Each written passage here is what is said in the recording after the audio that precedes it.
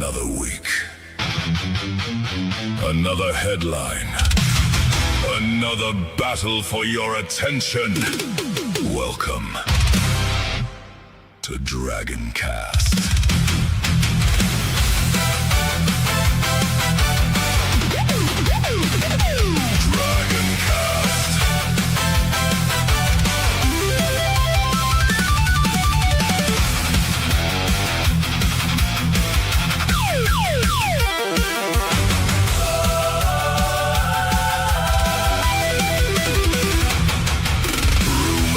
Light speed, hot takes flood the screen.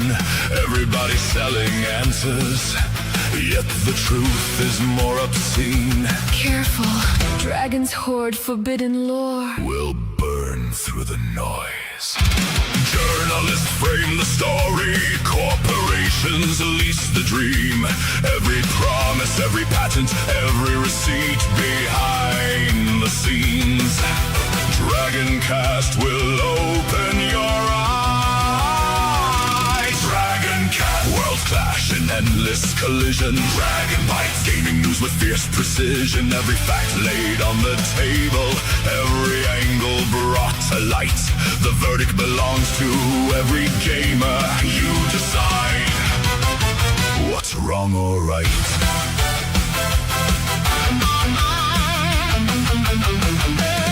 Still shreds through every headline. Never fooled by surface claims, he follows timelines. Reads the filings, finds the patterns hiding in plain sight. His words aren't polished. His patience ran out years ago. Because comfortable stories rarely survive the evidence. Carriage knows tomorrow's masterpiece might only cost $20 today. While everyone's chasing blockbusters, he's already playing next year's classic. Hidden gems don't stay hidden long. Not around here. A developer earns your respect. We'll hand them the mic, let the story resonate, and hear the passion they create. The industry makes a mess. Pull up a chair. Let's investigate.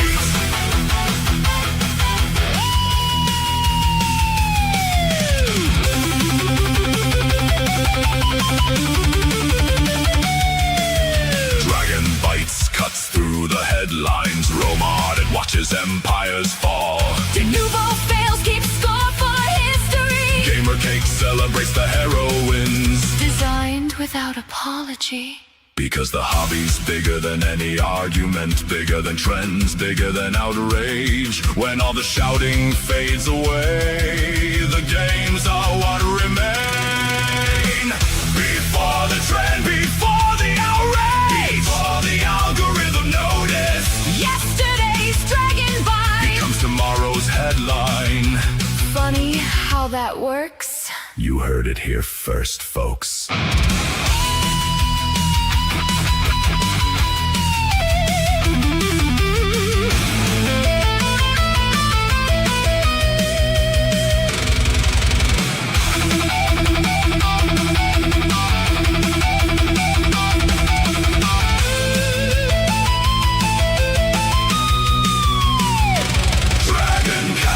Gamers come first. Not because we're told what to think, but because we refuse to stop asking why. Integrity forged in DragonCast. Recommendations worth your time. When others settle for the headline, we'll uncover the story. When others follow the narrative, we'll follow the evidence. Gaming news with a dragon bite. This is DragonCast.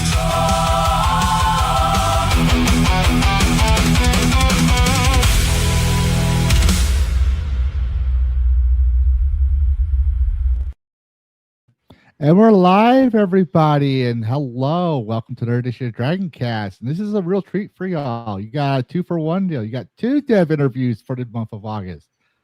And look who we have. We have TJ from Aftermath Z, or as some people call it, Red Pine Lake.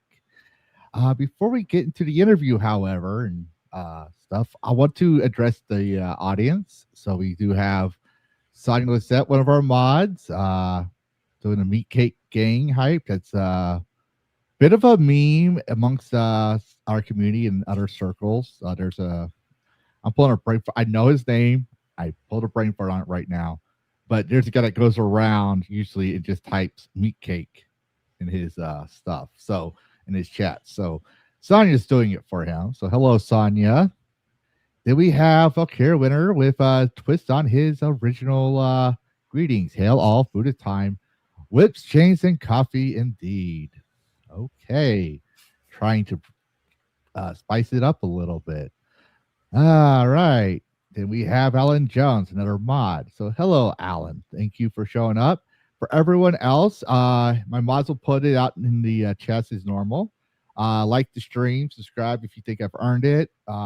You want us to interview more devs, let us know, let them know. We would definitely like to interview more devs. And our dev today, TJ from Sakura Studios, if I remember correctly. His links, his Patreon, his X, and I believe I put the game on there as well. If I didn't, I'll correct that in the descriptions. So go ahead, support this great dev. It's got a lot of promise. And TJ, why don't you tell everyone who you are so I can shut up and just be lazy for a few minutes?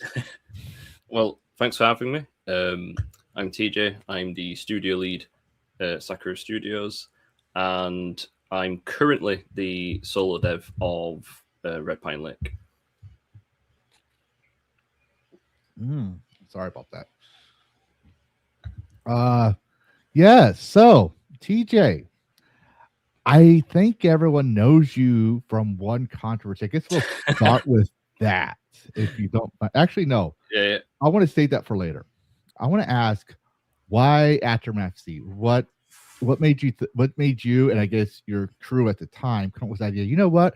We're gonna have this hot lady running around with glasses in a slasher style, 1980s slasher style. What made y'all think of that? What was the inspiration?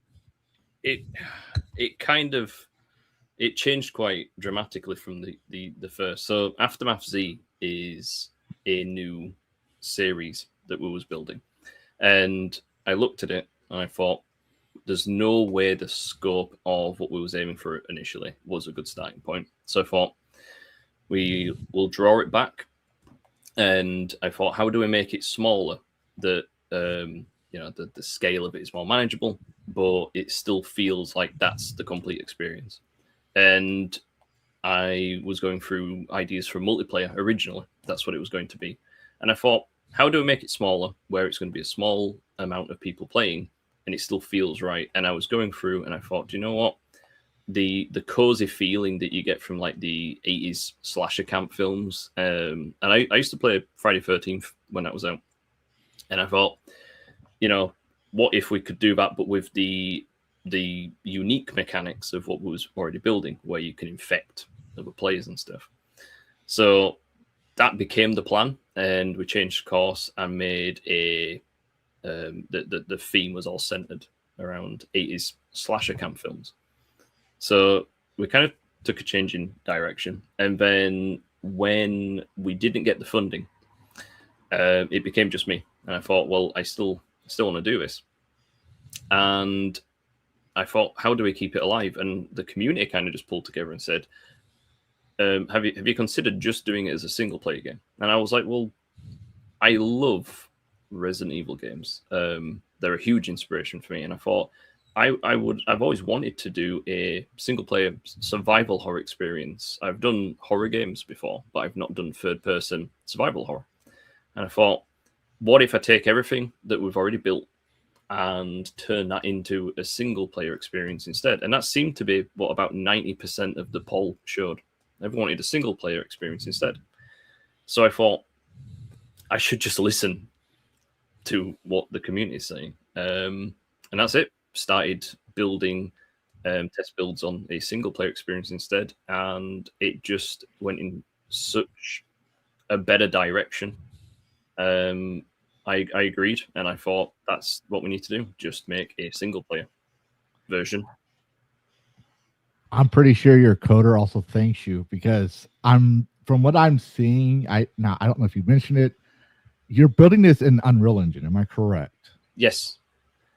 Yes, I remember doing multiplayer where you had to call to server. You had to add so much more just so you had the call to the server and the call to the client just to do the same command. And I can only imagine your coder being like, TJ, thank God we're not doing a multiplayer. That saves me so much time.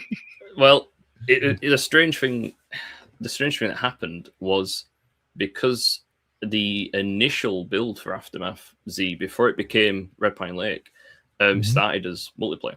I actually ended up taking what we'd already built, and I thought, do you know what? For people who want multiplayer, why don't I keep some multiplayer aspects? So when the single player is the priority, but the Horde mode, which is going to be the optional multiplayer, still exists. So I thought I can offer people some multiplayer where you can go online if you want to and team up with people. So they're still getting built together. So there's the single player, which is currently on test build 0.3. So we've made some progress. And the Horde mode would come with it. So I'm planning to launch them both together, just so there's some replayability with this extra mode. Oh, yeah. Everyone likes a game that has replayability. It's one thing to play a game like, yes, I'm finished. It's another when you actually feel the passionate devs like yourselves making their game that's like, I want to play this again. There's very few games out there now that give us that satisfaction. So yeah, that's interesting with the Horde mode. And I guess we'll cover that more because you did announce it earlier this week. So we'll definitely ask you more about it. But you said you had other games when I asked you about, why Aftermath Z. Yes. So did your studio actually have unreleased games no one knows about? So, I don't know why I don't advertise it on this account, because this account has kind of overtaken the actual studio.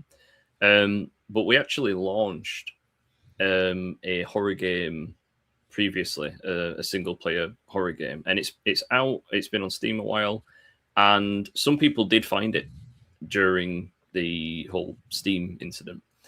But there was a incident whilst we was making that game that really affected the team and kind of the performance the game had.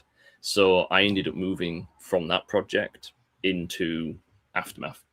So we actually have a fully released of a horror game, but it's a first person. Do you mind if I have my mods look for it to show on the stream? Yeah. Okay. Hey mods, if you could find that game, go ahead and post a link in the chat. So it'll be it won't be linked on mine, but if they search for The Ghost of Nichishima, that is the of a horror game. So I've briefly mentioned it before, and like the studio page mentions it, but we had a very, very bad experience with a publisher during development, and it kind of, the outcome, it messed us up really bad. So like after all the development time, it just ruined the outcome, and we were just forced into a new game, a new project. Yeah.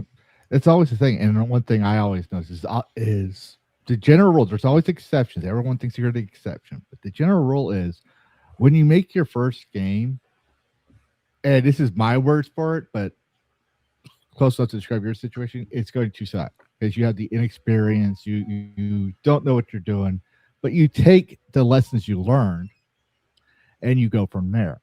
Yeah. So, I always when it comes to indies, I'm always lenient on the bugs or the jarring script writing or the voice acting, because you guys got to do what you got to do. And I know that's probably not what you're talking about here.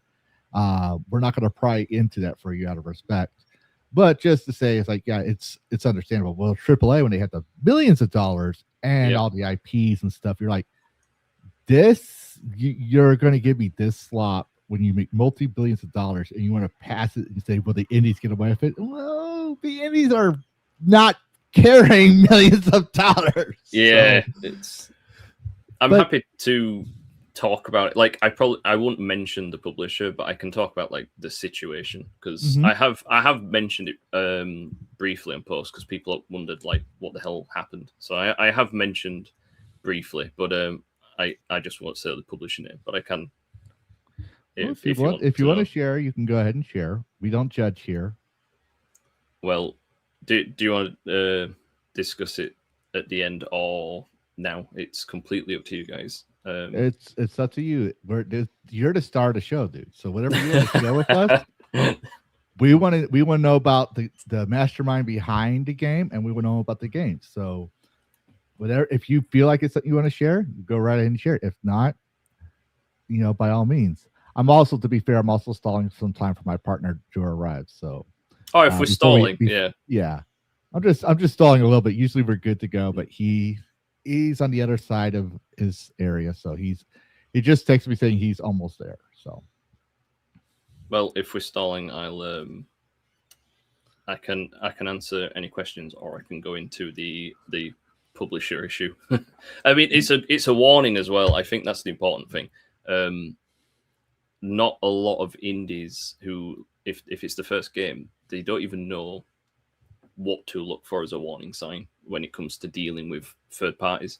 I think that's probably where some things go wrong. There's not really like a lesson to teach of, what to look out for. Yeah, no worries. Up, here he is, just in time, so we can stop stalling.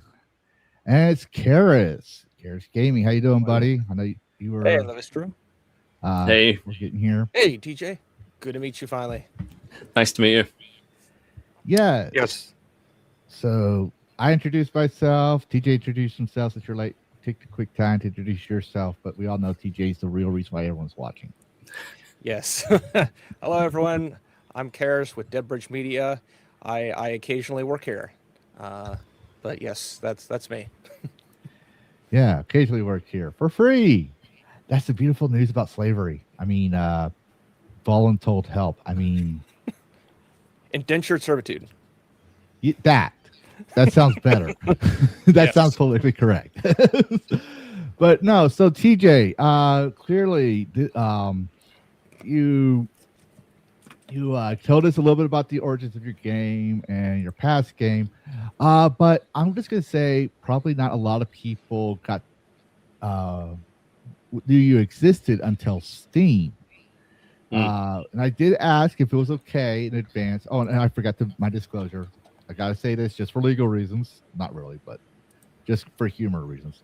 You did not pay me for this interview. You're not giving me insider access, just so we're clear.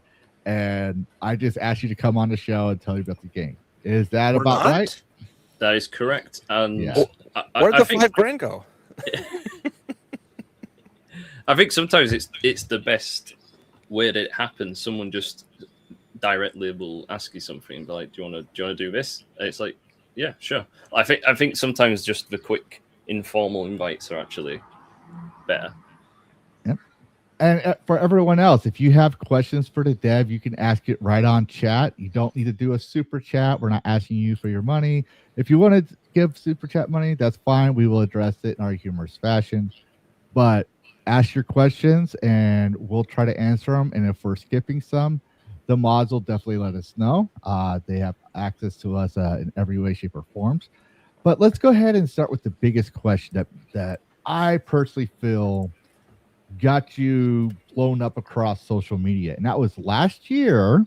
Yep. I used to be I was still a mod for Hypnotic, and he covered this, but last year you had a controversy with Steam, all because of an image on your Steam page. Care to share what that was about? So the plan was we wanted to have the unveiling of the Steam page for Halloween. And that was the plan. Mm-hmm. We'd been building up to that for a while. And I got, because they normally have like a window where they have to give you a response. And we got this initial response basically saying, yeah, we've decided to kind of decline after reviewing the page. And I thought, maybe it's something I can fix really quick. Like, let me have a look. And I looked through it, and the reasoning that I was given, and then the image, I was quite surprised, and I thought, this can't be right. And I tried challenging it, didn't work. So there was actually 2 separate people that reviewed the page, and they both give the same response, basically saying, yeah, like you can't have this. So I, in a emotional state, I guess, I made a post about it. And at the time, I must have only had on the account maybe 100, 200 followers, something like that. I wasn't really expecting. It was more of a rant and a kind of, sorry guys, this isn't happening now. I know we could just change the image, but I don't want to, because I feel that's, it's setting a bad example if you're just going to say, yeah, okay, fine, I'll censor it. And I went off, and I was actually working at an event, I think, over the weekend. So I was actually working at an event working with children with special needs. So like we was out at an event, like a gaming event, and we were so busy, I didn't check my phone. I didn't realize what was actually happening. It was only later I realized that it was blowing up.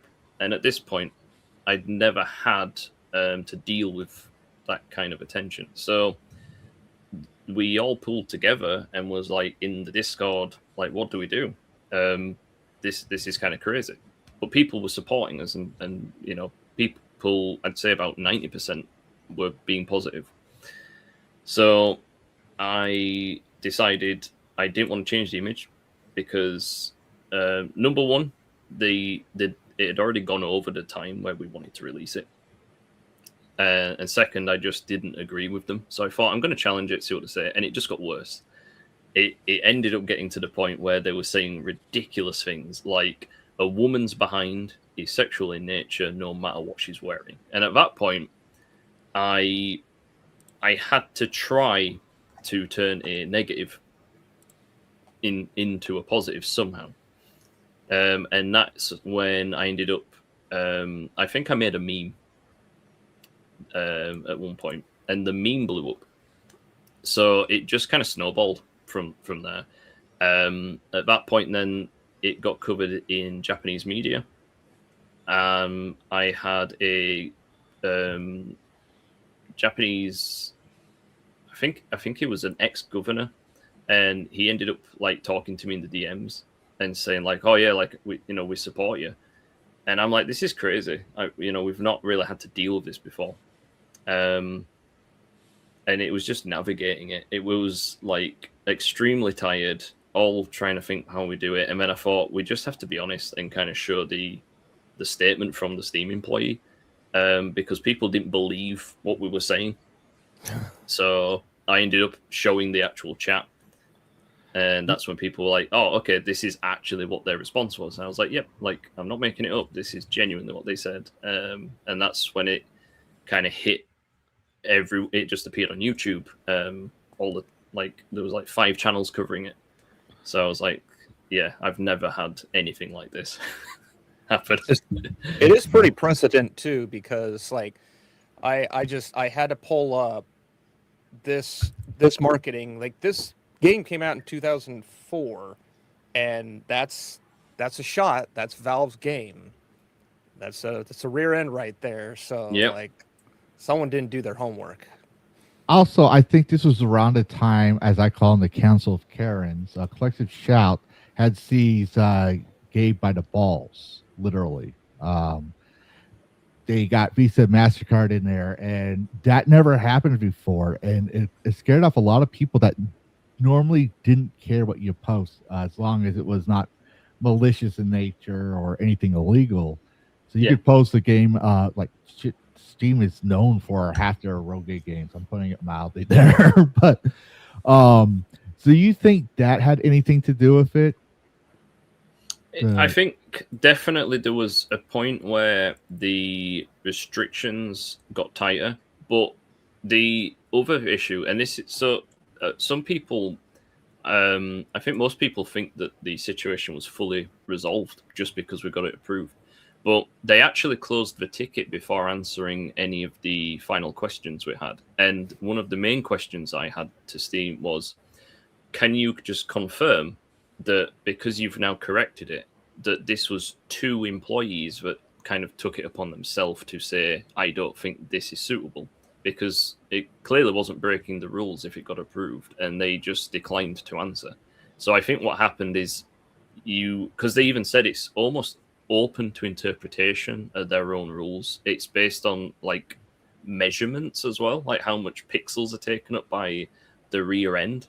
So I was like, it's kind of a bit A percentage. Yeah, I was like, so what do you get, like a tool to measure it? Like, how do you do it? And it was like, it's kind of open to interpretation. So I was like, okay, so 2 people just decided that a one-piece swimsuit was too much, and they was like, yeah, we're not gonna answer, and they just closed the ticket. So we never got the answer. But Well, um, to be fair on Valve, their answers we're not going to answer.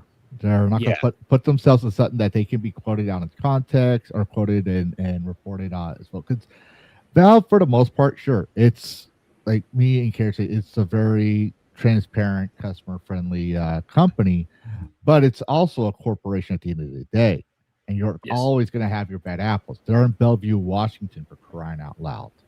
I live in that state. So, and I was stationed there when I was in the service. So they're very. There's I don't want to get into politics They're of different. it, but they're different. there's no. I was going to difference is putting it mildly. I'm going to say they're very special. They're very special. Yeah, they know what Windows tastes like. But dunce cap and all. Yeah, but no, I actually did not know this game was existing, and I was just starting to like get deeper into the indie verse, I guess I'll call it. So this game is on my wish list for sure. Would you say that controversy blew up for you? Did it help add more support? Yeah, from gamers, from people from like your wish list and stuff like that. So. Oh yeah, it grew. So we went from about 200 followers to I think it jumped to probably around 4,000, like with the whole Kate Gate scenario. So I was like, wow.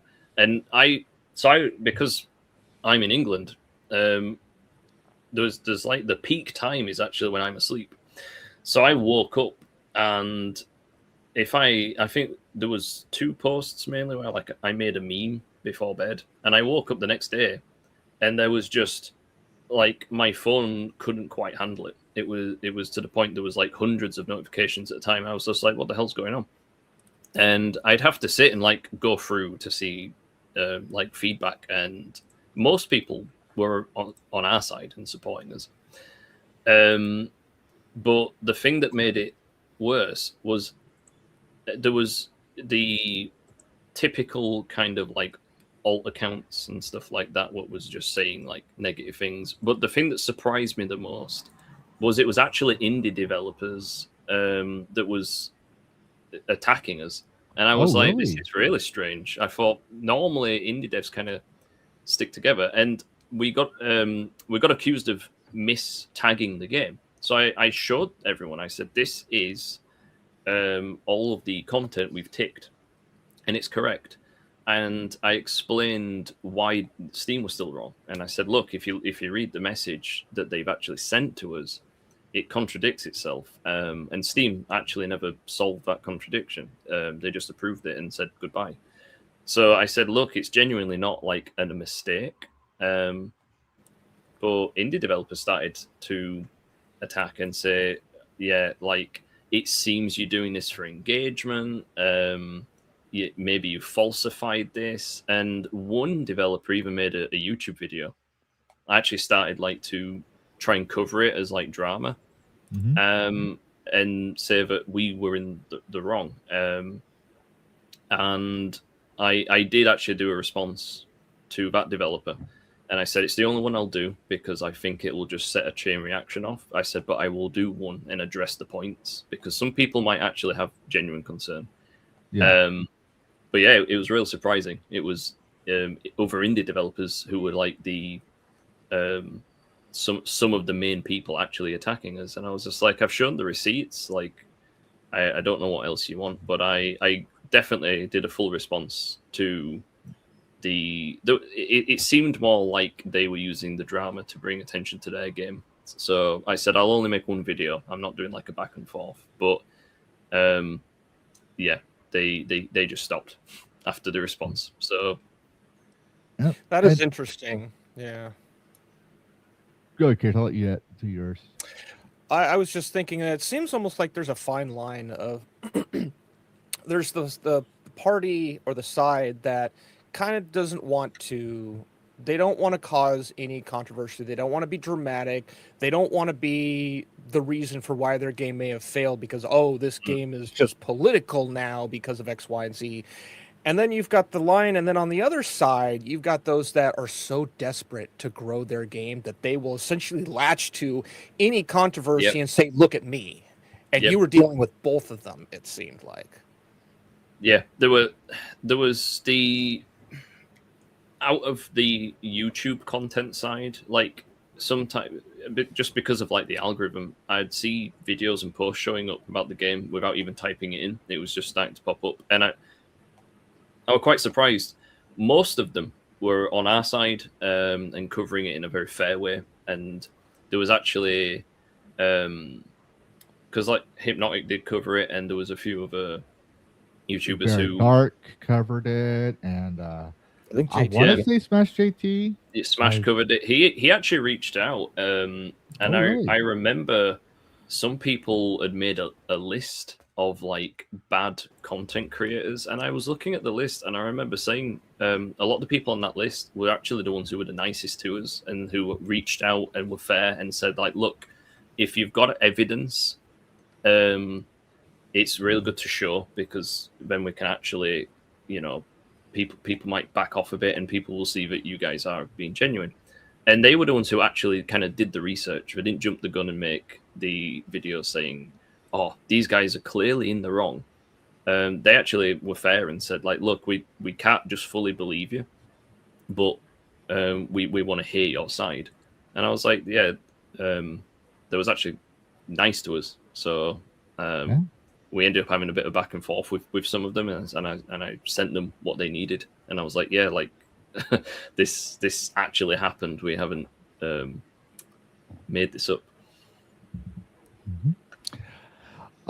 One thing I'll note is shortly after you called it Cake Gate. Yes. Yeah. Yes. Shortly after Cake Gate, you ended up having another controversy where you had to, and we covered it on Dragon Bites earlier this year. You made a big announcement. I wouldn't say it was nice, but it was basically assuring your followers, being real with them, saying, "Hey, we can't. The funds are up. We had to let everybody go, and I'm a solo dev now." That was a hard decision to make. Obviously, could you tell us? Would you mind telling us more about that? Because it just sounds like everything's going against you from the get go. Yeah, I think people. Someone, I can't remember who it was. Someone asked like why I was making so many jokes about everything, and I was like, if you don't laugh, you cry. Like that's basically it. I have to try and make this a positive somehow. And a lot of people think I'm quite unprofessional because I will make jokes and memes and stuff like that, but it's kind of just a way of dealing with it. So when the funding, like we just didn't get it, I thought there was a chance it was like the end of the project, but I thought I don't want to throw in the towel, so I'll look at options. There were no bad feelings with other team members, because some of them stay on in a capacity. So we've got like a community manager, and there's some QA people who still are with us just when they can. It's just that, you know, we still get along, we're still in touch, and that's great. And then anyone else who couldn't be part of it anymore, there was no bad feelings. It was more of just I understand there is no funding. I can't pay you. So, good luck with what you're doing. There was only one person where there was a slight disagreement on design choices, and they went their separate ways, but it was very civil. So it just ended up being me, and I thought I'll kind of just be honest with people and say, look, this is the situation. And it was because of the community why it kept going. Some people just said, look, I would prefer a single player game. If you can make a Patreon and just put something on there at some point, just like a very early test build, I will support it. And I was like, if you guys are willing to support a single player game and it's something I can handle by myself, and the scope is manageable, I was like, I've got to at least try. So that's what happened. It ended up, I took a time out, and I think some people probably thought it was not going to come back. And then one day I just started posting on the Patreons, like the update, the kind of single player first look. And after that, it was just like, oh, okay, like, you've made something. So it just started from there, just a really simple test build, just to show the game working and that it was an actual real game. So it's something that people on your Patreon can actually play and see for themselves. Yes, so I'm currently... Links in the description, guys. Links in the description. Go get this guy some money. Play it before I do. I mean, the demo is coming in October, but the way the Patreon is, it's just every I've done 3 builds for the main story, but the surprising thing, and this is, I don't fully advertise this, I don't know why, I think it's just because it's a community decision rather than the main game, but essentially what happened partway through was the community just said, because it's an 80s slasher, how much of the kind of mature themes are going to be in it? And I said, oh, like, the game's going to be mature still. It's going to have the tropes of the classic films. I'm not censoring stuff, but I still have to make it a horror game. So there was like, fair enough, but could you do a separate mode where it is just the relaxing side of like an 80s summer camp? And I thought about it for a bit, and I was like, can you give me some examples of what you want? And they were like, what about skinny dipping? What about the kind of like... That was in one of the Friday 13th movies, if I remember correctly. Yeah. Yeah, which part? 7, 8? I think most of them have, I mean, even the classic scenes where, because they said, is there going to be like nudity and stuff? And I was like, yeah. I said, there's a scene where there's a couple that have been like impaled, partway through the deed, and there was like, oh, okay. And I said, but can we play that? And I was like, what you mean? Kind of. Can we act out the? Yeah. So the community just said, can we have this as a separate mode set before the kind of horror starts? And I was like, well, if this is what you guys want, and this is like, if you guys put in the support for me to do that, well, yeah, like I can't really Money say. talks, bullshit walks. So I just said I will do what the community is kind of asking, because they're the ones actually funding it and supporting it. So we just have them as 2 separate modes. So I don't force anything from that mode into the main game, just to make sure it's still sticking to like as intended. But yeah, we've got to the point where we have 3 builds with each now, and I use the support from 1 to basically fund the main game. So it's because of the community why there's anything, and now we're at the point where the demo is going to be coming out in October. So shout out to the community, really, the kind of the MVP. Clip that. We have an AI that makes clip source for our shorts, and I think that's a beautiful statement. So I want to make sure we clip that in case I don't see it later. But one thing I want to ask, I want to go ahead and bring one of the chat's questions up. Mods, are you okay with mods or a no? And if yes, who to time mods? So Mods time, I mean. I am completely fine with mods. The kind of one of the points of the Patreon is they essentially don't have to mod it. So because I said to them, we've had enough trouble with Steam, I don't want to push it. I kind of want to stick to the category we're already in. And I said, what if I build this mode so that it's optional? It's playable off Steam. For now, I said I may think of adding it as like DLC later, but effectively it's like a mod. They can just play it from their own computer.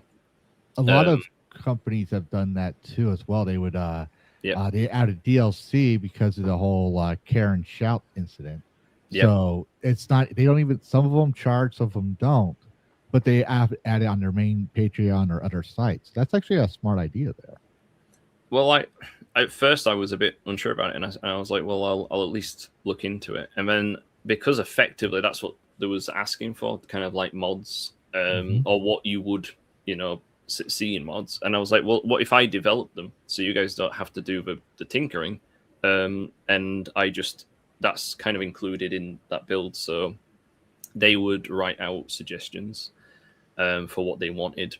And that's kind of what the After Dark mode is. It's essentially like a mod mode where they don't actually have to do it. But if it comes out and people make their own mods, I'm fine with it. Like the way I see it, if it's not online, so like it's not a way of cheating or anything, you're not messing with someone's multiplayer experience. I don't care. I think if it's a way someone's going to enjoy the game even more, making it a bit more personal for them, go for it. All right. Okay. I got a question. Since you mentioned you were looking to make an offline mode, any thoughts of going on GOG? I've definitely considered it. I know it's not something we can do without like them authorizing it, but I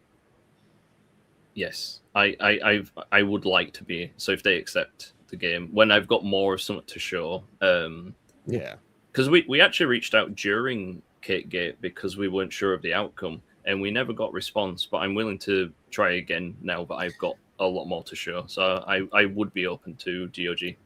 So you're saying you don't mind me adding into that, Garrett? Hold on. Go ahead.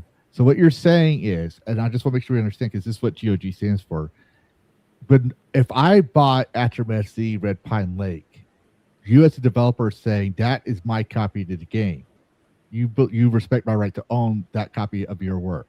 I don't own your IP or anything else. I just get my copy of the game to do whatever I want with it, just like the old days. Yep. I'm so in terms of like physical games and preservation and stuff, I'm a huge advocate for physical games. Like I have a library of physical, because I know one day it's shit's gonna hit the fan, and that people start canceling licenses and stuff. But it's already happening. Yeah, it's over. Did you see the post? And split by the court of public opinion. Did you see the post on Twitter? Someone's BioShock Infinite license on PlayStation 3 was just nuked. Yeah, they can't do it anymore. What? Yeah. They posted it, and so like that same day, I went and got BioShock Infinite, threw it on this little guy, and it works perfectly fine. This little SD card through GOG. That's like, yes. I actually, I it's picked happening. up BioShock 1 recently again, because I had never had the Steelbook edition, so I've got 2 copies now. But I just hoard games. I still got them from when I was like a kid. So if someone buys the game, I want them to own it. I don't want them to worry about losing permission to play it in the future, or anything like that. Will we see? I want to also add this. I had a feeling you had this advocacy. You mentioned during the whole, I think it was last month. You mentioned this. Correct me if I'm wrong, but we did talk about it beforehand. You shared expressions of wishing you can do physical discs one day. I Yes. also want to add in there a double question to this one. Do you, if you could, would you plan on going on consoles like the Switch? I don't think Nintendo's going to let you do that, but Xbox and PlayStation, would you go on consoles? So I will tell you as much as I can, as much as I'm allowed to say. I'm currently in talks with Xbox, Nice. and it's because I ain't got a full build for them to play yet. That's the only delay. It's as soon as I have more of them to see. They've already said they want to have a look. So I've got a guy. I've known him a while actually. So I have direct contact with someone at Xbox, and I can say that. I just can't say much more. But they are open to it, and it's balls in their court. I'm willing to put in the work if they are. I'm currently in talks with a separate person for Nintendo Switch. So Oh, really? That's Yeah. shocking. I'm so not gonna lie. it's I'm well, surprised on that it's one. not Nintendo. It is a publisher, but I can't say much more. Okay, no worries. But We're they have We're- got. I'm sending them a build this week. So fingers crossed they like it. Awesome. Excellent. I keep us informed on it. We got you on our X's, and let us know, and we'll definitely spread the word for our Dragon Bite shorts and stuff. So, yeah. Well, we have a backup plan. In terms of physical, I've always wanted to make a like collector's or deluxe edition of a game, and I said to someone who works in printing marketing, and I was like, "What is it possible to do all this ourselves and then just ship things?" And there was like, and then I researched options, and I was like, discs are probably out of it because of the limit on the size, and we don't want any downloads. It has to be on the disc. So I thought we're actually quite limited, and the best option is actually either like memory cards or USBs, and obviously the price does go up, but it means they can play it without downloading anything. It's just on whatever the physical device is, and it's probably going to be not disc because just the limit. Even at a DVD, you're limited to what, like 4.7 gigs? Yeah, and Something like Blu-rays even it still doesn't cover like a new game. Yeah. So And even Sony, even though they're getting rid of their disc, when they did, they made it harder for indies. I covered this in my video, Sony's 20-year plan, where I said they were always planning this. They make it hard for indie developers to have a physical copy. That's why you have to go to like limited run games, for example, just to have a physical copy of your own game. Yeah. So say what you will about limited run, they had their controversy, and there's some others, but when they weren't touching the politics, they did do a service to the gaming community and to the indie community as well. For real quick, Mikey, I see your thing. There's a tradition we do here, but since we're covering the devs, it will be during Dragon Bites. Mikey's an old friend. You just spare him the shame. Yeah, I could do it, but we're trying to keep this focused on the dev interview. But like I said, for everyone else, you don't have to do super chats. Here's a perfect example. Sorry for covering your face, Carrots. I want to make sure people can see TJ's face. And oh no, you can hide else. mine as much as you want. Don't worry. Oh, actually, this might work. This might still work. Okay, so we'll do it this way for now, so that way everyone gets a good view. But anyways, Phillyman84 asks, and welcome to the show. I haven't seen you before. Would the multiplayer have a vision of dedicated servers, or will it be peer-to-peer to keep costs down? So at the moment, because the only option for multiplayer would be Horde mode to start with, I would just be keeping it down. So it would just be the Steam's own peer-to-peer. So I wouldn't be doing dedicated for now, because it's only going to be like, you might only be on with 4 people in Horde mode. So it won't be necessary. But the main mode, which initially was the whole main point, the infected mode, that I still want to make. So I'm hoping to still bring that to the game. And at that point, I would have to start looking at potentially getting dedicated. Yeah, I would say beat the trend here. Everyone's doing 4-player mode, so do 6, maybe 8-player co-op. Yeah, for infected, it would be higher because the whole point of the infected mode is, as the slasher, you can infect the other players, so like no one would be bored. Everyone, if you die, you come back as an undead, so you're still going to be in the game. So that would be better as like 8 people, because once some people are killed off and come back, you have to balance it. So that probably would be 8.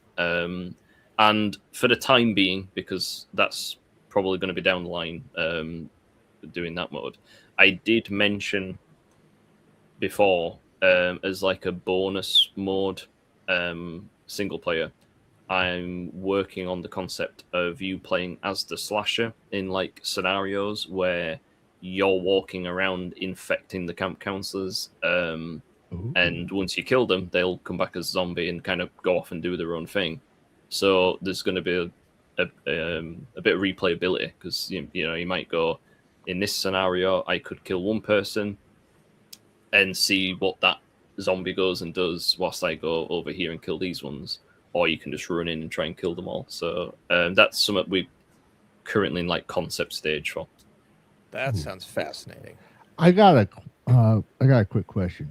So how's the level layout? Is it similar to an open world map? I mean, clearly when people think open world, they're thinking like massive scale, or is it like open ended, or is it linear structured where you can't go to certain areas and there's boxes and stuff to keep you in a linear point?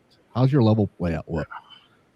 The way I'm currently doing it, so the hospital level is it was the first test build, and that is more linear because it was just to let people demo the kind of player feel mechanics and combat. But when you get to the actual campsite, because the hospital level will still be in the game, that will be one of the playable levels.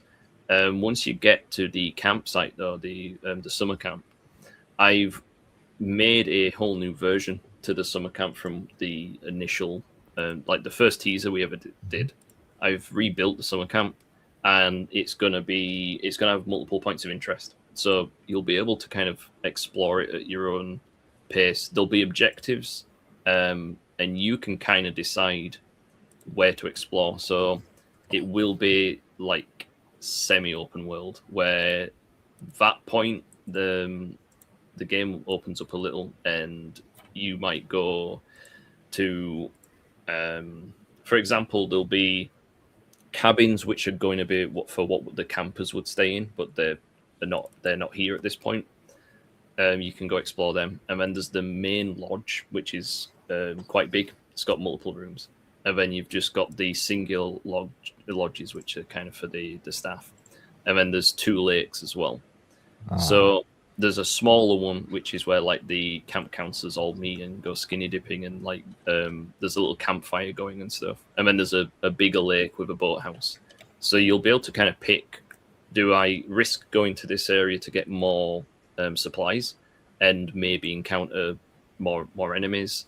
There might be some more unique enemies, which would be like a mini boss. So there might be something there that, worth picking up. But ultimately, you could speedrun it if you wanted and just go straight to like the main things you need. But it will open up a little bit at the summer camp. There'll be a bit of which order do I want to do things. Okay, before we continue on, I do want to ask more about what the story's about here later on. But I'm wondering, because you said you had you have a physics system. We did cover that in Dragon Bites. But you also had talked about, unless I got it wrong, a clothing system where your character could change their clothes. If I remember correctly, correct me if I'm wrong. We've covered a lot on you. We look for the great TJ nuggets on his game to piece together what Red Pine Lake is. So what I want to know is, we're totally stalkers. I call myself a lurker on chats, for crying out loud. People think I'm not there, but I'm there. I just don't say things a lot. But will there be collectibles? I don't know if you've watched. You said you were. I saw your screenshot of my live stream before we started, and you said you were watching the previous Luminary interview.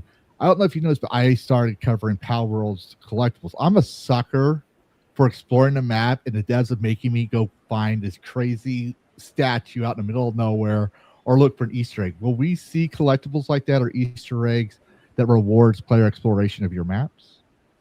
Easter eggs are guaranteed because they're already in the test builds. I want. It's almost a bad habit because 90% of people have never found them, and there's some Easter eggs. Even in my first game I ever launched, there's Real Easter quick, eggs that people have never found. before you continue, I'll let you continue. You said 90% of your players have been found them in a test build. Challenge accepted for one. Number two, if I do manage to have time this week, I'm asking in advance, could I stream your test build trying to find them? So, I've put currently on the Patreon, I have put like a disclosure on it, just saying for now, because people are paying for like early viewing and stuff, I've put on it for the content not to be streamed yet. But before the demo comes out, there is going to be an early build where content creators can basically, because I know some people in the community are creators, and I've said to them, I appreciate the patience on it. But yes, before the demo drops, there will be a build coming out which anyone can stream, screenshot, do anything with. It's just because first impressions I know are important, and they've helped me fix so many bugs by pointing stuff out. I said I just want to get it to a place where it's acceptable and it looks like I know what I'm doing, and things have been fixed. So, but there will be one coming out though before the demo. I'm going to try your current build hopefully tonight, and I'll just let you know if I think I found them all. I'll list what I found. He will find them. The quite in terms of, I can't say much without spoiling anything. Don't spoil it. Isn't many. I will find them. Take Carrots' word for it. I will find them. If I can find a pattern of corporations trying to kill the aftermarket for 20 years and make an entire series of powers like over every aisle's interesting items and continue at it, I have Asperger's. I will, even though I was in the military, yes, I have Asperger's. If I had set my mind to it, I will do it. I want someone to find them. I've been adding Easter eggs into like even my other game that people have never found, and it bugs me because I'm sat there thinking I kind of want someone to just say like, "Oh, I found you," because it doesn't show up. It's not like a collectible where it pops up. It's just a visual Easter egg that I'm hoping people find. But there will be outfits to collect, and I am thinking of, instead of just like a visual hint or like a voice line that plays when you find the Easter egg, I am considering something more in line with like a trophy system. So like a room that these collectibles will appear in at some point. So I'm open to ideas with collectibles. That's a really great idea, because that way if they collect them, then you can go in, screenshot, boom, like, and then like I don't know, put player's name somewhere. I got this. This is mine. You could also do a joke with Dead Rising's infamous 24 hours. Was it 24-hour and 7-day survival mode? That was like 150 real life hours. I actually did it live on stream, but you could make a joke about that. Like if they actually have a playtime on Steam where it's logged at a certain amount of hours, they unlock the achievement, regardless of what they're doing. It could be community play, but like they played the same amount of time as for one achievement. You can do something like that hilariously. I was considering, and I haven't said it yet because I've realized I'm just giving myself more work, but I am considering for the demo to put an Easter egg in and just make it like a bounty where whoever finds it first and like posts it, so it's it's timestamped who did it first, then I would add like a reference to them somewhere in the game. I think that's I like community Easter egg hunts, like what Requiem did. Requiem's was good. People joined in, and that was like, people had to solve that achievement, and I think that really brought the community together. I would like to do something like that. I just don't know how much effort it requires before October, but I might do. You got to be careful of scope bloat. But one thing I'll ask before I'm going to ask one question, and then we'll go into the story. But fuck, I was going to ask one question. It just slipped my brain. I have a brain, and like I said, my name's an emerge of an immortal DJ who likes to mock me. Oh, my name is Levistro. Thank you for my 2 tours at Olive Garden. I got a brain injury. Yeah, that's exactly what's going on here. My brain just like memory hold it. But I guess we'll just move on to the story and it will come back later. But tell us, what's the story about? You obviously had this beautiful protagonist character. You had this lady that offended Steam with her cake. Don't understand why. But what we're seeing we're looking at your Steam page here. There's a story here. What is the story? What is it all about? Who is your main protagonist here? And then also, real quick, I think I put it in the notes. Karis, camp counselor. You posted a camp counselor. We can add that in the video. Could you introduce us to the characters and tell us a bit more of the story, what the players expected the story is supposed to be about? So, and I've realized how incoherent I am with this, because people do this. They ask me, like, someone actually said to me not long ago, I made a post and they said, wait, there's a slasher in the game? And I'm like, yeah, like that's one of the main things. I've just been really bad at promoting that side because I'm still designing the slasher, so it's been harder to promote. But yes, the story is, there's some I can't say because as you progress through the game, there is going to be like some mysteries you kind of have to solve, not necessarily through puzzles. It will be like through lore and just progressing through the story. But there is a period of time before the actual campers arrive at summer camps. You're playing a few different characters, but one of the main characters is Annie, and she is a relatively geeky, fairly antisocial camp counselor. And she's there to try and push boundaries, and her parents want her there to kind of just grow as a person and new experiences. So as she's there, people start to get attacked and killed off. And this is the whole slasher aspect. So there is an actual slasher in line with kind of, classic 80s slasher camp films.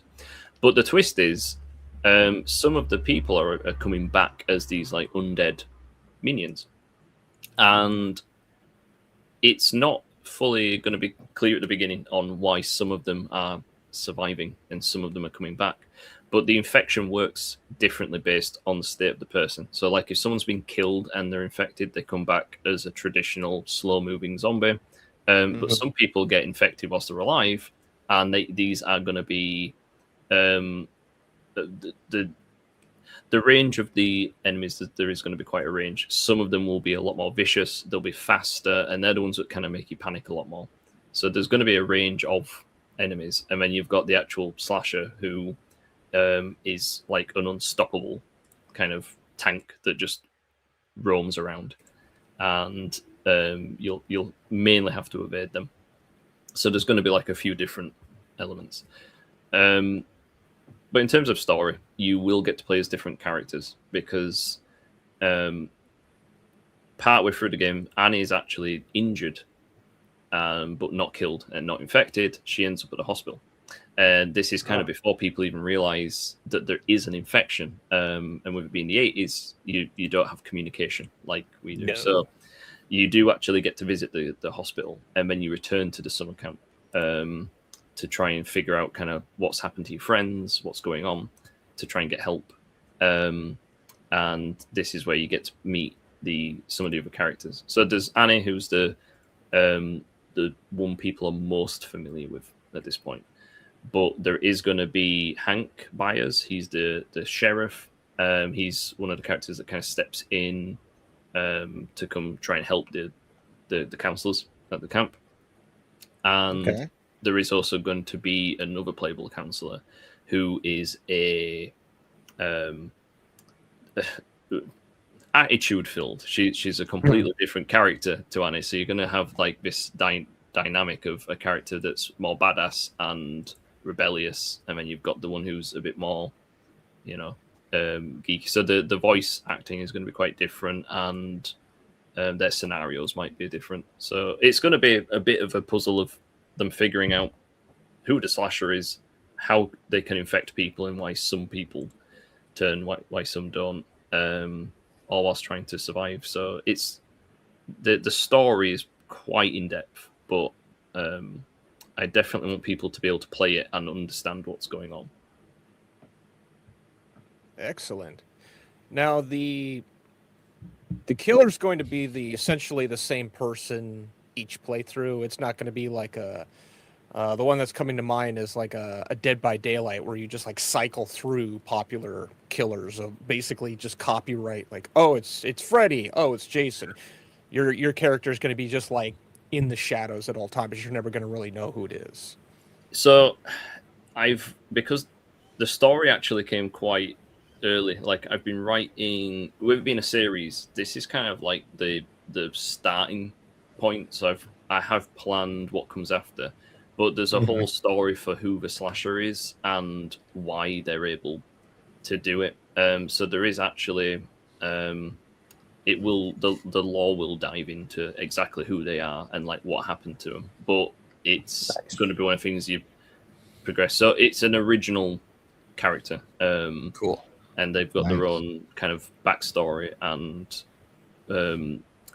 eventually it will show you kind of like with flashbacks and stuff. But I really want people to go around looking for clues on stuff and finding hints of what's happened. But I kind of want the game to explain it too. I don't want it to be too much of a guessing game. Very nice. Yeah, but if you keep it guessing game, Pat might come back and say, and that's just a theory. A game theory.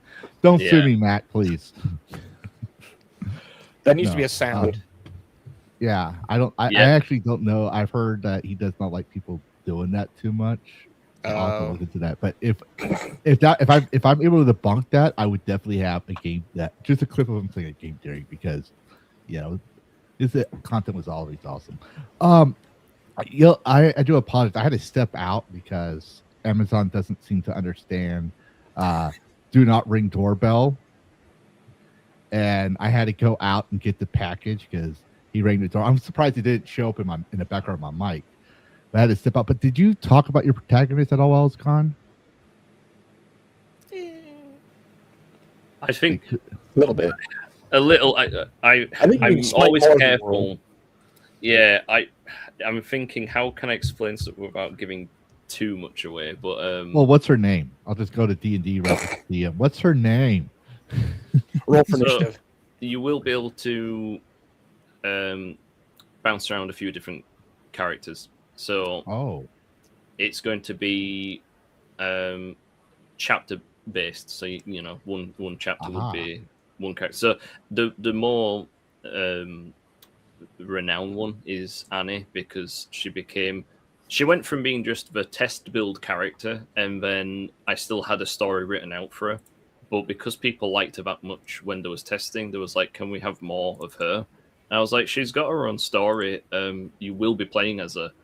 Do you want to play as her first? So the demo is actually going to take place a few chapters in, just so you're not having like this slow burning build up, because the demo, people want to dive straight in. So you will be playing as Annie during the demo. Most people seem happy with that. And then when the game's out, there will be the sheriff you get to play as well. And there is another counselor I have shown a few pictures of her, and that's Raven, and she's the more rebellious one. So you will get to play as her as well. That's the one that you introduced recently, if I correctly understood. You had the. I gave you the link character, I believe, in a. If not, I'll just put in a private chat. The first picture that came out was Raven. She I've changed her a little bit since, but it was actually Raven's the when- one with the glasses, then. oh, so Annie is the one with glasses. Okay, Annie's the one with the glasses. Okay. I put it in a private chat, Karis. Oh, private chat. That's Yeah, weird. so you don't have to scroll through the script for later. Copy. Yeah. But X didn't like it when I first announced Raven. So Hang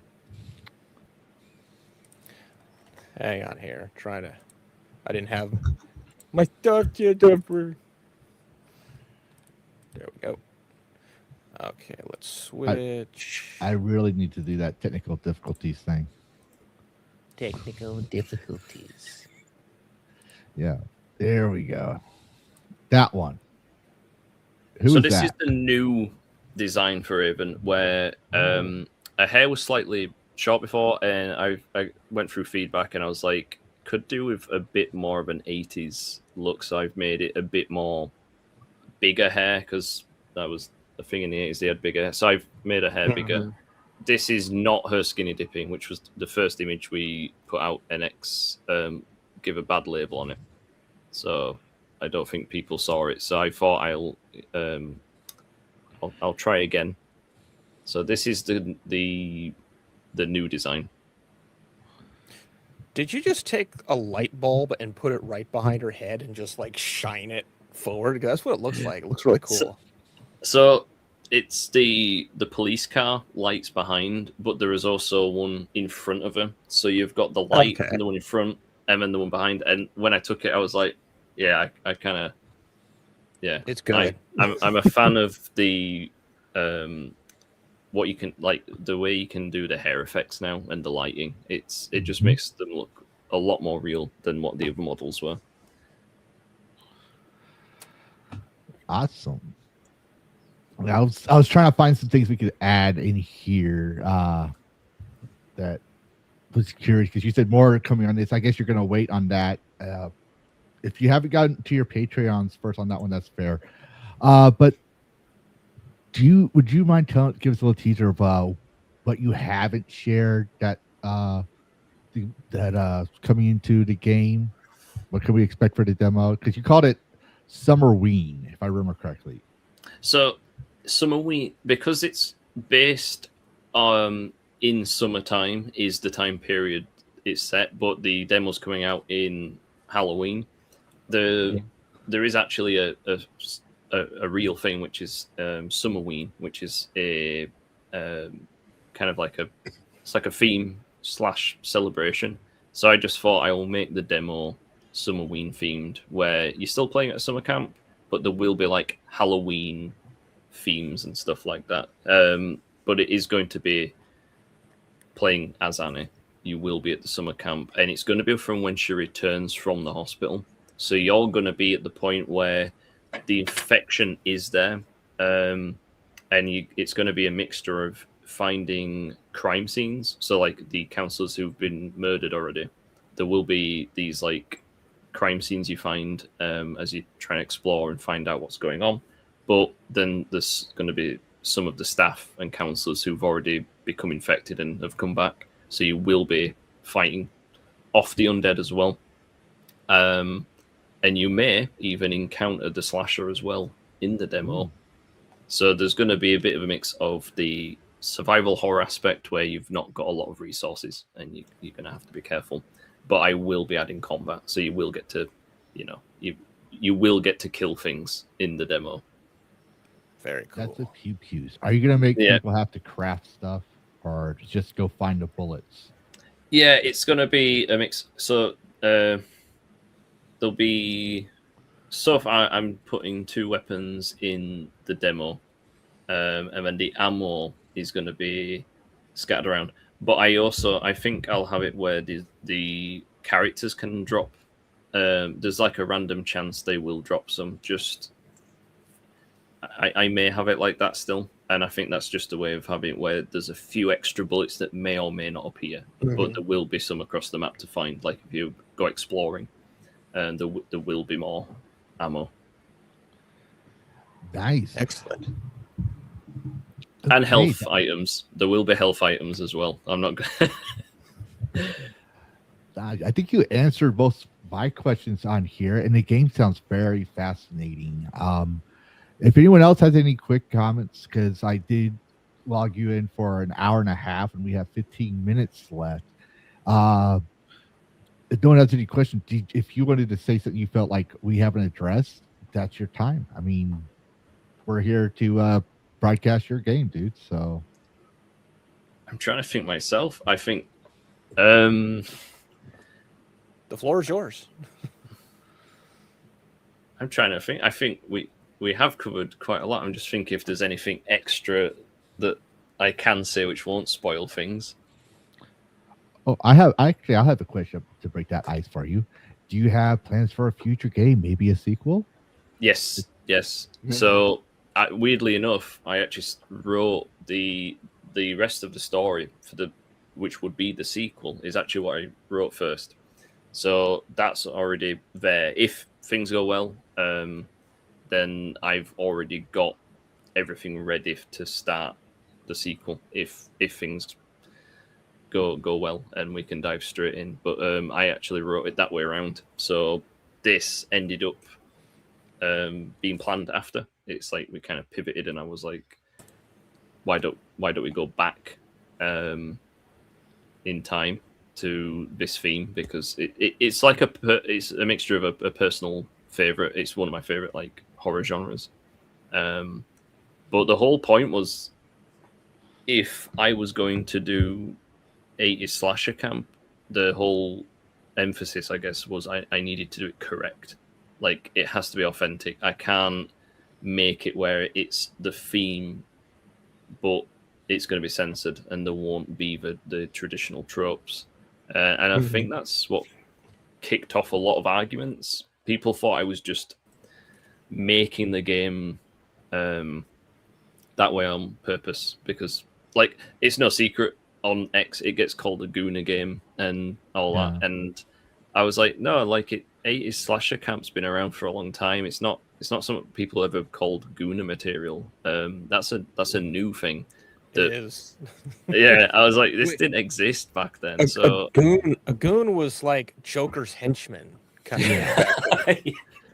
And that's the thing, it's like even in the 80s, there were games built exactly the way you described. There were some scenes like for example, perfect example. This was a Nintendo.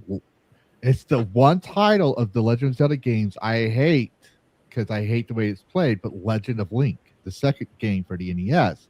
Yeah. You see this woman, and she takes you into this house, and your health gets refilled. It leaves everything up to interpretation. When I was a kid, I thought she would, like, I kid you not, when I was a kid, I thought she was just kissing his boo-boos. As an adult, I was like, oh yeah, I'm pretty sure he was kissing his boo-boos all right. Yeah. Let's just put it that way. That was in an 80s game. And there was PC games that were a lot worse, in the 80s and 90s. So I always tell people, it's like, look, if you don't want to be involved in that, you have two choices. Don't buy the game or just don't pursue it. I play some of those games, and I don't do it to get my boo-boos kissed. I do it because sometimes there's some of those games that have actually decent mechanics that I'm like, you know what, this is kind of interesting. So, in the case of your game, would I run around in my underwear, my character's underwear for a while? Probably, just to study the physics and everything else. But most likely, I'm playing it for mechanics. If I don't want to play a certain way and it's optional, I'm going to do that, So I don't think you have anything. I don't think anyone here considers it a Gooner game. Is the game good? And that's the thing we're going to find out in these. From what you're saying, your audience seems to like it, and they don't. From what I see from the comments on Twitter, aside from your haters, those supporters don't seem to be a bunch of degenerates living in their mama's basement. I think No, the whole it's the added context.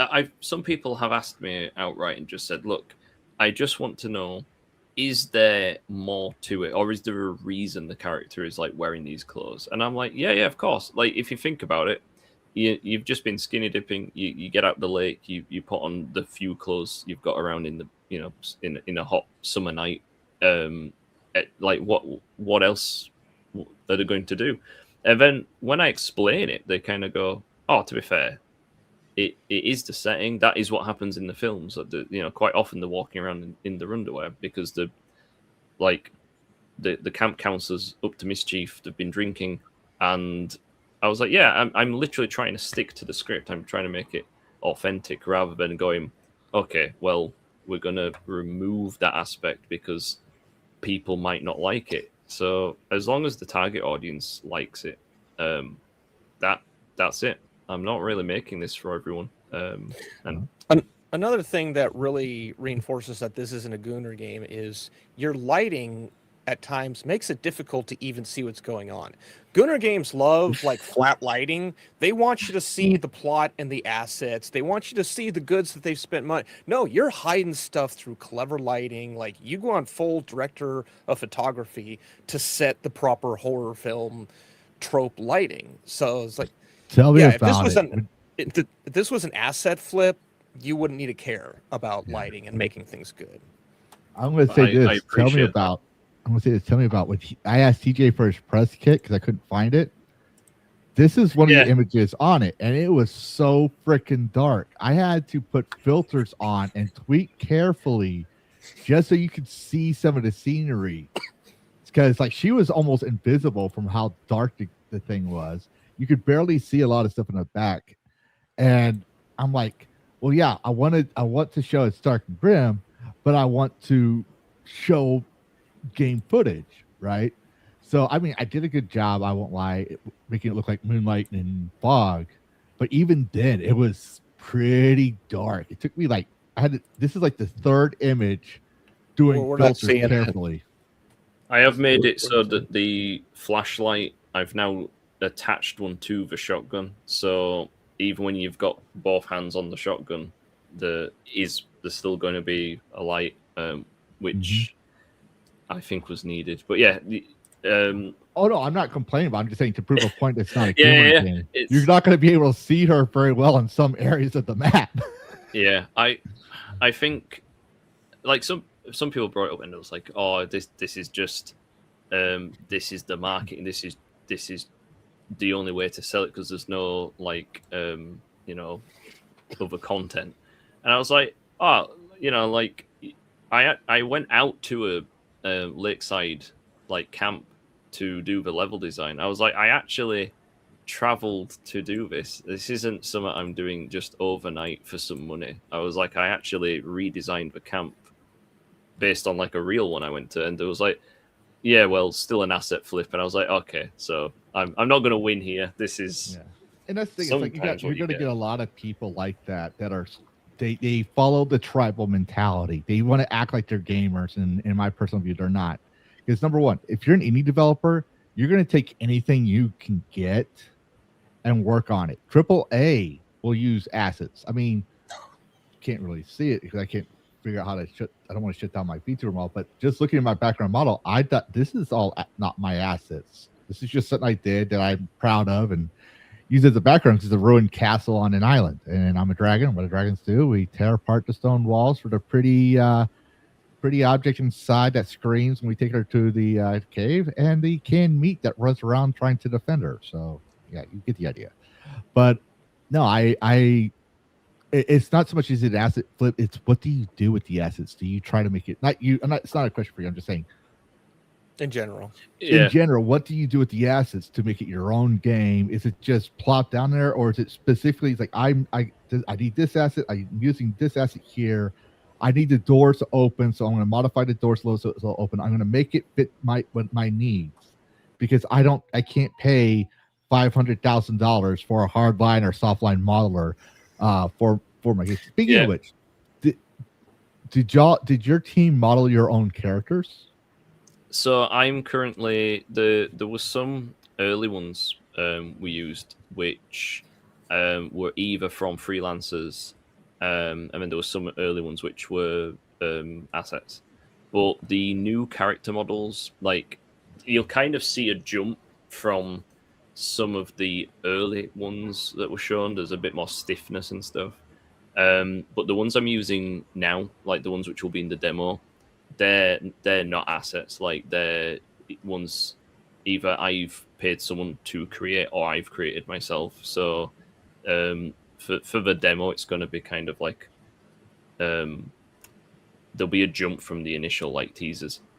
So by the time the game's out, a lot of placeholders will have been shifted into, like, there's some stuff which, like, if you're looking at environments and stuff, a lot of people will just keep them in because, you know, you're looking at a wall. It's going to be a wall.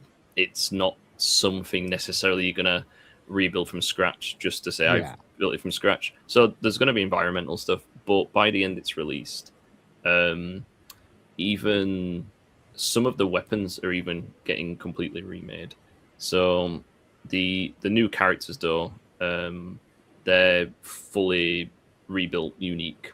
The physics I'm doing myself, and because the character models are all different, they're all different body proportions, they require different physics. So it means the physics has to be programmed differently per model. And I think that's what's taken a while for me to kind of demonstrate it. So yes, it's going to hopefully be at the point where the characters are all unique to the game, and a lot of environment stuff. And the thing is as well, I like supporting artists that bring out stuff. So, you know, if you've paid an artist to a lot of people are quite, they won't mention assets. It's like a shame thing. I'm like, no, if you paid for it and you've supported an artist that made them, like that's a good thing.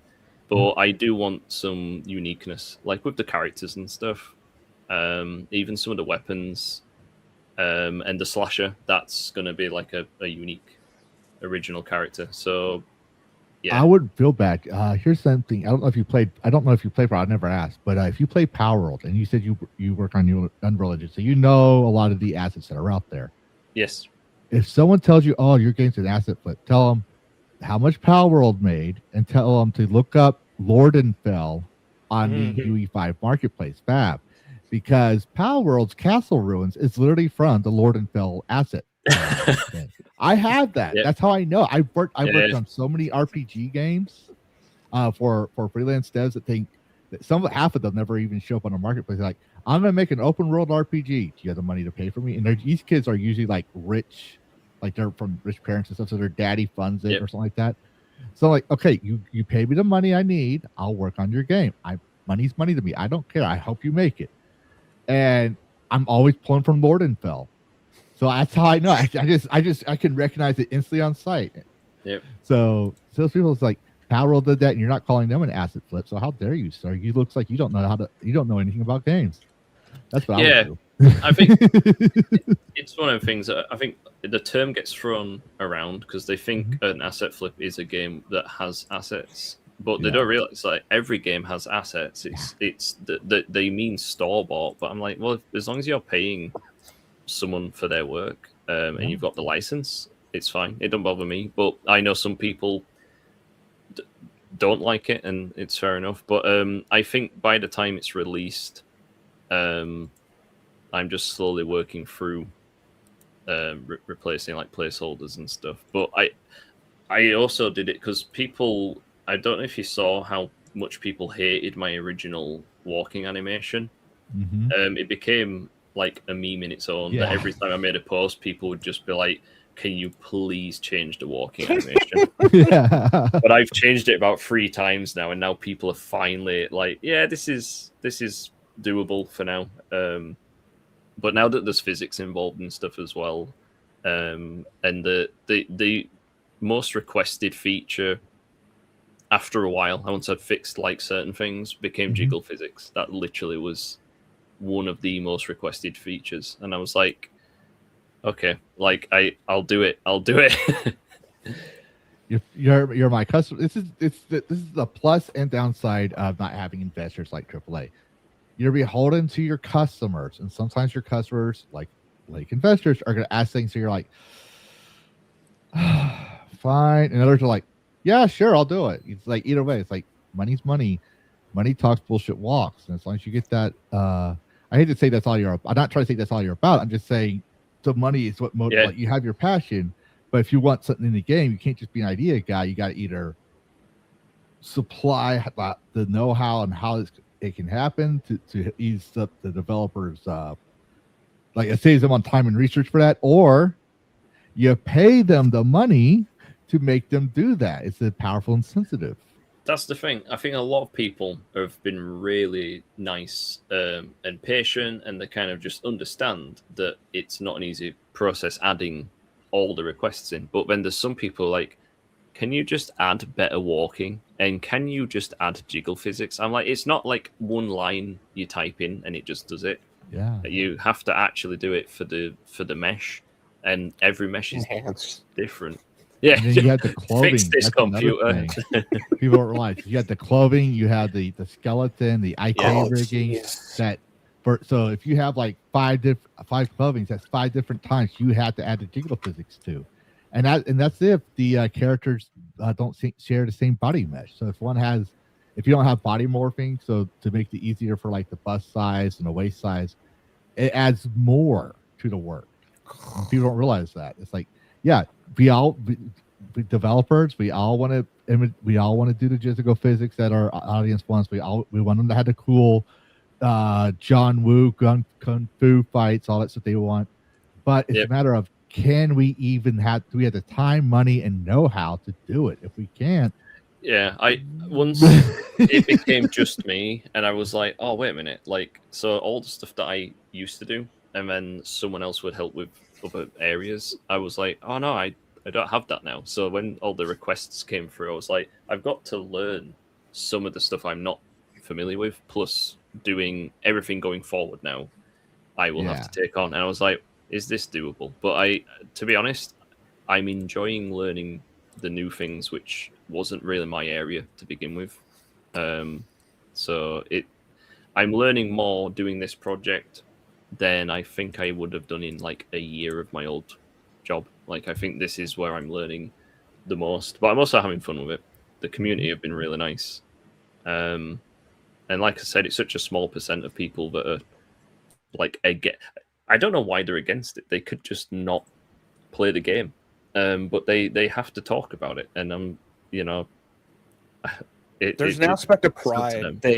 They feel like it's their duty to say, no, I can't let you have your nice thing.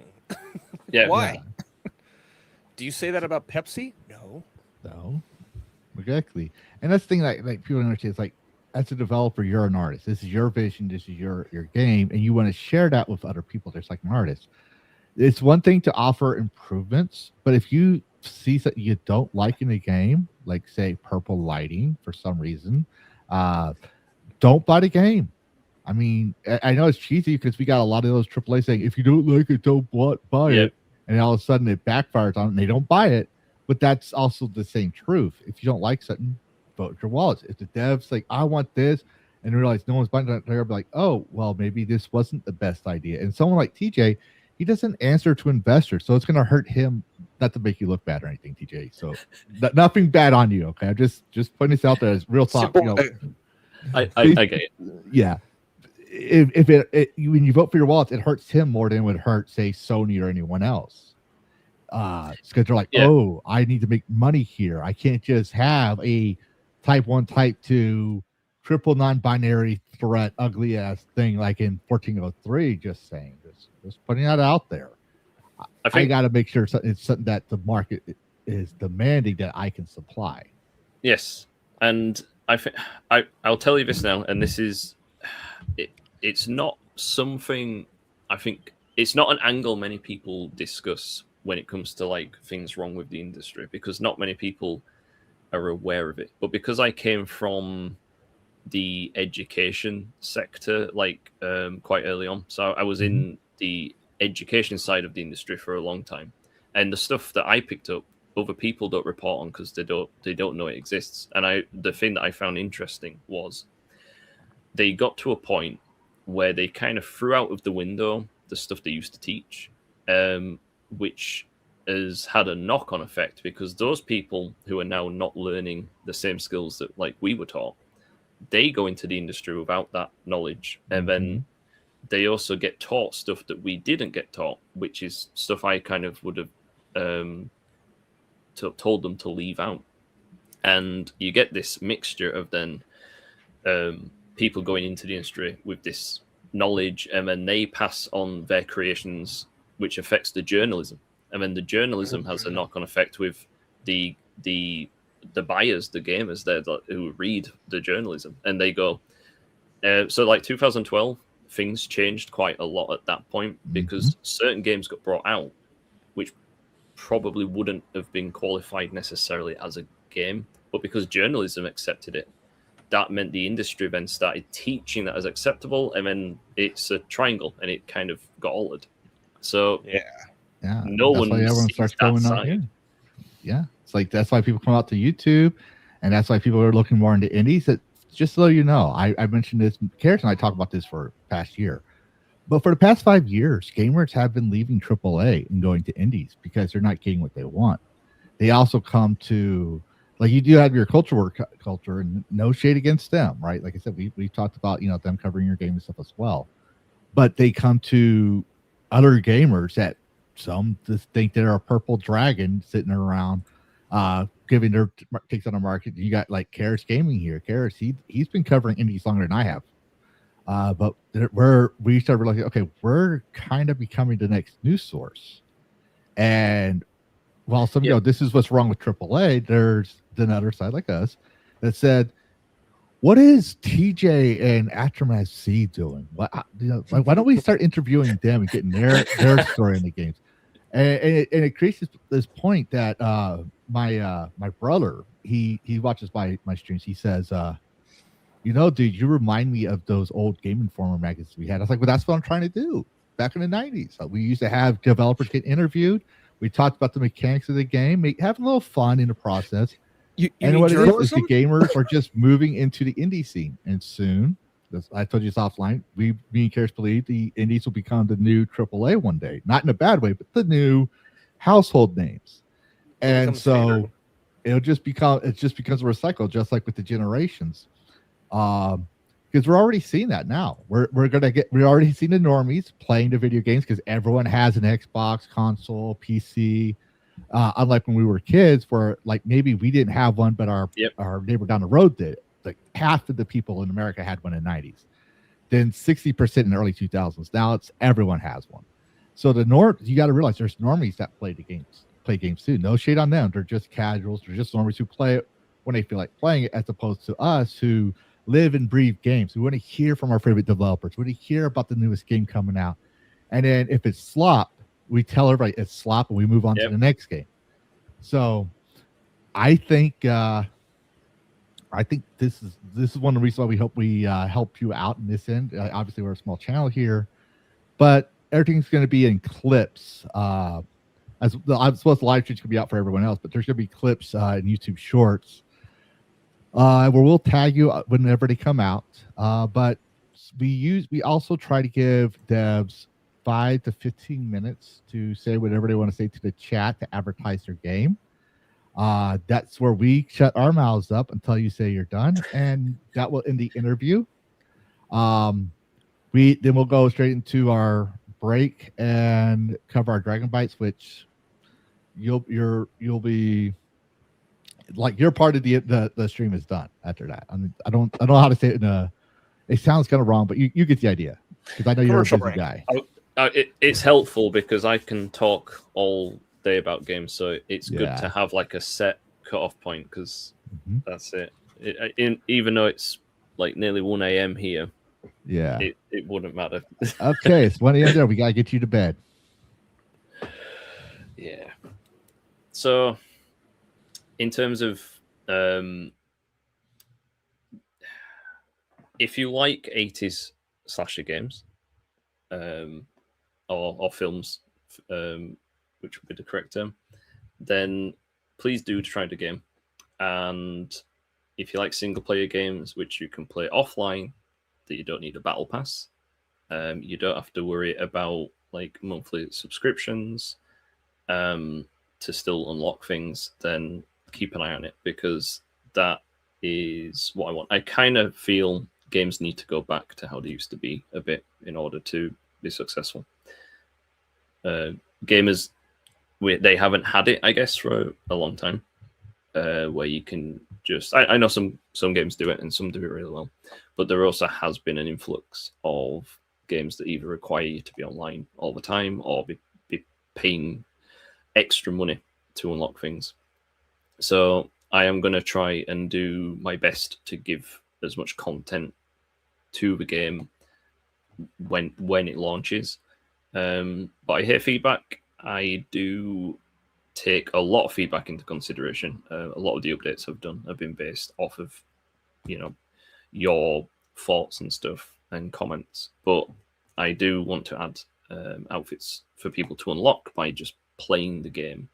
There might be one or two that come with like deluxe edition or anything, just for anyone who wants to give extra support. But apart from that, I intend to things to be unlockable in game, and hopefully give just a fun, uncensored game for people who are fans of slashers or survival horror, zombies. And you can have a bit of fun with it. But yeah, I really do appreciate you guys inviting me on, and people in the chat for listening to me waffle on. And if you want to see more, X, I post a lot on X with updates, and there is a free membership on Patreon as well. So I'll be doing a big overview soon on that channel, just for people who want to see kind of where we are with development.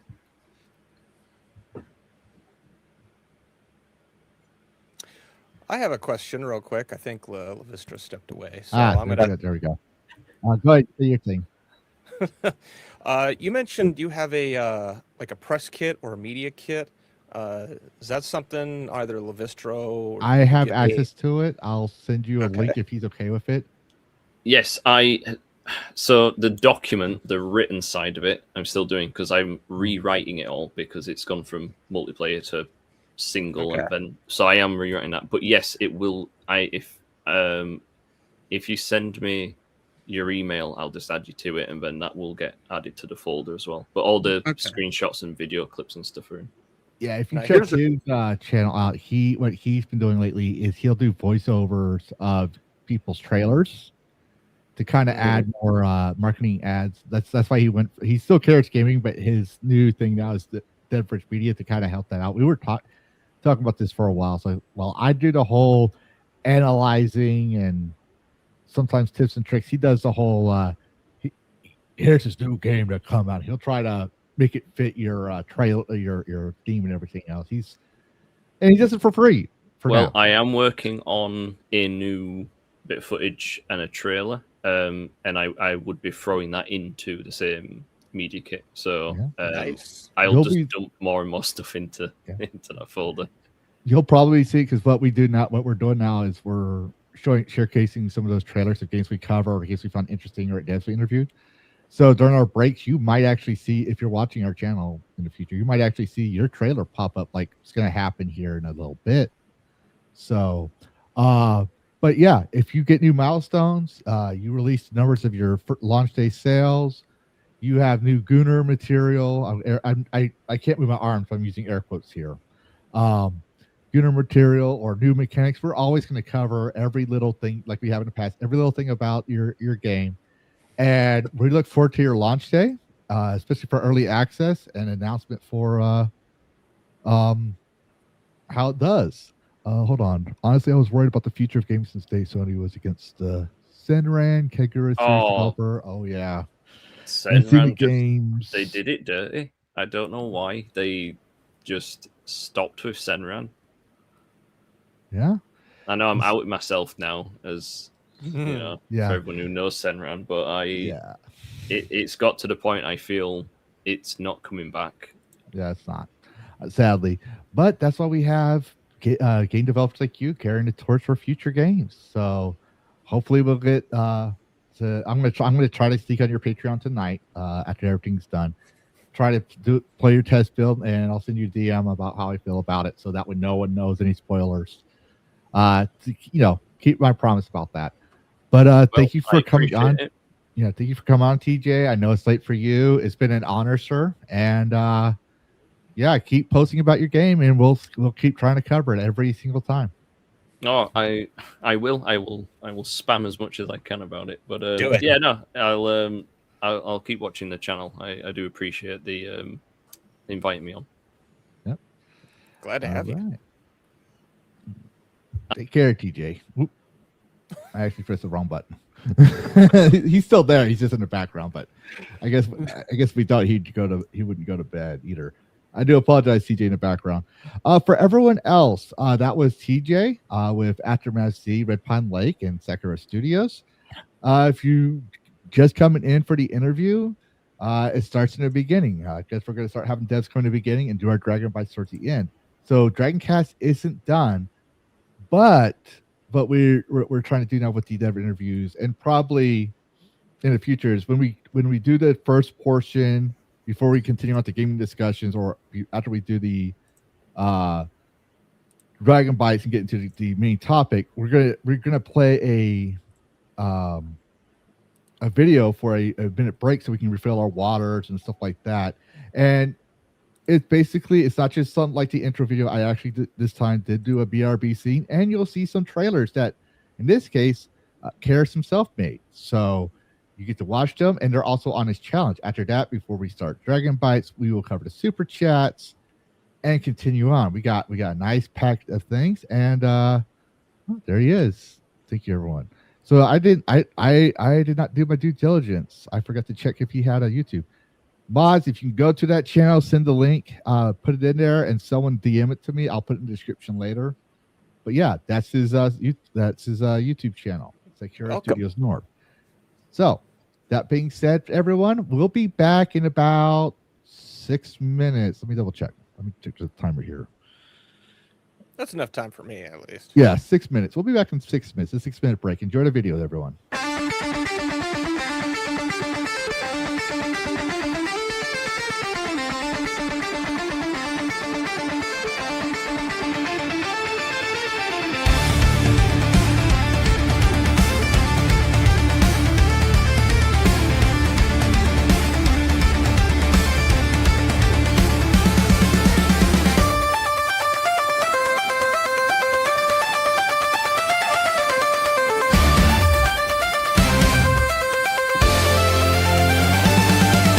What if your next catch uncovered a forgotten tragedy? Assault and Solace is a narrative-driven fishing adventure set in an alternative Alaska, where you're one of the last fishermen in an abandoned village after a mysterious disaster. Every trip onto the water pulls you deeper into a haunting world of mist-covered islands, crumbling rocks, and secrets that refuse to stay buried. Fishing isn't just a way to survive. It's how you uncover the story. As you explore the archipelago, you'll solve environmental puzzles, discover hidden locations, and piece together the truth behind a community that seems frozen in time. If atmospheric games like Dredge, or the haunting worlds inspired by Simon Stolenhog are your kind of experience, Assault and Solace is definitely one to keep on your radar.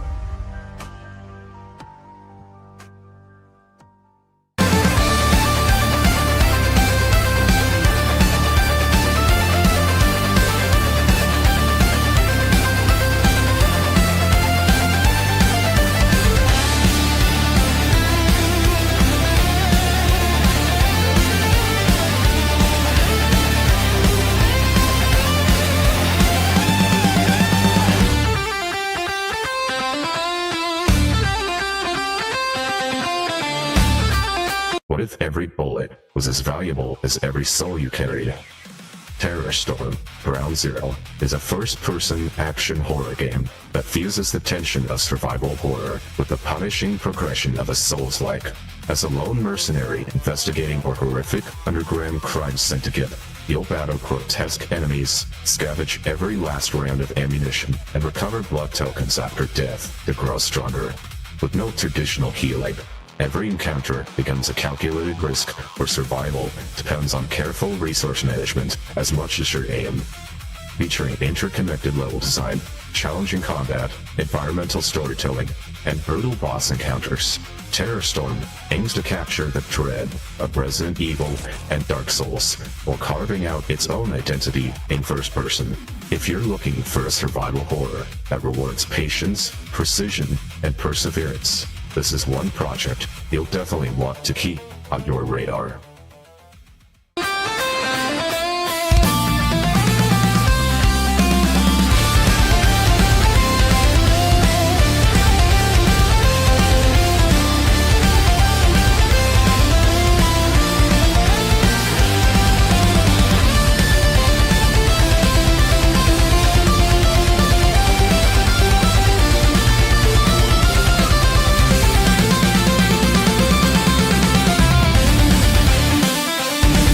What if one voicemail forced you to relive your darkest memories? Liminal Point is a classic survival horror game that follows Lyra as she returns to Ashen Point, the island where her band's story ended in tragedy. Thrown back by a cryptic message, she'll explore a fog-covered town, solve intricate puzzles, and fight terrifying creatures as she pieces together the truth behind the night that changed everything. Inspired by the golden era of survival horror, Liminal Point blends tense exploration, resource management, and psychological storytelling into a haunting mystery. If you've been waiting for a modern game that captures the spirit of classics like Silent Hill and Resident Evil, Liminal Point is one you'll want to keep a close eye on.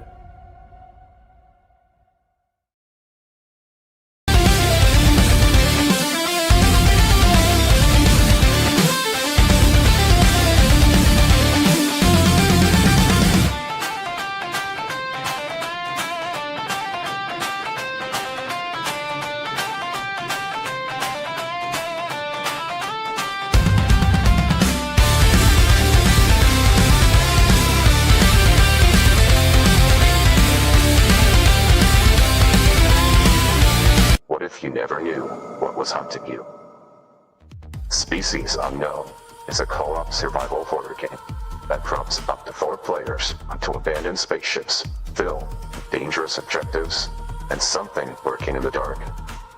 The twist is that every mission can throw a different creature at you, each with its own behaviors, strengths, and weaknesses, meaning you can't rely on the same strategy twice. With proximity chat, upgradable gear, and escalating missions, every expedition becomes a tense race to finish the job before your squad becomes the next victims. If you and your friends are looking for the next great co-op horror game, this is definitely one worth checking out.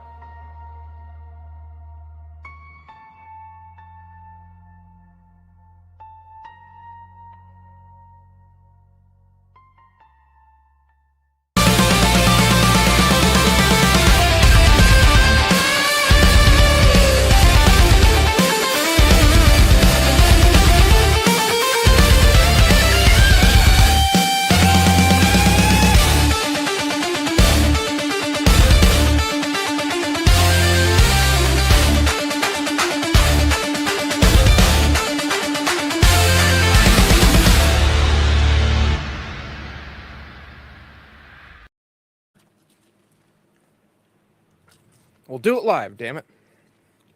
That's right. Oh, it looks like I'm back and Levistro's not. Well, isn't that a predicament? Because I can't actually control anything. Oh, there he is. You make it in time. Yep, just like 5 seconds late. Yeah, but it's fine. No, my dog decided I'm going to break. I told her, let's go inside now. Let's go inside. She's like, no, I want to stay outside somewhere. So I might have to step out when she scratches the door. Yeah, because it's like 100 degrees out there. I don't want my neighbor saying, you abuse your dog. No, I don't. She chose to stay out there. But anyways, we need to address the super chat. So we do have the Saint of Kuning. All hail the patron saint of Gooning! Yes, Mike you said just paid me $1 just to give me shit. All right. And then we Indeed. have one from Valkyria Winner. Jiggling Fuda's thick cream gooning hell yeah. And that's response to the Aftermath the Red Pine Lake that we just interviewed. So yeah, obviously looking forward to that. Yeah, I guess I'll give him. No, I won't be that mean to him. I'll give him. Shut up and take my money. There. Yes. So now, Dragon Bites. Everyone knows how this works. We go through and we give you bite-sized news of things everyone else is talking about, and then some. So remember, what today's Dragon Bites might be tomorrow's headlines. You've heard it here first, folks. and that's not bragging rights. That's literally what's been happening lately. Literally. So we're going to start it off.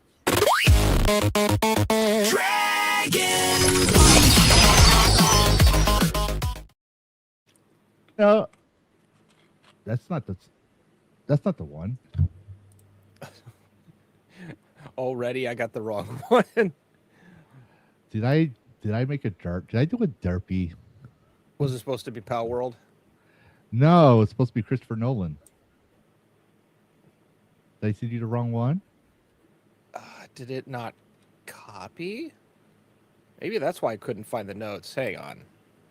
I might not have the right thing. Yeah, I got the right one.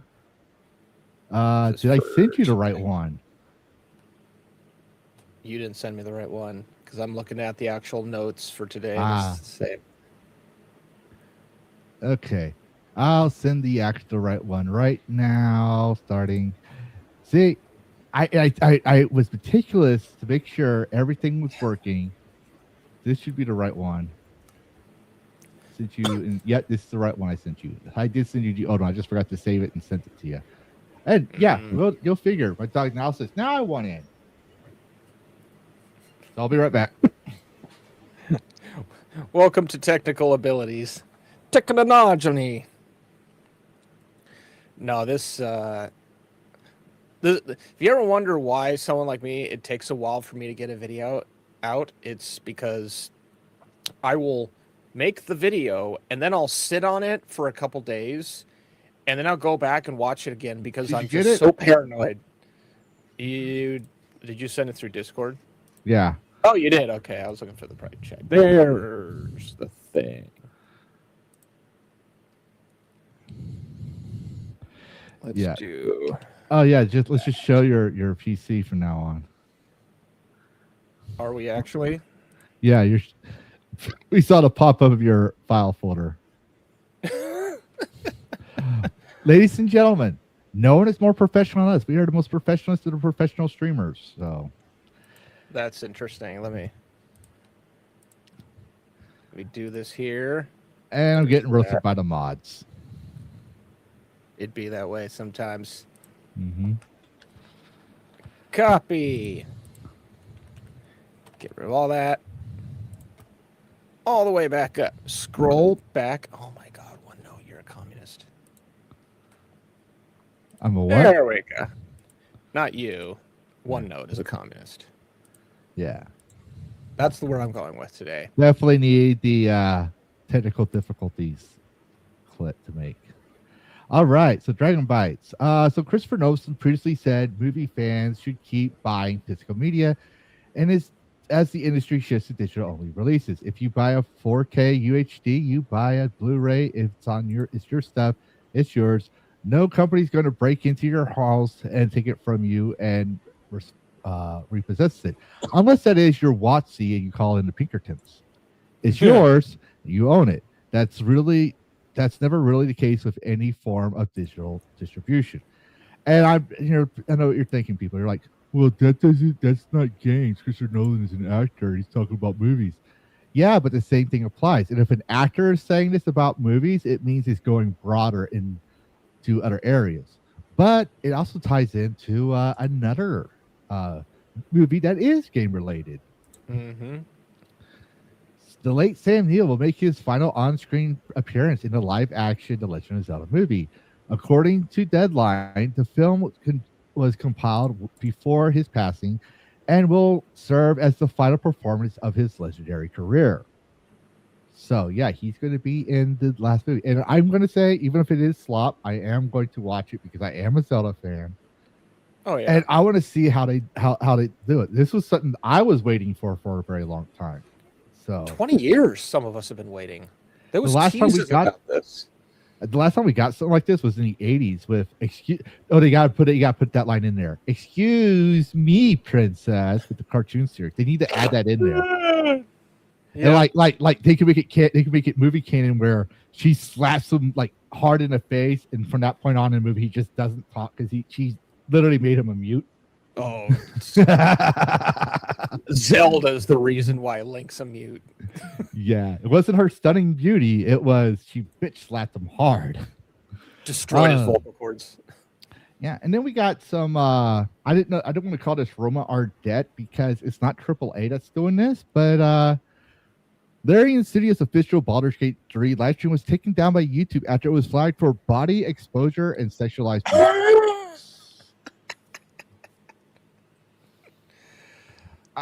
This game was out for how long? At least a year. At least a year, maybe a little longer with the early access, give or take, right?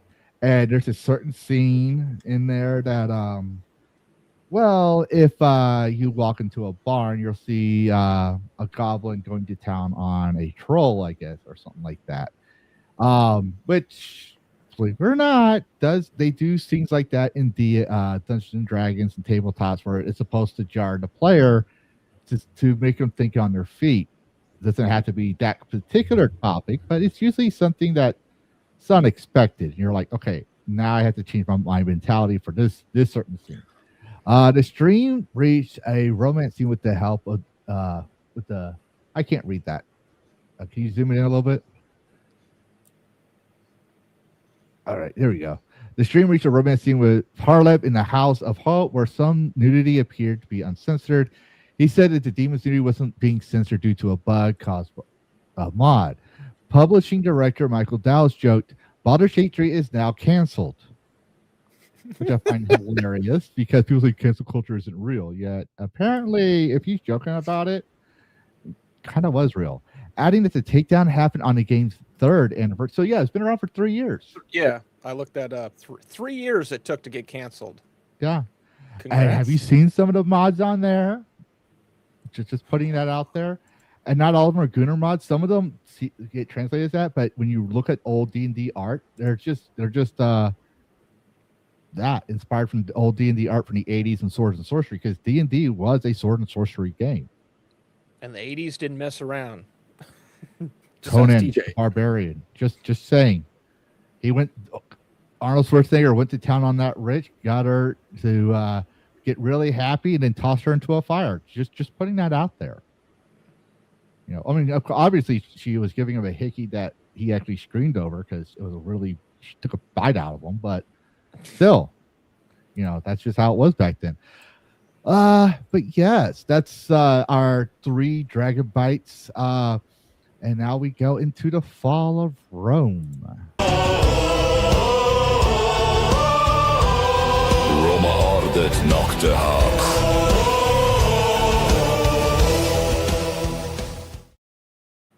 Okay, so Roma Ardet, where we cover the fall of the AAA empire and the mainstream devs and journalists, and also the passing of the greats and stuff like that.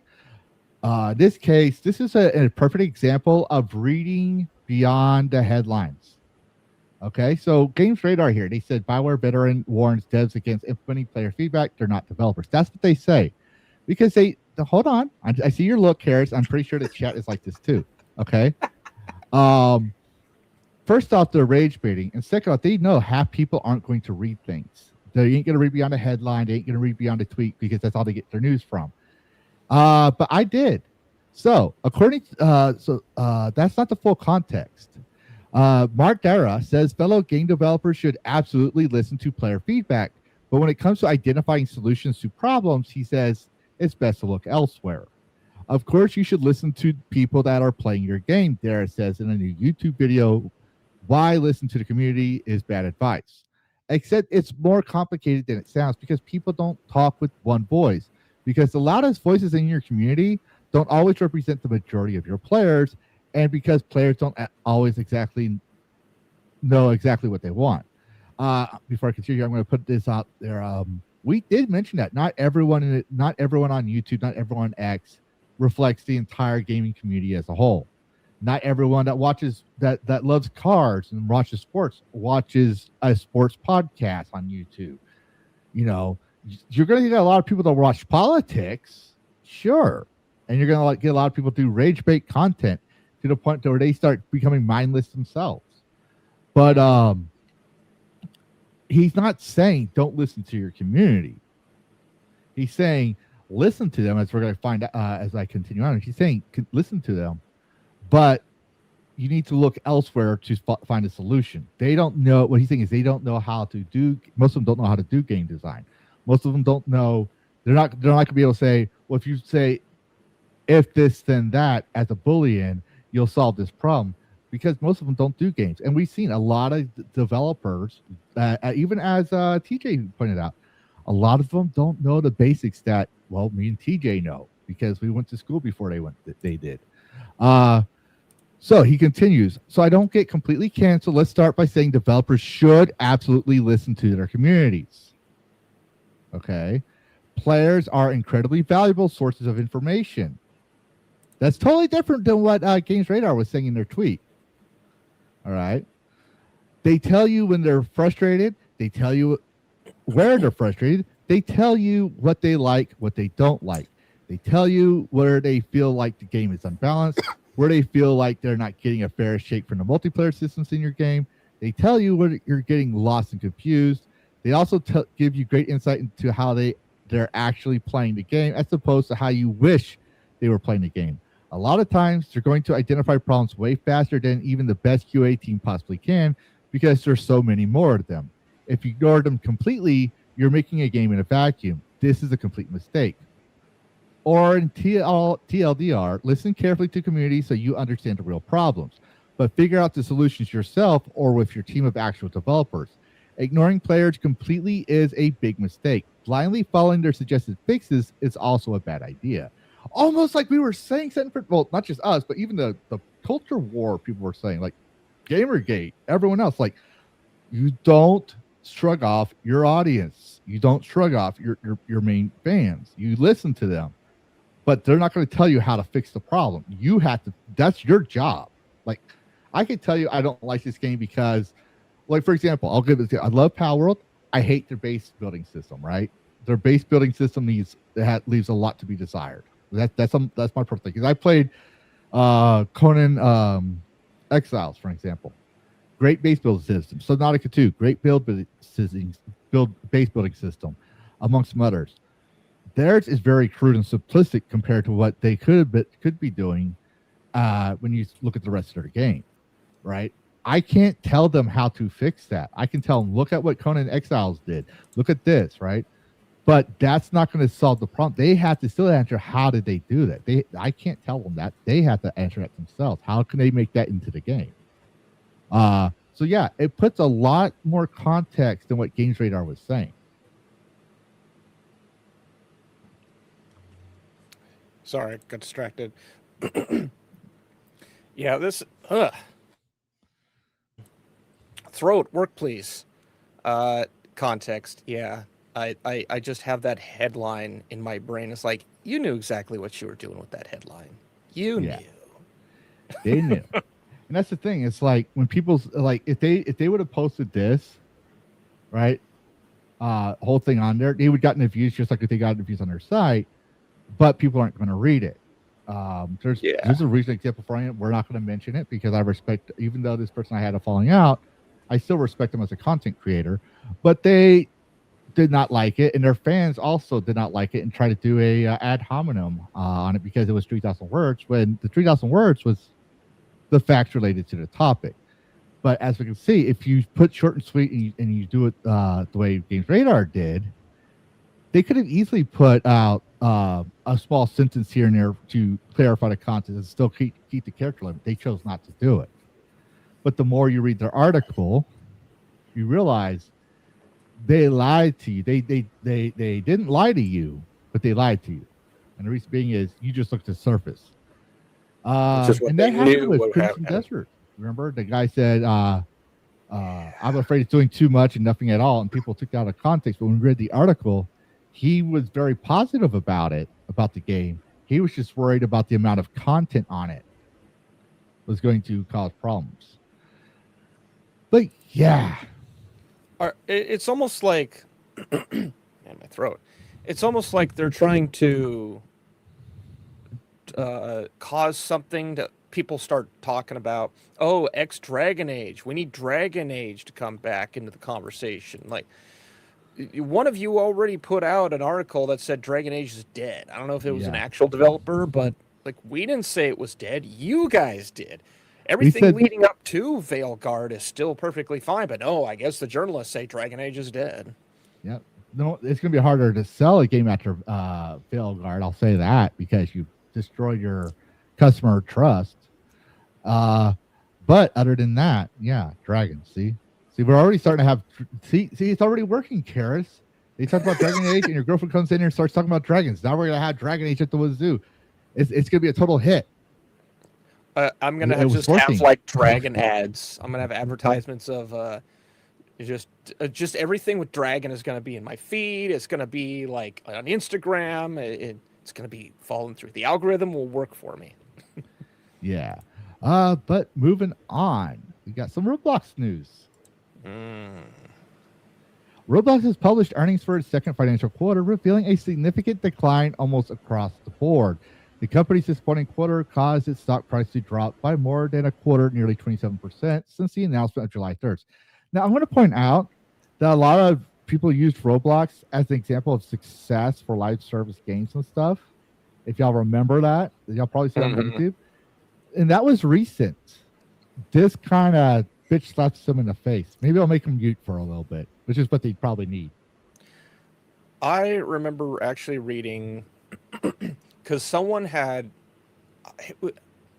maybe it was the Sean Ryan, because I've watched Sean Ryan, and his clips come up all over the place, and occasionally the Roblox stuff comes up, and I was like, what's Roblox been doing? It was last month. I went and I looked up their numbers, and yeah, their numbers were going down, and I thought, so much for being like 100 million concurrent on average marketing that I would hear over and over and over again. Now they're barely, somewhere I saw like it was average like 2.5 million daily concurrent users.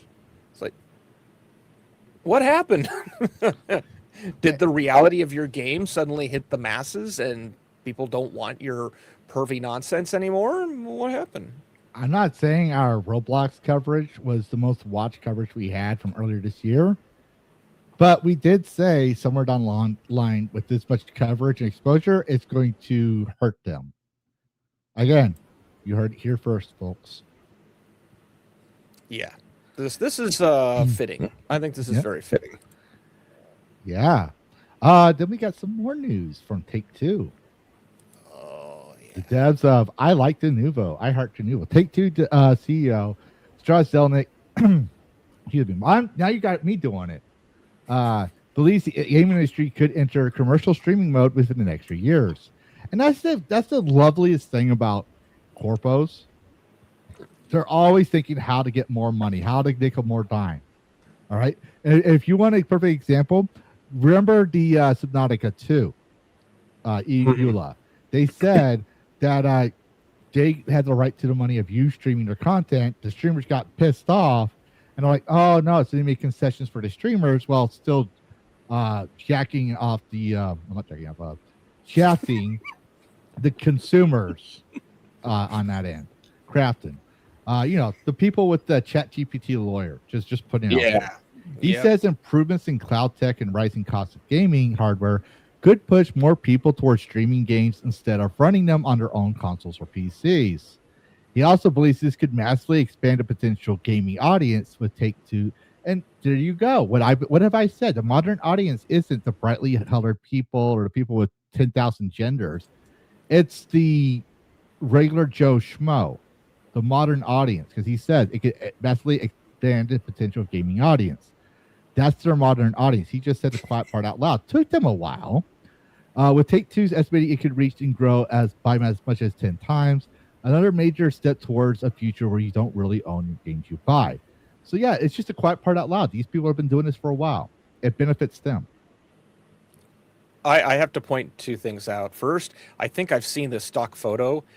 I've been building my website, and I think I've seen that stock photo in the collage of them. Mm-hmm. And then secondly, I put this out.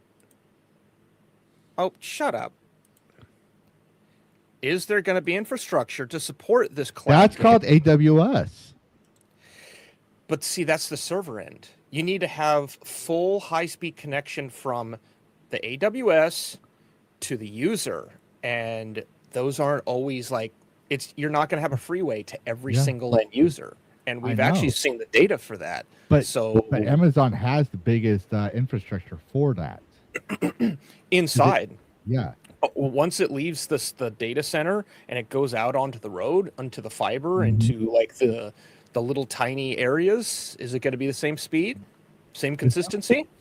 It's not. That's the thing I'm trying to point out. Bezos saw the writing on the wall when he saw the technology coming. Which, yeah, let's not kid ourselves. He's fucking smart. Yeah. Like, don't underestimate the other end.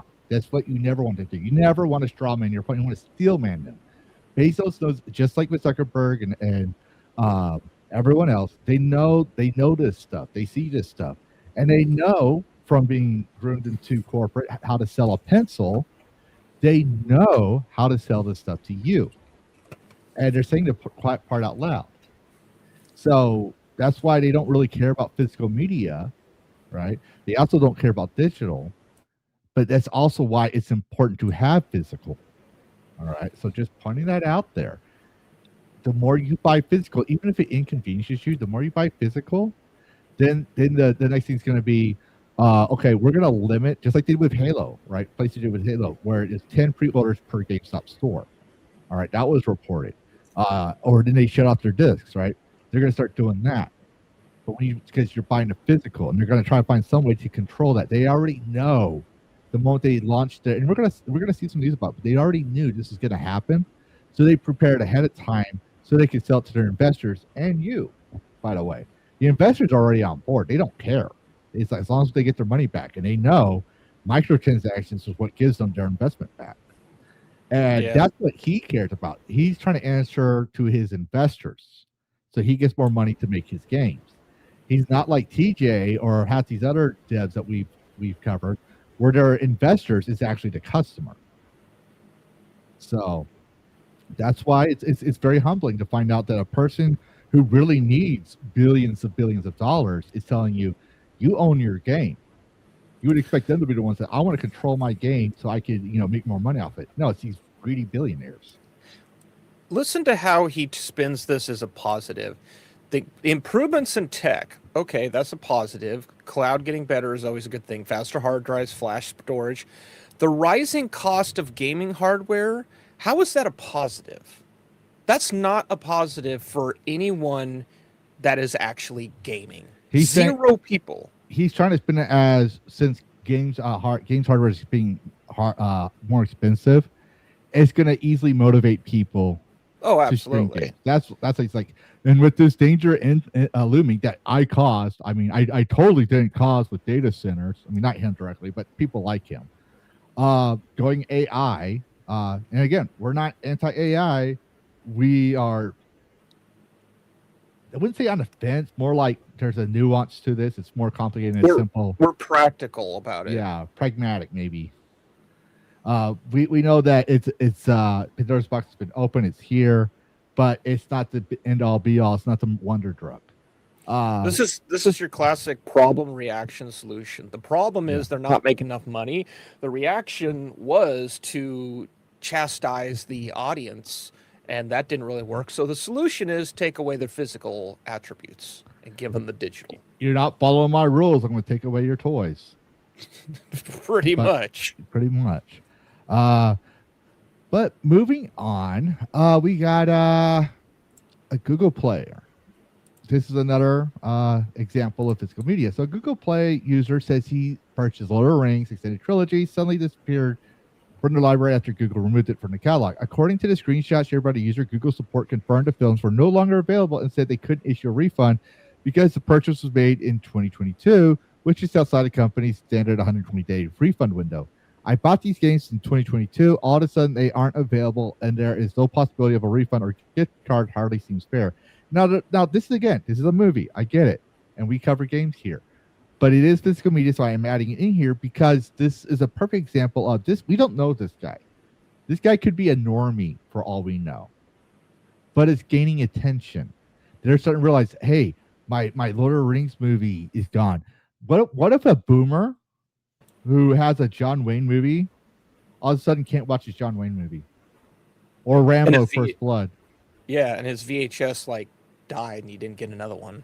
Yeah, but I'm saying he has it on digital because his grandkids and his kids says, but this is the future. This is like DVDs and VHS. This is the new evolution of that.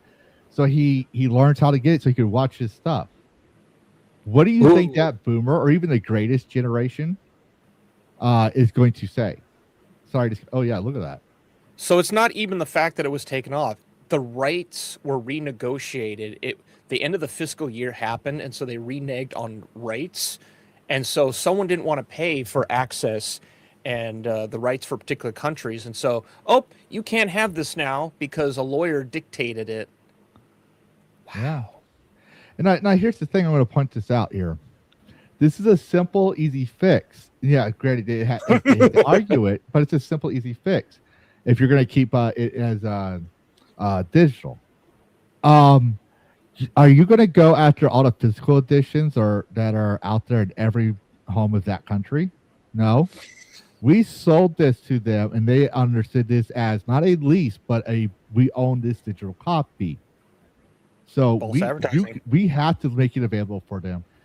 You're gonna get your leases as according to this agreement, but what we can do is we won't put it on our shelves anymore, but we have to give people access to it because of I don't know, the United States Constitution, because we are an American company and we have to respect individual rights. You know, there are rights in the Constitution. Because I'm not putting it in there, but someone tried to say that Pirate Nation covered the Texas anime law, and someone threatened that person. And I said, I agree.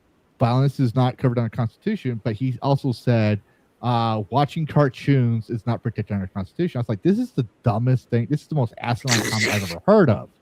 As an Americanist, if you don't know what an Americanist, go look it up or ask AI what that means, an Americanist. As well as a combat vet. I was like, I listed off, there was the First Amendment, there was the Fourth Amendment, there was the Ninth Amendment, there was the 14th Amendment, all that protects your right to watch video games, so digital stuff, your digital property rights, and in accordance with the First Amendment. So because the Ninth Amendment is the most, it's the one that's even more, it's not even vague. It's like the founders knew there was more rights than they could list off. So he said, all rights not covered in this document is the rights of the citizen. So basically, my right to access the internet, it's a right covered by the Constitution. So any rights and future rights they would discover over the years, so they wouldn't have to keep writing them out. They just said, yeah, it's covered by this amendment. So just pointing that out there. I believe it's one of the few things that actually I really agreed with during Obama's terms. He had made the internet a utility with the FTC.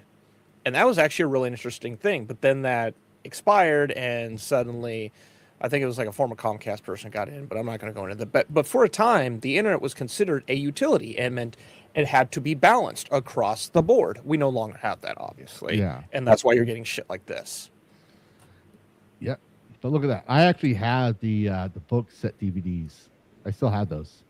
Yeah, those ones. Damn. I had got the Fellowship, the extended.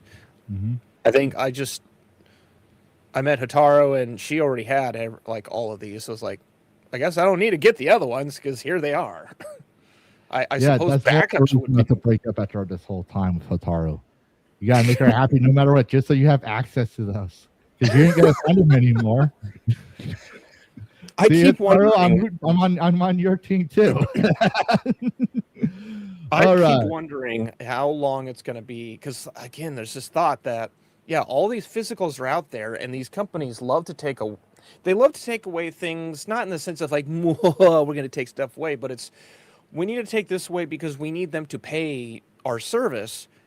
How do you help enforce that? Sure, you can stop the physical movies, but you need to take out what's there. You need to do what RLM did with Nuki and literally destroy almost every known copy you can in order to make the thing rare. And I'm waiting for that. I'm waiting to hear that, oh yeah, this company bought out 50,000 physical movies, and we found them in a storage unit that were set to be shredded, and we like confiscated it, and we're now going to auction it all. I'm waiting to see that headline somewhere that Sony just dropped $1 million on a hitman to snipe everything in existence off. Like suddenly there was nothing left in eBay. They just like overpaid on everything. Sony's gonna hire Thanos. Yeah, he's gonna snap his fingers, and all physical media on the planet's gonna be gone. But anyways, moving on, we do have some good news on this front. That I never thought I'd say this either, but why can't America be more like Mexico? Mexican Federal Deputy Iris Reyes and Senator Luis Donato Colizio, and I'm sorry if you're saying your names right, I really don't care, have filed an antitrust complaint against Sony over its decision to stop producing physical PlayStation games starting in 2028. Starting 2028, we already know that quote. Anyways, I just thought the thing. Its digital source becomes the only channel in Mexico. The price Sony decides, the conditions Sony imposes, without being able to resell, lend, or exchange. And that's what you buy digitally is yours. It's a license that can be taken away. It already happened in Europe in 2022. It's happening in more than 500 movies, and it's going to happen with the PS3 and PS Vita stores. And that's another thing. They were trying to get rid of those stores when PS4 came out and again PS5, and people would let them. So even like they said, they're going to stick with it right now, right? They're going to stick with the no disc. They said that's my story. I'm sticking to it. But people have stopped or didn't pay attention to PS3 and PS Vita. We've mentioned it a couple of times, but even we don't mention it too much because the important thing is, and Sony knows this, is physical discs. They get rid of physical discs, everyone's going to freak out about it, and they're going to do it anyways because they also know if they backtrack and keep going, they're going to be fighting this for another 20 years, and that's going to totally offset their plans because if you look at Sony stocks over the years, it's been on the decline. Their first party titles been falling. Their hardware sales are declining. And here's the thing I'm going to say. Do we really need a PS6 or an Xbox Helix or a Nintendo Switch 2? No, we kind of don't. That's my personal opinion. But the reason they're doing it is because they believe you got to do it over the no longer. I usually go by year to date. Okay. Look at that. That's year to date. That's rough. Yeah, it's been on a decline. They haven't even gotten up yet. You could argue, you got to think about December sales. Okay, fine. You want to go there? We're not going to do it, but you can look up 10 years. You can look up their entire stock history and see they've been falling for the past 5 years. All right, we don't have to do it, but they're literally they've been on the decline for a while. Is what I'm saying, and they try to say, well, people aren't buying our consoles anymore. That's because your consoles don't have any good games. But there's also another aspect. This is all of Sony. We're usually covering the gaming aspect. There's the film industry. There's the electronics industry. There's the cameras. Hotaru and I were actually on their website. And if you go and look on their website, there's something about like the framing and the presentation. I think they know that they're losing money. So they're trying to rebrand themselves as being government contract friendly because they're going to try and have that sort of supplemental income for their money by just getting government. We're Sony. Give us government contract of $1.2 billion. Games are the moneymaker for their whole corporation. The games they are. Department. But here's the thing: people don't notice, right? Mm-hmm. It's people point out the digital games as being outsellers, but they forget that encompasses third party, indie, AAA, all of it. When you take all that out, gamers are buying what's affordable to them, more bang for their buck. That when you need an example of that, GOG sales, Steam sales. Just putting it out there. If you're going to call horseshit in that, okay, we're going to give Tim Sweeney some credit here. People only go to Epic Games for the free games and go right back to Steam. So, what does indie games have that AAA fails at? Cheaper prices. They're going to buy the cheaper game because they work hard. They're working on college. They only get a certain amount of allowance money, whatever, right?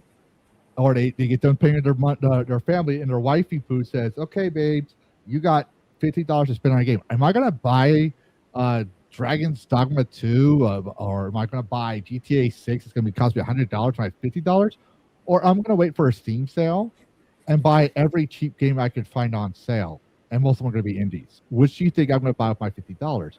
And I guarantee you, that's the mentality of every gamer. It also goes with consoles. Since the Atari days, we would see a game we want, and we'd be asking ourselves, do I want to buy the console just to play this game? Or am I just going to stick with this other console over here? Exclusive games is literally what sold consoles. Without them, the console market would die because there would just be no point. Why make a console if no one's spending money on it? So that's why they're doing the digital games. If we make it more digital, but their money is microtransactions. When you add physical and digital together for Q1 and Q4 last year, combined, all quarters combined, digital and physical games do not even come close to microtransactions, which are cheap. I just learned something. I feel dirty that I know this. I mean, you're hanging around me, so. The PlayStation credit card fucking exists, people. Holy shit. Wait, we didn't cover that before? I thought we did. I don't think so. I never knew this was a thing. You know, it's probably those ones I wanted to cover, and I forgot to point it in the list, and then that's probably what that is. But yeah, Monopoly. And Visa, another thing about Visa is Visa controls Visa MasterCard controls the market in Japan. And where is Sony? I mean, Sony's main office is here, but where is Sony as a company? What is Sony? Visa's everywhere. Visa's cheaper in terms of no. charges. Where is Sony? Oh, Sony, Japan. Sony's by origins a what company? What nationality? Japanese. All right. I covered this a while back when Collective Shout and Payment Processors hit, but I learned for decades Visa and MasterCard were at a feud war with JCB, Japanese credit card. And these people go so Visa and MasterCard will go so far. They have a credit system, not like credit cards, but a credit rating system for Japanese politicians who they support, who they recommend this and that. They will blackmail the parties, and they will go so far as send one of their own investigators to the store to make sure they are not accepting physical cash dollars or rival credit cards. And damn. UN went so far to tell them to leave Visa MasterCard alone, if I remember correctly. And Visa snapped at them. Well, not Visa. Japan snapped at them. Visa finally walked it back when the government finally said, we had enough of what you're doing. And it took them a while, but they said, we've had enough of what you're doing. We have our company. And I covered it in one of my videos. You can look it up on my channel. But they said, we have enough. We're going to investigate you. And they said, okay, fine. We'll start doing these things. Only because they got caught and the government showed its teeth. The only reason why they stopped. Or I should say held back. But with a Visa MasterCard, the dominant market of Japan, on top of PlayStation just bought the license to use Visa's payment processing system. It's not their money. They're bought using a system, right? The Visa system to check that if you have money, and then buy your stuff for the credit. So that's how that works. Visa doesn't do any type of money exchange whatsoever. It just has a system that PlayStation is paying for to check that if you have money. That's all that is. Wow. I'm looking to see how, because usually with these credit cards, there's like a yearly fee, and I'm not actually seeing how much this. I want to think like it's about $100 a year, probably, because that's about most basic credit cards. Is I have a $100. couple of credit cards. Because my son was born, I was medically retired. I had to, have some sort of credit to, feed him. I don't pay. I still have them. I don't pay fees for them. I just pay the when I use them, I pay the APR. Interesting. Oh, we got a Renegade raid. Hello, Captain Garatina. Ooh, Thank you welcome. for the raid. A longtime supporter of the channel. If you haven't, go give him a follow. But anyways, we're gonna move on because we got a lot of cover. But we got I suck at parenting, so I need gaming companies to do it for me instead. Because I want to rant on something as a parent. So a father is suing 4 major game companies for just $1.50 after his son reportedly logged 1,868 hours of gameplay. He claims their anti-addiction systems failed to prevent his son from playing excessively. Now, I'm going to point something out here. If I hate I'm going to mention this, but this was the earliest known point. I was aware of this. But during the Charlie Kirk assassination, people started pointing out that the assassins for both him and the ICE thing had that like thousands of hours of gameplay without any nuance, right? I decided to look into it. So basically, it's a father in China. It's not America, surprising.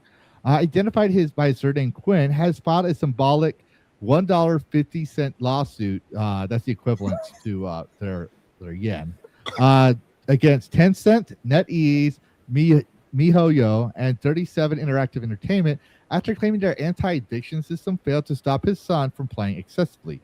What is the excess? Quinn said his son spent years playing online games, often staying awake till 3 or 4 a.m.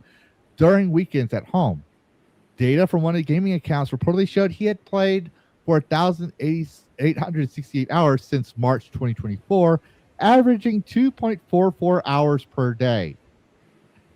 That's not even the amount of hours a normal gamer plays. No. All right. It just sounds like a person who's like, okay, I had to do schoolwork. I had to do this. I don't have to wake up early for school, church, or work in the morning. So I'm going to splurge a little my hours and stay up till 3 or 4 a.m., and crash out. Doesn't tell us if he's irresponsible or not. Okay. But there's more to this. All right. The teenager allegedly bypassed restrictions by registering an account with his adult sister's identification. Oh, so he bypassed basically an age verification system with his sister's identification card in a communist country, no less. Ooh. Where it's very much a police state with no rights. Quinn hopes the court will force gaming companies to properly enforce rules designed to prevent minors from becoming addicted. However, they don't mention this part. There's no more to this. However, Quinn's son turned 18 earlier this year. So that's the age of adulthood in China. So he's not even a child now. He's a grown adult who can do whatever the fuck he wants. Yeah. So if you don't like what your son's doing, tell him to get his own apartment pad, whatever you call it in China. Because that's what we do here in America. When our son turns 18, it's like, you got a job? No. You go to college? No. You going to school? You going to join the military? No. Get the fuck out of my house. Yeah. That's what my dad did to me. But he didn't tell me the last part because I knew if I didn't choose something, that'd be the thing. I said, Dad, before you ask any more questions, I don't know what I'm doing. So I'm going to look for a job and then figure out where I'm going to go from there. I was hoping it would stall me some time because I didn't know where I was going, but I didn't want to be told to get the fuck out, right? Mm-hmm. He took me to Walmart, Pepperidge Farms, as well as working for him. I had 3 jobs the very next day. Damn. All right. Now, it was different time, obviously. I'll give you that. But my point is that he made sure I applied for those jobs. And I was working until I wanted my own house. I was paying half the rent or half the electricity, half the water, and also my own rent in that room. So eventually I decided that's like, okay, I'm going to get my own house, but you need to stop charging me rent. And he goes, what do you mean? I was like, I need the money for security deposit. He's like, where do you think the rent money was going towards? He was already telling me he wants me out of the house. He was going to help me out. But I had to be responsible for it. So he's not doing that here. The kid's 18. But here's some more. This suit also comes after the son OD'd on fever pills. Now, I was like, that's kind of weird, you know. So I decided to look it up. And normally when someone ODs on OTC pills, the root problem involves mental health conditions. Extreme behaviors or self-harm attempts are strongly linked to untreated depression, severe anxiety, or mood disorders rather than the hobbies a person enjoys. In fact, the ADA, Association's American Psychological Association, right? They also have point out. I'll mention here in a second. Just give me a second because I'm skimming my notes here. A severe behavioral addiction, whether to gaming, social media, or other escape mechanism, often indicates compromised dopamine pathways or poor impulse control. When the escape route is threatened or restricted, individuals lacking coping mechanisms may experience severe distress or impulse crises. Okay. Unlike the UN, the American Psychiatric Association, APA, explicitly classified internet gaming disorder, in quotes here, strictly as condition for further study rather than an official diagnostic mental illness. The AP notes that excessive gaming is usually a symptom of or coping mechanism for existing conditions like depression, ADHD, anxiety, or rather than the root cause itself. This is the same mentality as the Space Invader risk epidemic diagnosis of the 1980s. Physical ailments like joystick-induced strain were heavily covered by the media alongside widespread political panic.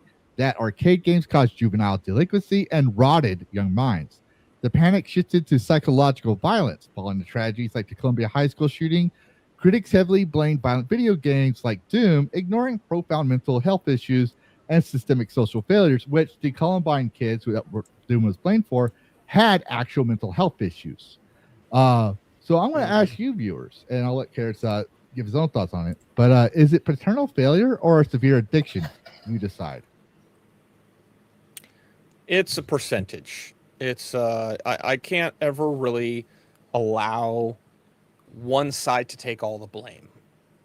And maybe that's the fact that I've watched way too much like Attorney Tom, where blame is set on a percentage scale. There's I think a big obligation of the parent to be involved. And then there's always other factors potentially. Is there depression going on? I think that's the question. Is there depression? Not assuming there is. Is there depression? Mm-hmm. Is there a coping mechanism? Sure, there's, as we looked through during, what was it? Was it June? Mm-hmm. Yeah, it was June. We went through all the documentation on why people with trauma will go through and play video games. That doesn't necessarily mean that every person that does it, maybe it is just a full-on addiction. There are some people that can't help. Hataru and I were talking about this today. There's people that are so addicted to TCGs and the idea of spending $20 to open a pack that might have a $200 card. You know, that's an addiction for them. So is that the same thing here? But still, if this person was underage and had a parent, what did the parent do? Yeah. Where was the parent? Yep. I'll also point out something interesting here, because you mentioned it. My ex-wife, when we were married, she told me that for Asians, because she's Korean, they have a high suicide rate for teenagers, and it's usually because of the stress of failing education. If they fail a grade, their parents go after them. It's like if you watch Steve he makes memes of it, right? Oh yeah. So like, you don't, if they go after you. I'm literally the human meat shield between her and my son when my son doesn't do well in math. Like she said, you need to do better in things. I was like, you need to understand, he's a boy. You can't shove a book in his face and tell him do math. You have to you have to figure, even at 10, 11, 12, you have to make him see why he needs it. And you have to find a way to get him to care. Otherwise, he won't care until it becomes something he actually realizes, oh, I should have cared about this. That's how boys are. Sadly, unfortunately. we don't do if we don't see the threat, if we don't see the problem, we don't think about it until it becomes a problem, our problem. Then we're like, oh, now I know I need to do math. That's why parenting is such a challenge. That's why people say boys are such a challenge. It's not the girls. The girls aren't a challenge until the hormones kick in. Then we're worried about making sure they don't give us grandkids before they're of age and married. Boys, however, they go get bruises in a playground and they don't tell you about it. They won't tell you their bad grades, and your teacher will tell them, "Oh, your son got into a fight in school." Not just me personally, but just the general list of things. Being a parent of a boy, I keep telling her, you're not going to get him to sit down like a girl and read a book and do things. He has to tackle the problems when they come.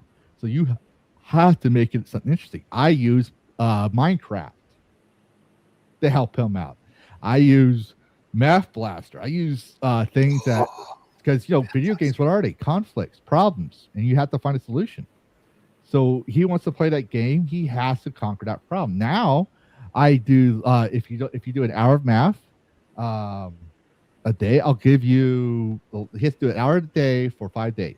If he does 5 hours and he does good work, he gets screen time. So I'm paying him in what he wants. So now it's his problem. How do I get to do what I want? Oh, I got to do math, right? I got to get good grades. So how do I know what 2 times 2 is? I go, she's like, he can't be writing it. He's got to solve in his head. It's like, you want him to solve fractional multiplication in his head. What do you think he is? Einstein? Oh, I could go forever on, like, that's one thing I grew up with in the 90s is I have to do things physically. Doing math in my head. I don't even do tip in my head. I bring out a calculator because I need to see the numbers. I need to actually work with the numbers. But there were a lot of teachers in the 90s that if you couldn't do the math, just like, you're a fuck up. You're a failure. You're going special ed. Get out of here. It's like, what? No, I can do it. I need to write it out. I need to focus on the problem. Some people couldn't grasp that concept. So you can imagine how this dad is with his son if he's taking pills the OD because his father telling him on his hobby, his only coping right now, and probably math. You need to do my math. You doctor yet? No. Call me when you doctor. Your son's CEO. He made plumbing company. Timmy is CEO. Your cousin Timmy, he's CEO of Beijing Corn. My son loves that guy. He's such a laugher because my son's like, Dad, that's you. I was like, I'm not Asian. It's like, you act like that. You act like his dad, though. I'm like, I will say to Jesus. Yeah. To be fair, okay, I can see that, even though I'm not Asian. Okay, I'll give you that, son. But we now look at it and laugh, but it's hard raising a son. So. Yeah, I didn't do it nearly as long. I only did it for like 4 years, but it was like from 5 to 9. So. Yeah. That was an interesting time period. Speaking of Pokemon, however. Oh, yes. You were mentioning about teaching card games. This is interesting. You're going to say, oh, yeah, because you're Asians. But the Pokemon Company is facing a class action lawsuit over alleged hidden bathroom recordings. And, yeah, you would expect to see that in Japan. But a proposed action lawsuit has been filed against the Pokemon Company International after a former engineering director was accused of secretly recording employees visiting the company's Bellevue, Washington office bathrooms. What the fuck is going on in your state, Karis? A proposed class... Anyways, investigators allegedly found 89 videos recorded inside Pokemon office restrooms on devices seized from the former executive's home. The footage stored in folders labeled Pokemon 27, Pokemon 29. As you can see, that's the hidden camera on top of the outlet. Zoomed out a little bit there. Yeah. This is going to be interesting. Is this their attempt at, like, This is a pervert in Washington, not Japan. No, I get that, but is this like a no foreign kind of paranoia policy? You know the no foreign thing. Yeah. For those who don't know, the governments really do this a lot, but there are companies who are also paranoid, and will have a policy where certain information can't be shared with foreign officials, just for whatever reason, because zero trust. you don't allow them in certain areas. Like with my company, if I didn't have a TSA PIV card, I couldn't go in certain aspects and see certain hardware. But because I have that PIV card, I can essentially go anywhere within the building. We don't put hidden cameras still in the fucking bathrooms, regardless of the no foreign policy. This is jacked up and wild. Like, what the hell? I don't know. I disavow, as someone who lives in Washington, I fucking disavow this. This is not what we stand for. We are about future income tax and scalping your paycheck. We're not about invading your privacy, damn it. What the hell is this nonsense? I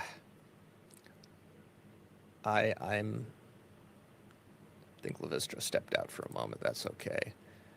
Bellevue, yeah, don't go to places in Bellevue, people. Stay. Well, also Bellevue bathrooms.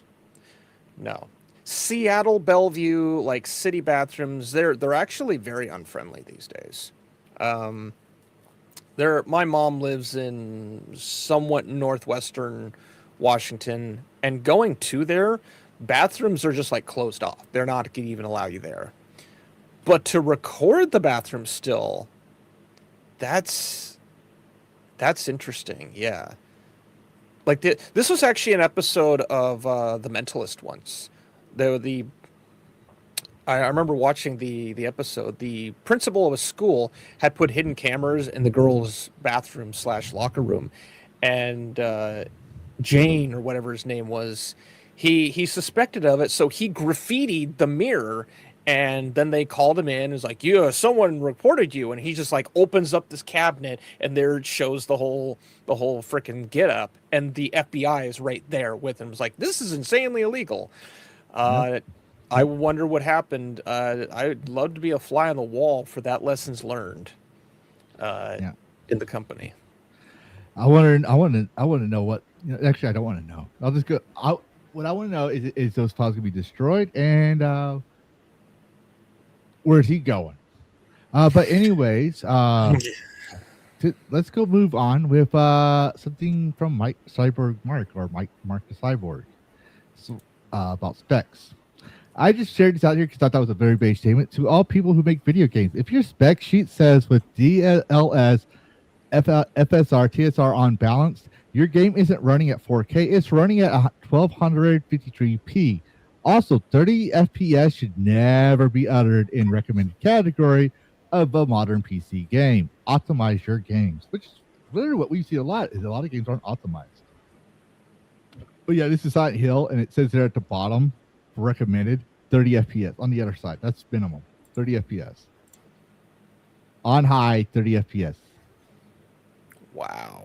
Yeah, that's what he's talking about. I saw that too. I was like, yeah, no. Console Master Race. You know, with a Ryzen 7 32 gigs on Windows 11,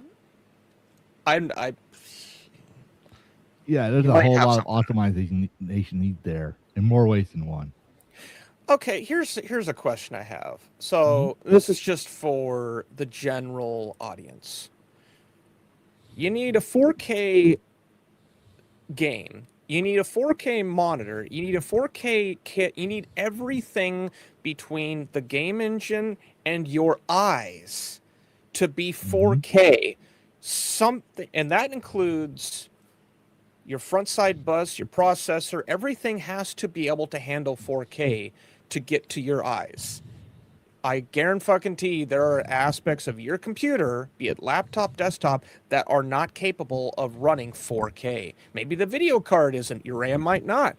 Your monitor, your display might, but the cable possibly isn't. Like this idea that, oh, it's 4K ready, you can get it. Like, no. It goes back to the internet argument. AWS may have the fastest shit on the planet, but if your internet, if your modem, if your DMARC doesn't have everything to support it, what is the point? Enjoy 1080p or 1440p. That's why you're going to get a rental while supplies last. While the licenses last, yes. Yeah. All right. But moving forward, we got some Halo news, and these are some nuanced news, but I want to try and speed through these. So, Halo Campaign Evolved had a much bigger launch on Xbox than on PS5 in the US, according to Circana analyst Matt Pistelia, or whatever his name is. I don't care. The game debuted as the fourth most played title on Xbox, with about 8% of active Xbox players jumping on launch day. On PS5, it ranked 29 for roughly 1% of active PlayStation users. Continuing on to the next part, Halo Studios hit by layoffs. Because I'm going to cover this as one big thing. It's right underneath it. Here. Oh, sorry. No. In the notes. Yeah. Because I got two studies I'm covering as one thing. So Halo Studios got hit by layoffs after Campaign Evolved launched. Now, some people are saying, like, oh, yeah, it's because they deserted it with the ugly bitch that they had. First off, I'm going to say you're not wrong there. Also, it's actually very accurate as well because, well, there's a cadence in the United States Army. It's called They Say That in the Army. In this case, there's a line in there for the cadence saying, they say that in the Army, the women are mighty fine. Who said that? They say that in the Army, the women are mighty fine. They look like Phyllis Diller and walk like Frankenstein. I've heard this. Okay. Now, if you know that lady I'm talking about, she definitely looks like Phyllis Diller, and you can toss a grenade at her, and she'll get shoved out the airlock like Frankenstein based on the physics. So, very realistic to me. But also, people don't realize this is someone who does freelance contracts because they added a context here. People named in the article are all contractors working for Aquent LLC. Contracts can expire at the end of a game project. Contract expiring is not layoffs. Okay. When my work is done as a freelancer, I'm not laid off. I just get paid and I go on my merry way and get hired to the next firm. This is actually a very normal practice, even for AAA. They'll hire a firm to work with them. They'll add some independent contractors to kind of help with they need more hands, but they don't need hands for the full scope of the game, whatever. So they do that. And indies do it too. They like, I need a specialist. I can afford a specialist for this amount of time, and they'll hire me. I don't get fired. When my contract ends, they either renew the contract or I leave. That's just how it goes. So you could call it layoffs, but it's mostly contracting firms. The other thing I want to point out here is this is a big example of exclusivity because when PlayStation put God of War on PC, it did horrible in sales. Okay, so did their other titles. And one PlayStation executive said, if people were going to buy a PlayStation game, they would have bought a PlayStation console. If they wanted to play a PlayStation game on a PC, they've already bought it. Meaning they didn't get enough people they hoped for because there was not enough demand on the PC for a former exclusive being a multi-platform title. Because consoles are sold based on exclusivity. That's not a monopoly. That's an ecosystem. Can you play a Steam game on a PlayStation? Can you play a Steam game on a GOG? You can buy a copy of that on GOG. We've shown that multiple times, right? And we're going to show similar games that you can get on Steam and GOG. We try to share both. Those are ecosystems. A monopoly is what Steam is trying to do, which is control the market of distribution. That's why they got sued and had to settle when they removed all their Steam, their activation keys for their games at stores. The stores sued them. They're trying to control the price, the distribution, so you can't find a sale for God of War on Steam, Kmart, or some mom and pop store. You have to buy God of War on their store at the price they determine, and they can determine how long you have that game. That's a distribution system monopoly. That's not an ecosystem monopoly. You said Steam. Did you mean PlayStation? PlayStation, yeah. The description sounded like PlayStation. Yeah, sorry. But the whole thing is, it's like you could add that same thing to Steam, Microsoft. You could, yeah. It could just like. That's what Tim Sweeney is saying. A lot of people are trying to accuse Steam of having a monopoly. Yeah. And you're like, okay, then why is it we're angry PlayStation is doing this but not Steam? That's because you're confusing ecosystem with monopoly. Because Halo for PC is exclusively, unless I haven't checked GOG, on Steam. And the reason why it's also not a monopoly there is because 99% of operating systems for PC is Windows. Xbox and Windows, it's owned by Microsoft. So it is an exclusive title because Microsoft owns both OSs. They're not going to build that shit for Mac. They don't care. It might run on Mac based on Steam's things, but it has to run for the Steam's operating system, which has a license through Microsoft. Mm-hmm. So the only PlayStation game that was a Halo game was this one, and it did poorly. Just like PlayStation's own game did poorly on PC. There's probably more that can be added to this. I've been to part of contractors, and in fact, I am technically part of a contract that does government work. If that contract were to end, my company would have to find work for me. If there's no work for the large amount of people that were dealing with the contract, then I would probably be let go or laid off in some way of the company. That's like bound to happen. Goes where the bodies are hidden.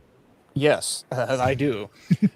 That's potentially what happens with a lot of these companies when you see layoffs and you don't see the context of if it was an LLC, if they were just direct contract, like, yeah, we'll just hire you contract and blah, blah, blah, and whatnot, which does happen. They're probably laid off without a contracting company say, okay, we'll take care of you. Because again, the studio doesn't care. It's like film production. I constantly compare it to film production because they do the same thing. They need bodies to make film.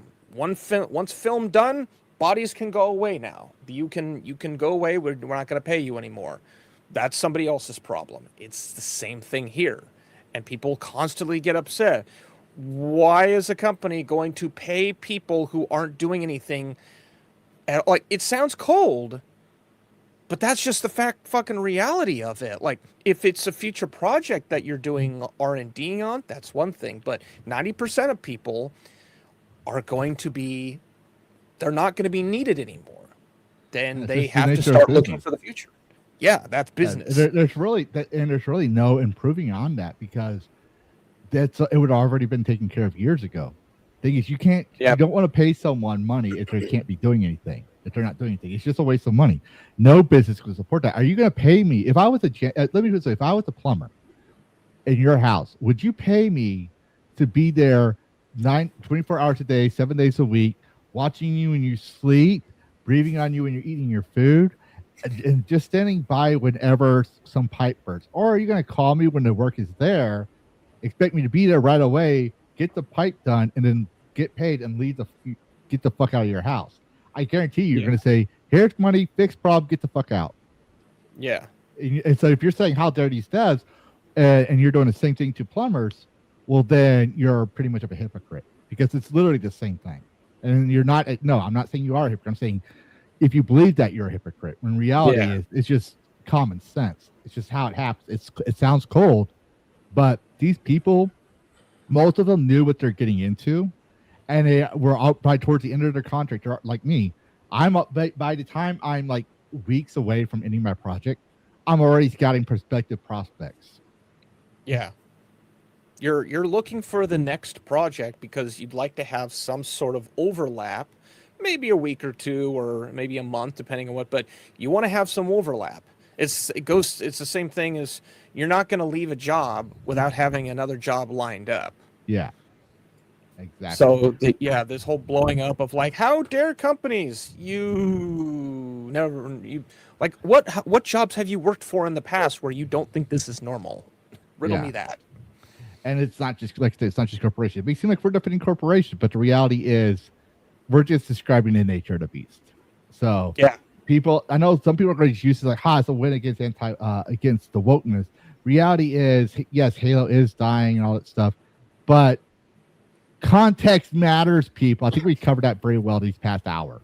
But let's go diss on Sony for a little bit. I think the Xbox fans would be very grateful if we stopped throwing shade at them. But we've been covering Sharma very well too much. Sony now seems to be placing advisory stickers on PlayStation 5 console, warning players that physical games will be soon discontinued. Moving on to the next part about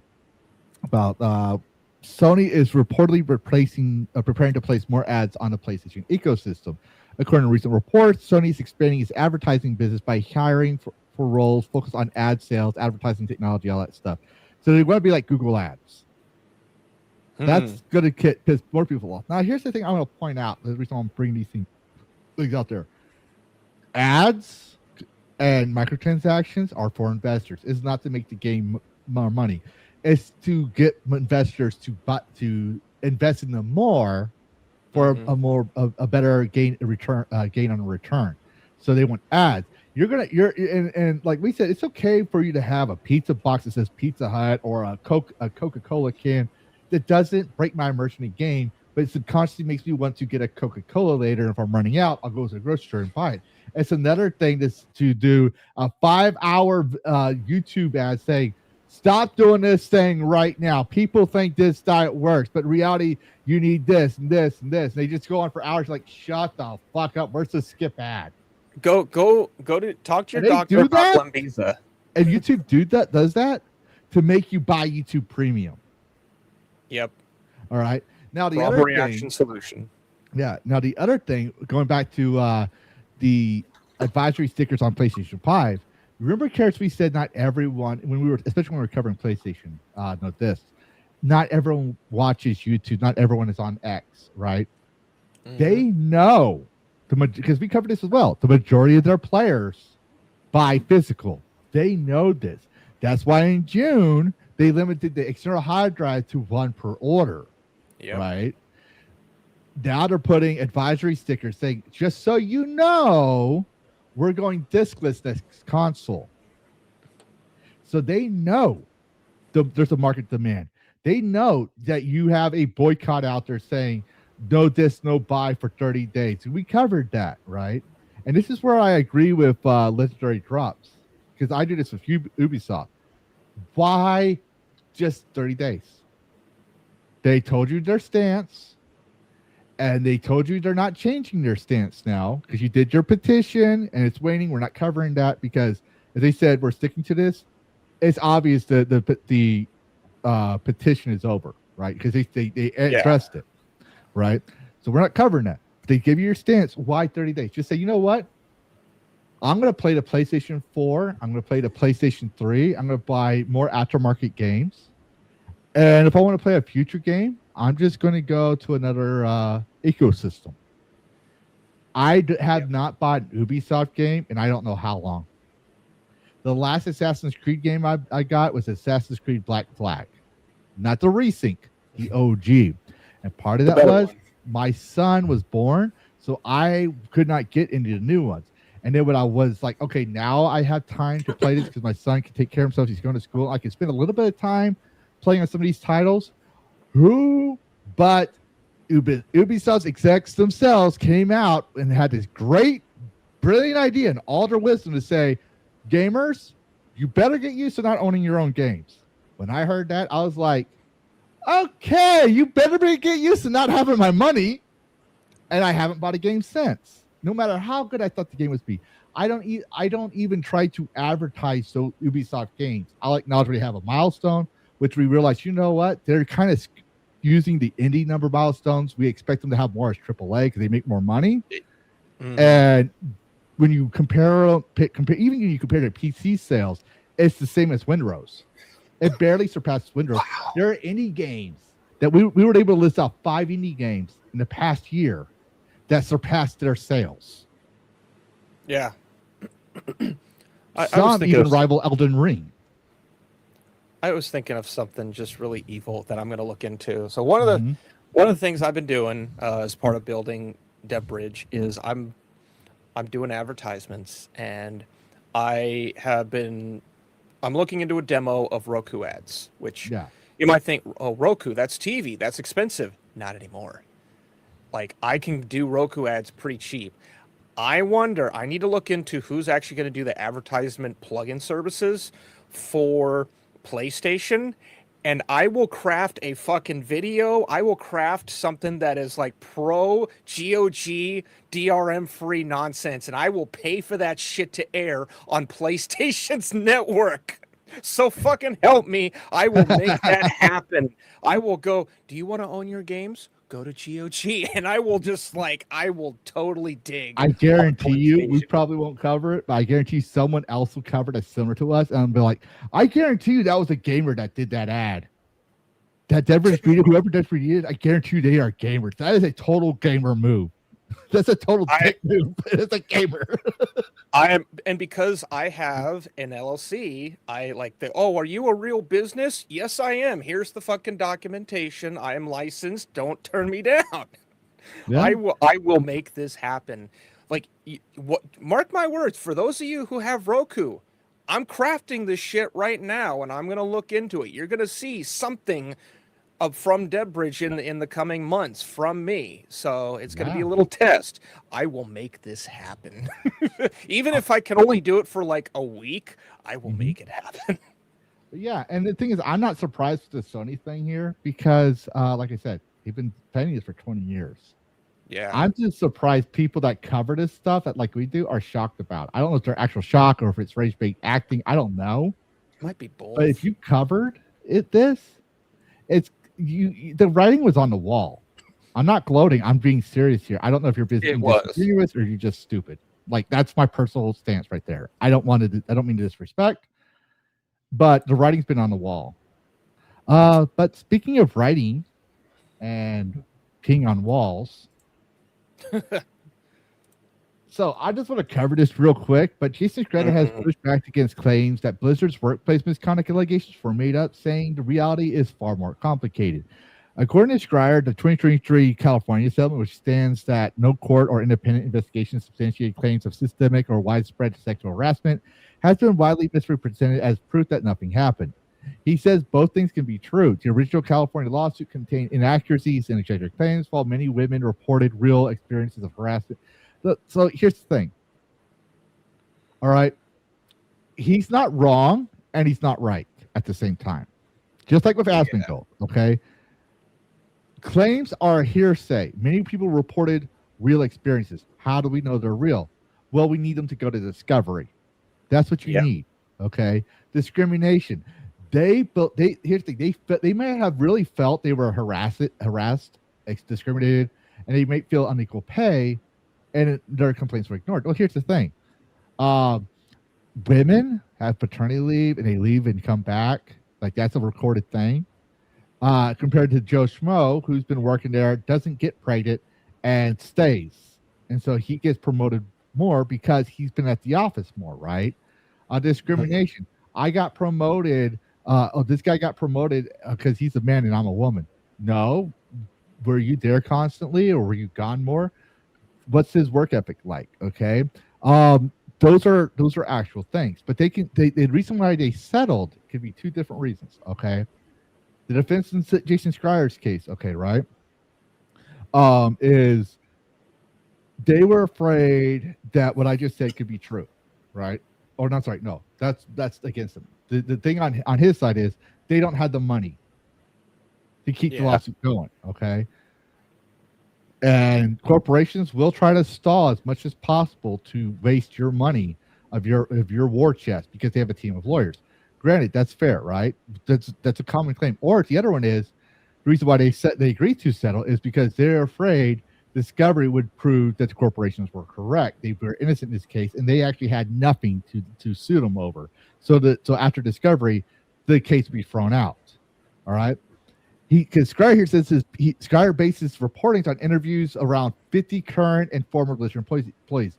Basically, Sally Sue, Jane Doe, and John I'm Gay said that blaza, blaza, blaza, and Mark Kearns drank my child's breast milk. Well, first off, why do you have breast milk in a corporate fridge? I understand there's daycare, but why? Okay. Why not give it to the daycare? And because if you give it to the daycare, right? Because I had my son at a corporate daycare for a little bit when I was freelancing one time because he was a baby, and I gave them the powdered milk. No dads can go into that daycare except for their kids. You're telling me that Mark Kearns, because that's what the accusation was, walked into a place he's not supposed to go into with no problems, opens the fridge in front of everyone else, and drank some baby's milk that was squeezed from that baby's mom's breast into that bottle. That's the thing I find very bizarre here, because a lot of people are thinking like, you know, the snack room, the cafe room where you put your refrigerated lunch, right? That's what most people are thinking. I'm like, no, that's not how that works. It goes into the nursery. Unless you're telling me Blizzard doesn't have a nursery like that, which I find bullshit because they're a multi-billion-dollar corporation, right? But continuing on, because I'm rambling, he says that Blizzard's workplace culture varied between teams and over time, making the situation more nuanced than a simple true or false narrative. No, it's hearsay, he said, she said, because you didn't look into the evidence. You didn't bother checking beyond what someone said. And let's not forget, continuing on to the next part, this is the guy that ruined vanilla games for you. Shout out to Sissy, by the way. Super Sissy here says, this man ruined vanillaware games for you. They've never been the same since Dragon's Crown. Make his face known. This is the same guy that ruined those type of games. That's him. Fucking face. Yeah. And granted, he does have his insider reporting, and I do mention his name a lot when those insiders are in there. But when it's insider reporting, I still take it with a grain of salt. Because if it's a he said, she said, it's guaranteed to be bunk. Because you can't prove it. This guy's talking about nuance. Wasn't he the one who put out the article saying this thing happened? Yeah. Like, didn't he do that? Yeah, and in the book, if I remember correctly. I haven't read the book, but one of my friends is like, dude, you got it. This is fucked up. He said that Mark Kearns did this. Like, dude, he's saying that he said someone else's. I know he said that it was reported this. It's like, that means someone reported and accused Mark Kearns of doing that. They don't have video evidence. They don't have anything that where Mark Kearns admitted to it. Mark Kearns, even if we don't like him, aka Grooms, is innocent until proven guilty in a court of law. He has the right of innocence. You have the burden of proof, people. If you don't have that proof, it's bunk. I'm not disparaging the victims. I'm not saying what they said wasn't true. I'm saying you need to prove it. You can't prove it. It's gossip. That's all it is. It's not a report. It's not investigative journalism. It's fucking gossip.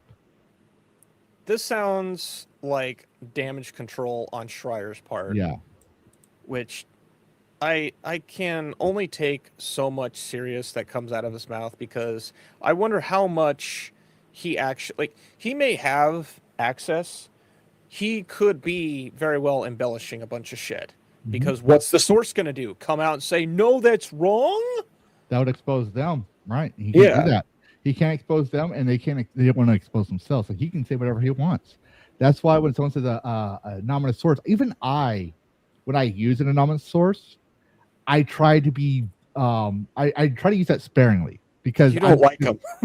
I don't know. It's not that I don't like anonymous sources. It's, I have to protect their identity. I have to respect their rights to privacy. But I need something else to correlate or show a causational, like this.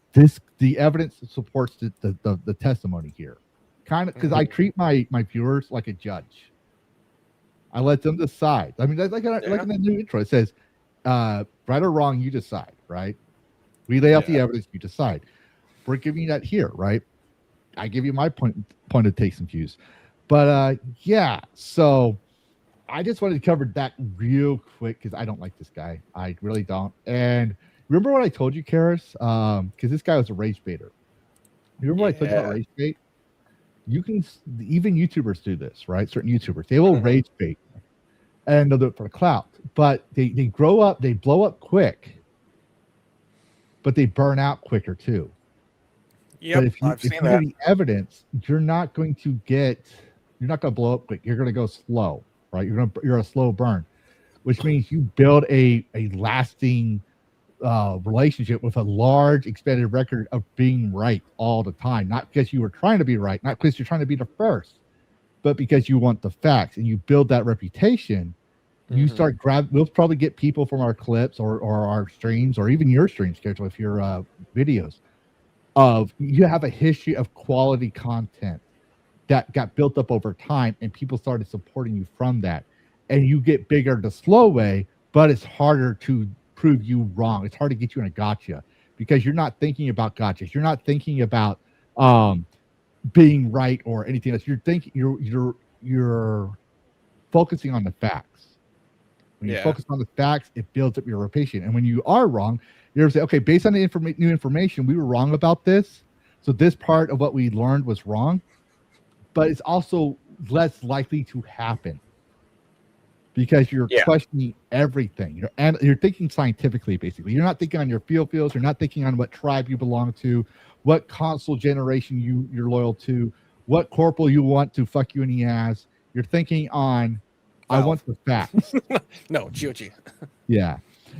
But anyways, that covers Roma Ardette. But we got some de novo fails. Isn't that exciting? Wow, got something that I really like.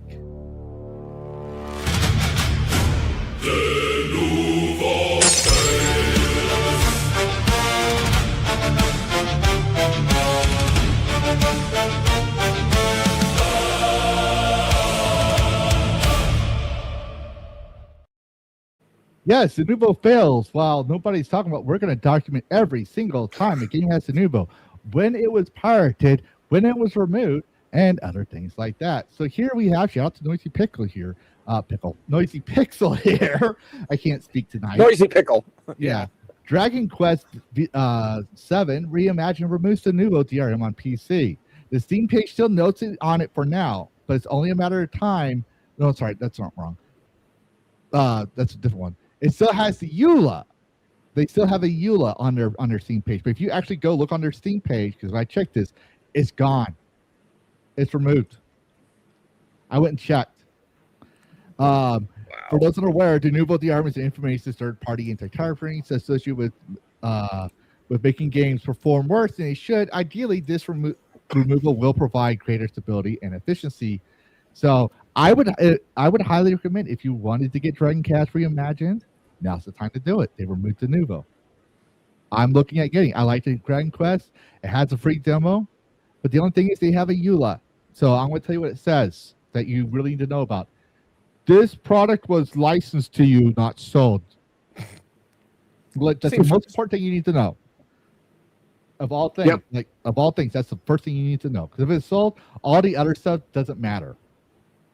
If it was sold to you, they can't dictate you do if you're sold a game. You could get it, download it, put it in a file, or make a Church of the Dragon Quest reimagined, whatever you want with that thing, because it's your copy.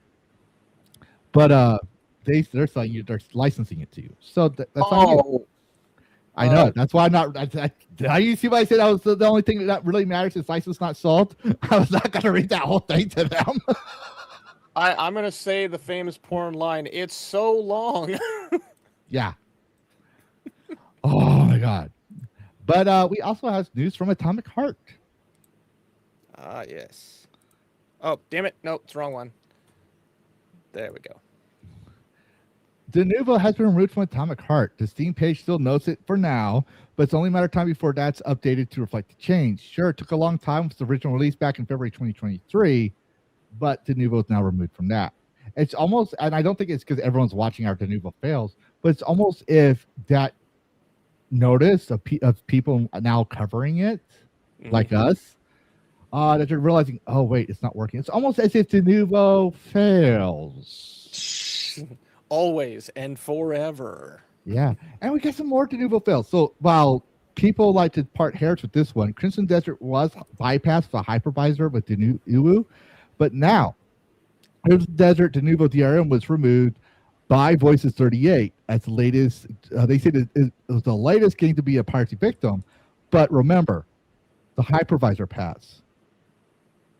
So apparently now it happened again. So there's an official, not official, but basically the traditional crack. And that goes in with the next one, because it was in here as well. You got the list includes the latest hypervisor to bypass an updated system. This is the new updated system like they said they were going to. And after they updated, this list includes that got cracked again, Monster Hunter Wilds, Crimson Desert again, Borderlands 4, Assassin's Creed Shadows, and Assassin's Creed Black Flag Resynced. AKA other titles. Yeah. So I hope you enjoy burning $33,000 plus, what was it? $1.55, I think it was, per activation of each copy. That's so stupid. Yeah. Now, it's not going to hurt your games, but you believe it does. We'll go with that never hurt your games. Denuvo's a scam. And you want to keep paying for that? That's fine. You know what I'm going to do, Karis? You know what I'm going to do? I got Luminary coming out August 11th. Yeah. I got Hideworks' Liminal Point coming soon. I got Red Pine Lake, Aftermath Z, Red Pine Lake coming out. They don't have Denuvo. They told us they're not going to have Denuvo on it. And with Liminal Point going on GOG, that's DRM free. I can go on GOG and get some games. And they tell me on their terms of service, it's mine. It's all mine. I could run it on an SD card. I could put it on a disc and use it to wipe my butt. Whatever I want with it, it's mine. To do as I want. You've heard of using the 3 seashells. Now you're going to use the 3 CDs.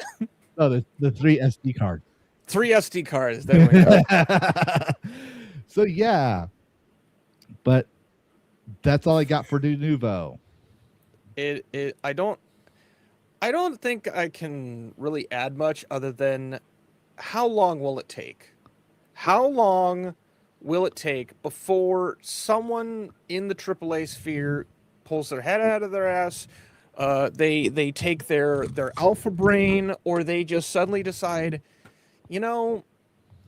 maybe it's not worth it. Maybe we can save $50,000 to $100,000 and just not do Denuvo. It's going to take someone that's not worried about their job. They're like, I want to do it this way. Fuck you. If you can try to fire me, kind of deal. It's going to take someone to do what Asher Sharma did, even if it may be a presentation, when her boss was AI and everything. And she's like, fuck no, we're not putting AI in Xbox.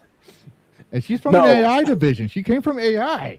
So I'm like, but I thought that was like, okay, I don't know if this is a performance. We'll see where this goes, but I like this. This is entertaining. I'm entertained.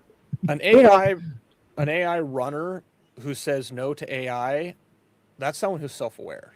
Yeah, very much self-aware. Or it could be all an act. Like we don't know yet. We're just seeing things, and so far we're liking. I mean, she's the person that scared Todd Howard. Oh yeah, even Bellular knew. Who's that? Who are you? Where's Peter? Where is he? You're a whore. Wear your whore makeup, you whore. Is somebody in there? Occupado. Filthy whore. You're somebody's father, you filthy whore. I couldn't guess. Occupado. But moving on. I know you had some cake, guys, but I like making sure you guys have enough cake and sweetness.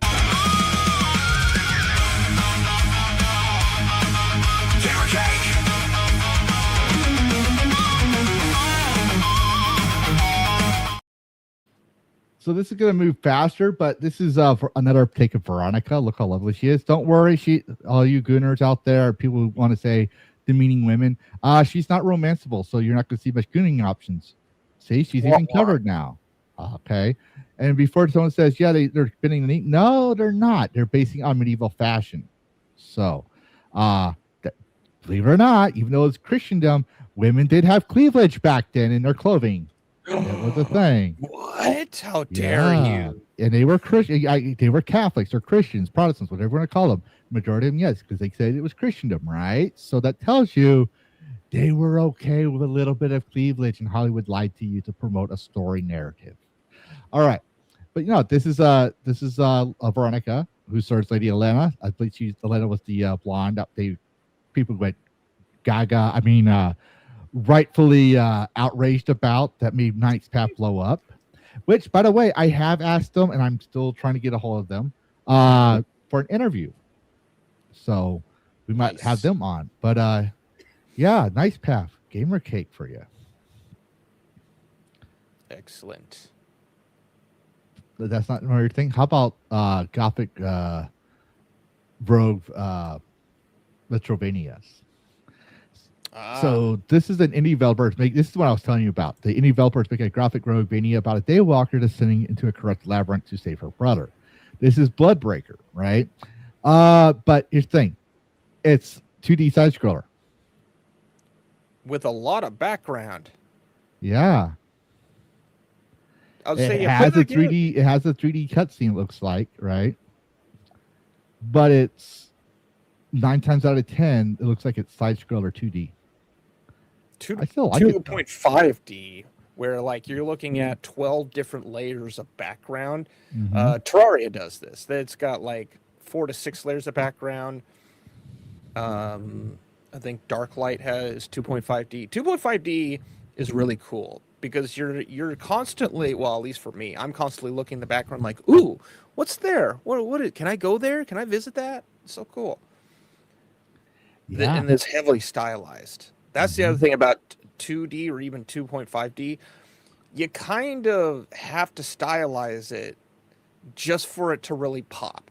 You're not going to get a whole lot of resonance from using super photorealistic. It just, I think it's just like a laws of physics kind of thing. But this looks good. This is like Blood Rain, the video game. Philip Morgan's already gooning. Or simping. Yep. Take your pick.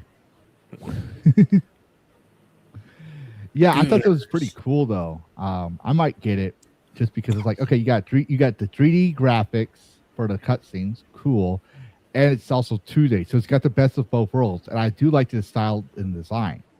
Like I guarantee you, 10 years from now, people will still be playing this game because since it's stylized, there's not much you can critique of it being outdated technology because it's stylized. The cutscene, like the model, the lady, I don't know what she said. And she's got boob physics too. But like the close-up looks like it's like a remastered version of a cutscene from maybe PlayStation 2. Yeah. Yep. But yeah, get it now. And for everyone who's not paying attention to chat, over on YouTube, my devs are giving you the links in chat. Yes. We do have some vor for all you vor lovers out there. Damn it. Click. Rapunzel, let your hair down. Are you my prince? Come closer if you dare. And yeah, this is Swords and Slippers. We've covered this a couple times with the Snow White and all that stuff. But this is Rapunzel, from Grimm's Fairy Tales, where her hair is sentient. Oh, wow. Yeah, I know there's a couple of simps, not our usual viewers, possibly, that are like, yes, she can devour me with her hair any day. And I'm like, what's wrong with you? Swords and Slippers. That's gonna get everywhere. Just saying. I did invite them also as well for an interview. So yeah, because we covered games, and like I said, everyone, if you have a dev you want us to cover, let us know. Especially if you're in my Discord. And let them know. You can let them know. Send them my X link or Characters X link. Have them talk to us publicly or DMs. If they talk to me, just they ask me about it. Let them know that I'll probably respond to them in a DM. If they don't have a DM page, it makes it harder for me to figure out how to contact them because I'm not going to give. I rarely give my email. But I would love to cover devs of people of games you're interested in and want to know more about. Other than that, we do have one new one I don't think we've covered in a long time, and it's called Reblade Death Spiral. You might like this one. You're a condensed aesthetic marked for destruction and trapped in endless resets. In a cyberpunk world inspired by Chinese mythology, harness weapons, chips, and augments to cut through mechanical creatures. Each run brings you closer to breaking the cycle and unraveling the truth. Ooh. Yeah. Look, there's some fidelity there. And also, we covered this before because she has a couple of costumes they've been showcasing over time. This looks like if you took Diablo and mixed it with Doom, but then had Hideworks do the character design. This is awesome. Yeah. And for everyone, the links to the games are in the description. If we do have one with God, by the way, go back to the Daywalker real quick because I want to point this out there. And Moz, if you have it, please put it out there. Daywalker. This game is wishlisted on GOG. You can wishlist on GOG. Sold. Yeah, I forgot to mention that, and I need to get used to doing that. Because we've been talking about giving GOG more exposure. Mm-hmm. So every game source I look up, I try to see if the title is on GOG as well. So you have options, people. Do you want to buy it on Steam, or do you want to buy it on GOG? I want to own it, so I'm Yeah. gonna go with GOG. Yeah, Hell, you're I'm not going to loading own it it. up You right just now. gotta you gotta vote the wish list up. That's the thing. If it's on GOG officially, I will tell you it's officially on GOG. Otherwise, it's voted on GOG's wish list. As you know how their wish list system is, the ones that get the most votes each month, they pull that one into their library or try to. Mm-hmm. And if we How can we get got the the ratings. Bloodbreaker devs on for an interview, we'll ask them, heck, would you consider GOG? Because for them, Yes. the more platforms and ecosystems they're on, is where I do agree with multi-platforms. The more platforms are on for third-party developers, it's better Yeah. because they're not owned by Valve or anyone else. Valve needs their first party, so does Steam, so does Xbox and everyone else. But an indie developer, a third-party developer, is the one that needs the variety, more bang for their buck. Unfortunately, it is like a pendulum. If you want exclusives, that is looking at it from the perspective of wanting the brand of the exclusive console to succeed. Yeah. But if you want the game to be accessible from everyone, you kind of have to throw the idea of wanting exclusivities out the window. Because, like, do you want the console to succeed or the game to succeed? You sometimes can have it both ways, but it's... I'm a bit of a wild card. I acknowledge the reason of the console exclusivity, but and dealing with my library and achievements, I hate moving platforms because of all that work. But at the same time, I'm going to get the game I want for the system I play on. Yes. And if it's not there, I'll make the decision to move somewhere else. But chances are, like for example, I have an Xbox One. Not the S or any of the original Xbox One, right after the 360. I have a Nintendo Switch 1. I have a Game Boy Advance in my house. Oh, wow. I have a PC. I play mostly on PC. Sometimes I'll play the Switch with my son. Sometimes when I'm bored and I want some nostalgia, I'll play the GBA, especially when I'm waiting for my stuff to bake or my films to, my videos to get done. I'll do that. I haven't played my Xbox One in years because my titles are on my Steam. So right then and there, that goes right back to exclusivity. So I don't get involved in that. I just acknowledge the ecosystems need their exclusive parts. And I just play the games I want on the system I want, and I don't bitch about it being somewhere else. But tribalism of distro. Yeah. I know the rules of the game since I was a kid. I know how the market is played. I don't whine about it. I just deal with it. But moving on, we got some gaming milestones. Karis, I'm sorry, my dog is outside. She's scratching on the door, so I'm going to play the video, and could you cover me until I get back? Yep. All right. I'll do the gaming milestones.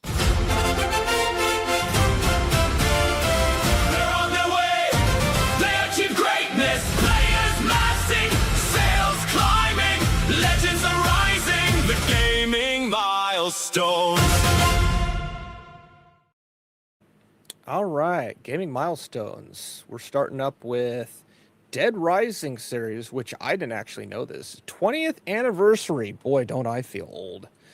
Thanks to all those who mowed down psychopaths with every kind of weapon and survived while surrounded by hordes of zombies. We've reached our 20th anniversary. Keep blasting the heart. That... Thanks, Dead Rising. I feel old now. I remember when this game was being trailered. But that's cool. 20 years, and this game is still going strong. So yeah. I don't know if I have a link for that. We might do it. Ha! I like that. Jason Statham, Dead Rising, Zack Snyder. I would watch that. I would totally watch that. Get Simon Pegg, music by White Zombie, whoever that is. There you go. Yep. Make that happen. If Jason Statham can be in the Meg or whatever it is, we can get that.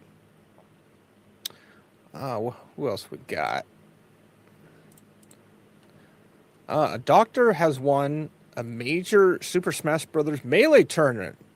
Dr. Ajun Ayod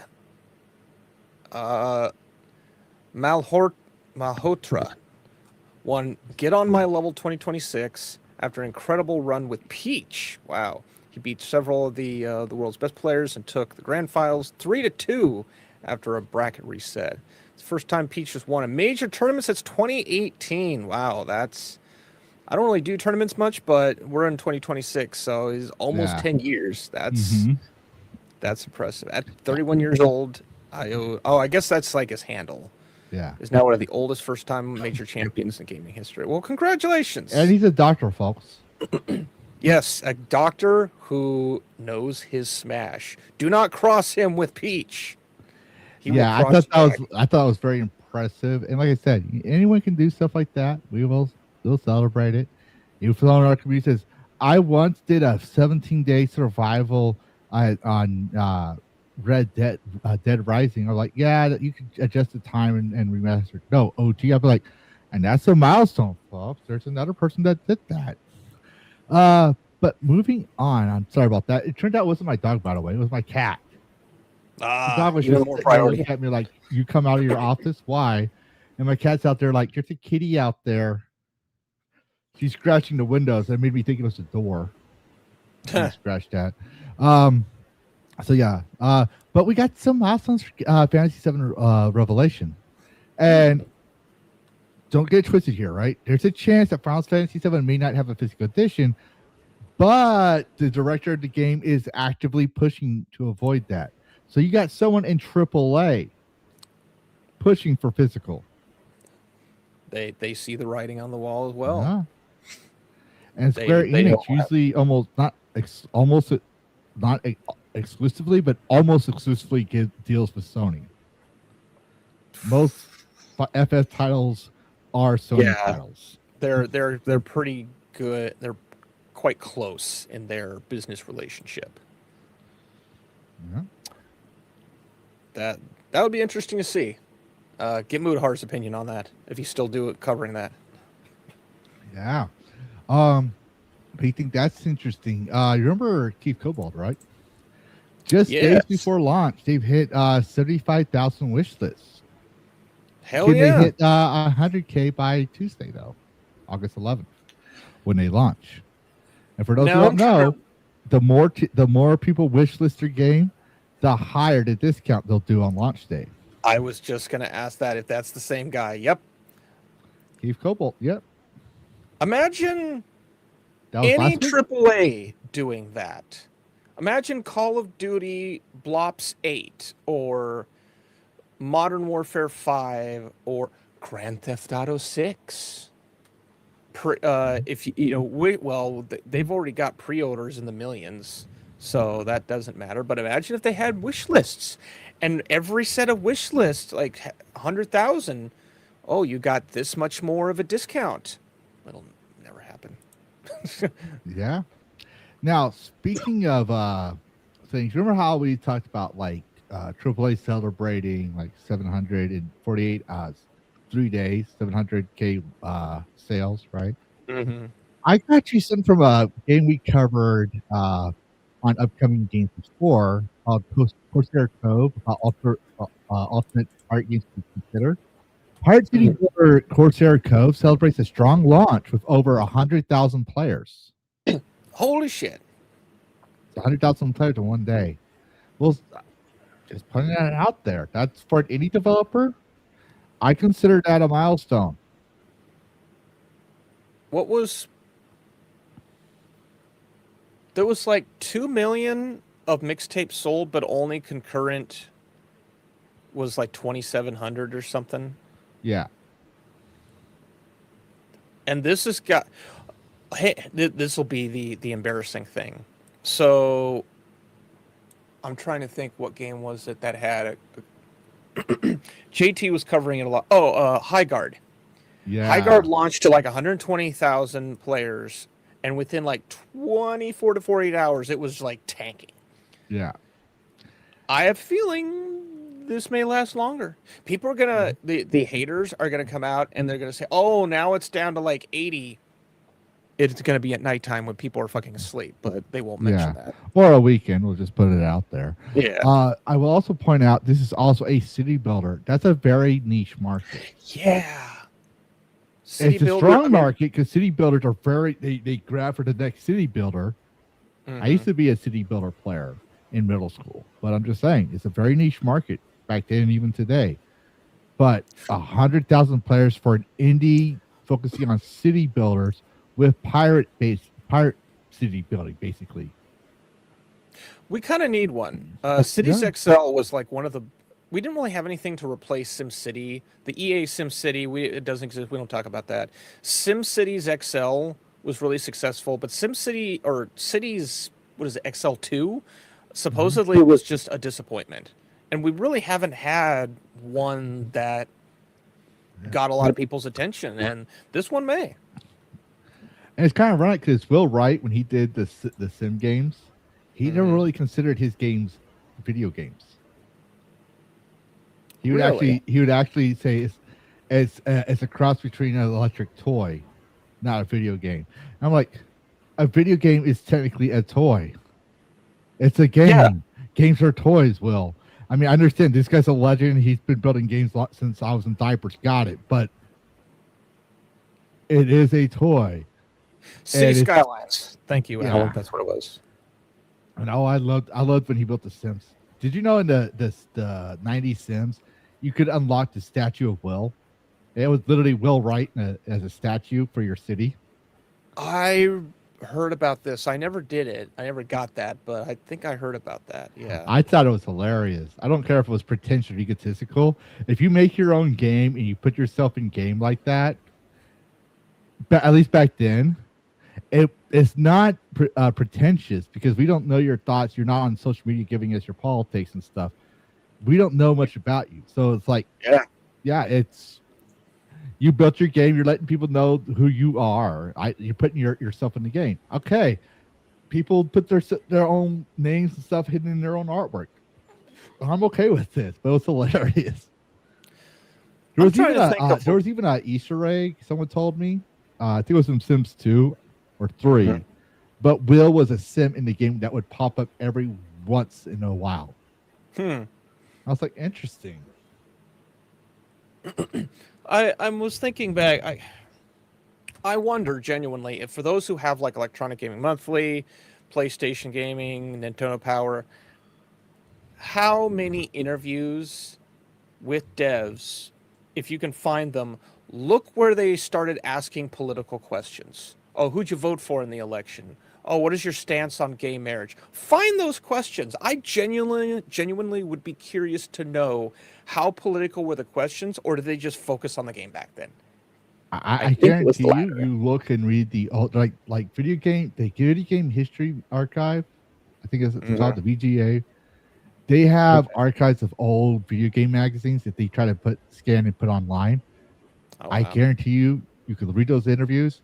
And they don't talk about politics, it's about games. Oh, what is this nonsense?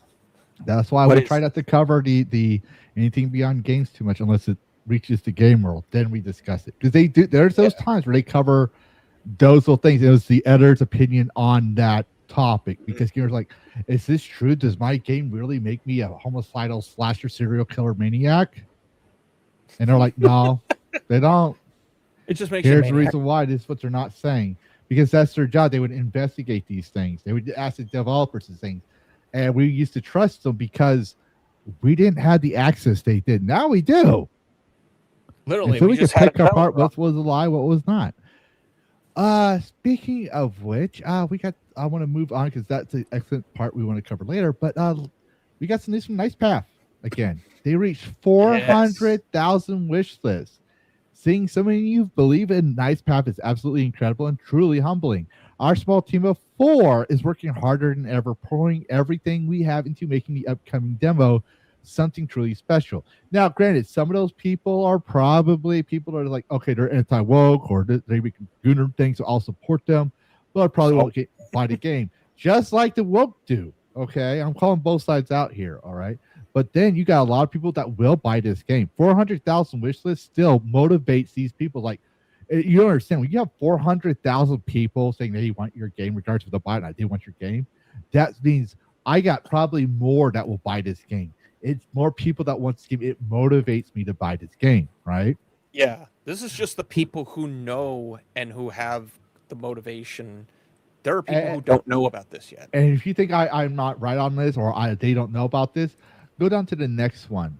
Because this is also something that's a milestone. We haven't seen a lot of developers say this. We're not trying to make a game that checks every box for every possible player. They're not trying to find their modern audience. And this is the truth. This is the basic function of target audience in game design since the first video game. Nice Path has a specific vision and a specific experience it wants to deliver. Playing as a young man growing into a capable warrior at night. Of course, men enjoy playing female characters too. Lara Croft proved that decades ago. But many of us also love, and I'm raising my hand here, where we can step in the boots of a masculine male protagonist, identify with him, and live out that particular fantasy. That's the audience we're making Nice Path for. Not every game needs to offer every option, and we'd rather fully commit to one experience than dilute it trying to be everything for everyone. So they're focusing on their scope. They're not trying to catch the grift. They're trying. It's like what we said to TJ. TJ has a specific vision for his game. He will ask all his audience, right? Until the Luminary does. They will ask their audience what they want, but they try to keep it. If it fits the scope of their game, they'll add it in there. If not, they don't put it in there, right? Yep. Their Nice Path is the same thing. They're not trying to appease everyone. They're not trying to grab everybody. They're saying, here's our story, here's our gameplay experience, here's the game we want to make. And the people that are going to play this game, regardless if they have 100K, 400K, or just 4 people wanting this game, these are the people we're making this game for. It's not for everybody. Games are not meant for everybody, ironically. And yes, we heard that with the woke side, the left side, whatever you want to call it. But that's also a fact. The thing is that they thought they were the modern audience. They thought they were the trend. They were the loudest voices in the room. And it turns out the loudest voices in a room are obviously the smallest. I never thought they have to be loud so people notice them. I never thought I would paraphrase Brie Larson and say, it wasn't made for you. Yeah, I never thought I'd be saying that too. But here we are. It's like, I'm not trying to be woke. And I'm pretty sure someone's to say, oh, Levistro's woke now. I'm like, really? He's purple, of course he is. Yeah, really? I'm woke now because I understand the game industry and nuances. I don't toe a line, and I tend to piss off both sides because of it. Sure, okay, you know what? Fine. I woke up for this show. I woke up for this show. That makes me awoke. Yeah. Oh, it's not even coming up on the mics. I'm trying to do the slow cap. But you know what? We got some news from Pocket Pair. I shared this with you last night, Karis. Yes, you did. All right. So Pocket Pair says it makes Palworld 1.0 for its players, not review scores. Pocket Pair's head of publishing communication, John Buckley, said the teams weren't really thinking about critic reception at all while making the full release. Instead, he said the goal was simple. Palworld 1.0 is very much for the fans. The studio wanted to make the survival crafting game everyone always wanted. And still, they didn't include everybody, just everyone the majority wanted, right? And if you think he's just saying lip service because you're a Pokemon fan and you're just hating on Palworld, we got a surprise for you. Hold on. Critic scores stop meaning anything a while ago. Reviews hyped up a dozen slot games that died at launch this year alone. Where's the lie? Where's the lie? I don't see the lie. That's why I like the yeah. None of my business meme. But did you know, I showed you this, Karis, but for who doesn't know, Bucky then roasts my boy Paul Tassi. Yep. Because Paul and Tassi and I went after it back before I started streaming, arguing online. Yeah. So, but this is Bucky, from Palworld, right? He posted me and says pathetic, right? And Paul Tassi says, yeah, I don't think I got that dog in me for these hard mode Palworld bosses. It's like night and day difficulty. seems like you got to focus into very, very few hyper-specific stacking stats, which doesn't seem terribly enjoyable. Okay, for those who don't know, in hard mode, Rain from the very first tower is not level 10. She's level 75. So that means you're probably going to go explore the island, collect every effigy, tailor your stats with it. So the breeding system that's for people who want that experience, right? You have to play added, the game? Yeah, they like I told you, Karis. Like I in my coverage of the Pal World videos, I'm the type of guy that likes to explore games, but I also like usually in most group things, I usually try to draw the aggro or be the tank if I can. Like that's usually what I do. I'm always rushing into things, which causes chaos. I'm not the Leroy Jenkins, but I'm still the tank, and I usually have a heavy one-hit damage. Like when I do damage, it's slow, but it does heavy damage. So that means the DPS can do his thing, everyone can do their things. I'm trying to draw as much as the aggro because I got the highest defense. Or I'm running around crazy trying to get the guy to follow me and draw the aggro. But here, I let my pals do the fighting for me, and I just run around crazy like my usual gameplay, and I just lob spear balls until I capture them. So I'm kind of like my pals are the tanks, and I'm more the DPS because my DPS in this case is spears, right? That will only go so far once I hit late game content. But because I'm doing all those spears, I would already have prepared for it. But continuing on, if you notice here, he roasts him again. He goes, I was scrolling and very much thought this was something else for a second. And Bucky goes, get your mind out of the gutter, Paul. He just roasts him again. Paul Tassi, this is the man who writes for Forbes, a popular magazine that you can find at any grocery store. It's like an investor's magazine, if I remember correctly. I don't read it, but it's like here be awesome big business kind of thing. Yeah. Sometimes he'll say something that I didn't agree with, but 9 times out of 10, I'm like, Paul, you must be sucking some really big dick if they gave you the game journalist job there. Also, buy his book. Yeah. Apparently. Oh, that's right. I got rid of it because I got tired of it. I forgot. I don't have to buy my book anymore. I'll have to find it. But anyways, speaking of games that are making it big, we got Frozen Ship. Frozen Ship reached 100K wishlist one day before launch, 3 years to make with a free demo. Frozen Ship is a narrative adventure set in the harsh conditions of a post-apocalyptic world, combining open-world survival with managing an entire mobile city. I'm thinking about trying this game. Oh, yep. I might actually have this already. Let's see. No, I don't have it installed, but it's installing now. Only 7 gigs. Get it, people. Yeah. Heavily stylized. This is like, for those of you who ever watched Markiplier's playthrough of Firewatch, this is a similar art style, which I love that art style. It's kind of like Team Fortress 2, but I guess just like one notch less of the sheen involved in the models, but still a very cool art style. Yeah, it's not like that early smudgy look, but it's still got that chalky look almost. So this one to describe the quality of the texture. Like it's got that chalky look, but it's not like my eyes are hurting with the early 2000s texture graphics. It's probably somewhere between Team Fortress 2 and Warcraft 3, or early World of Warcraft. Because earlier World of Warcraft models were a little more on the jank. This has taken that and given like some finesse to them. Yeah, and I think that's great. Some quality compared to the technology we have made strides. Go with that, to be fair. But yeah, so they made 100K wish list. When I checked the numbers, they did not. They are number 375 on Steam, so just over 200 paid for. But to be fair,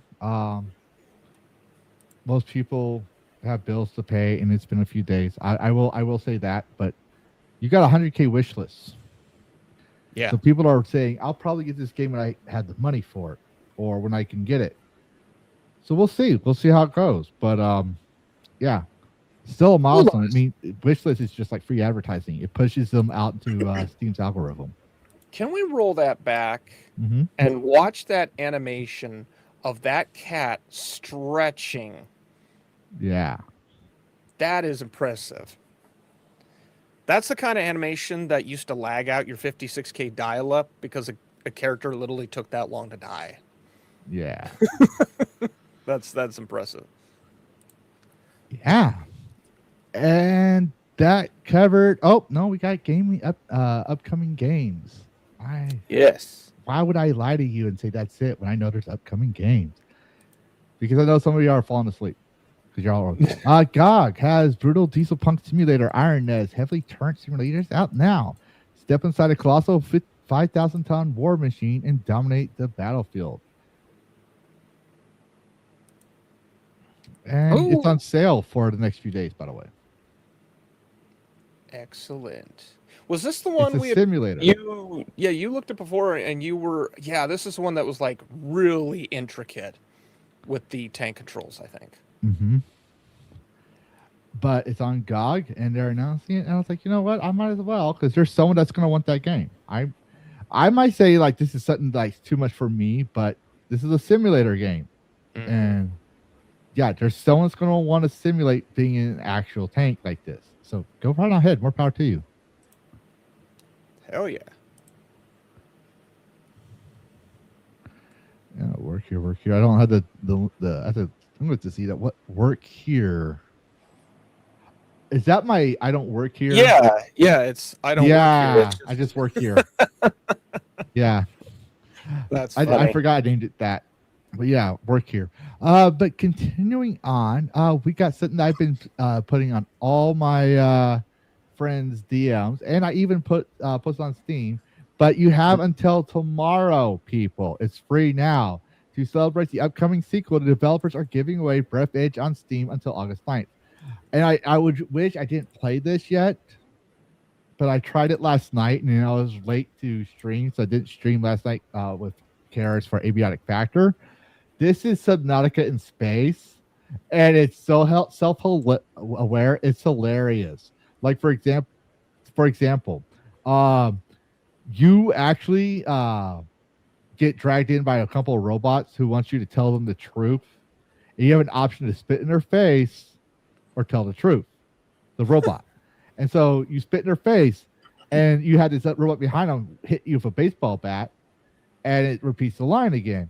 And you spit in their face, and then the game tells you, okay, you made your point, you don't have to keep doing this.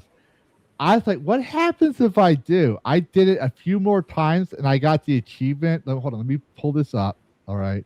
This made me laugh. Okay. The S&M achievement, I'm not going to say the full thing. Fan club. Yes.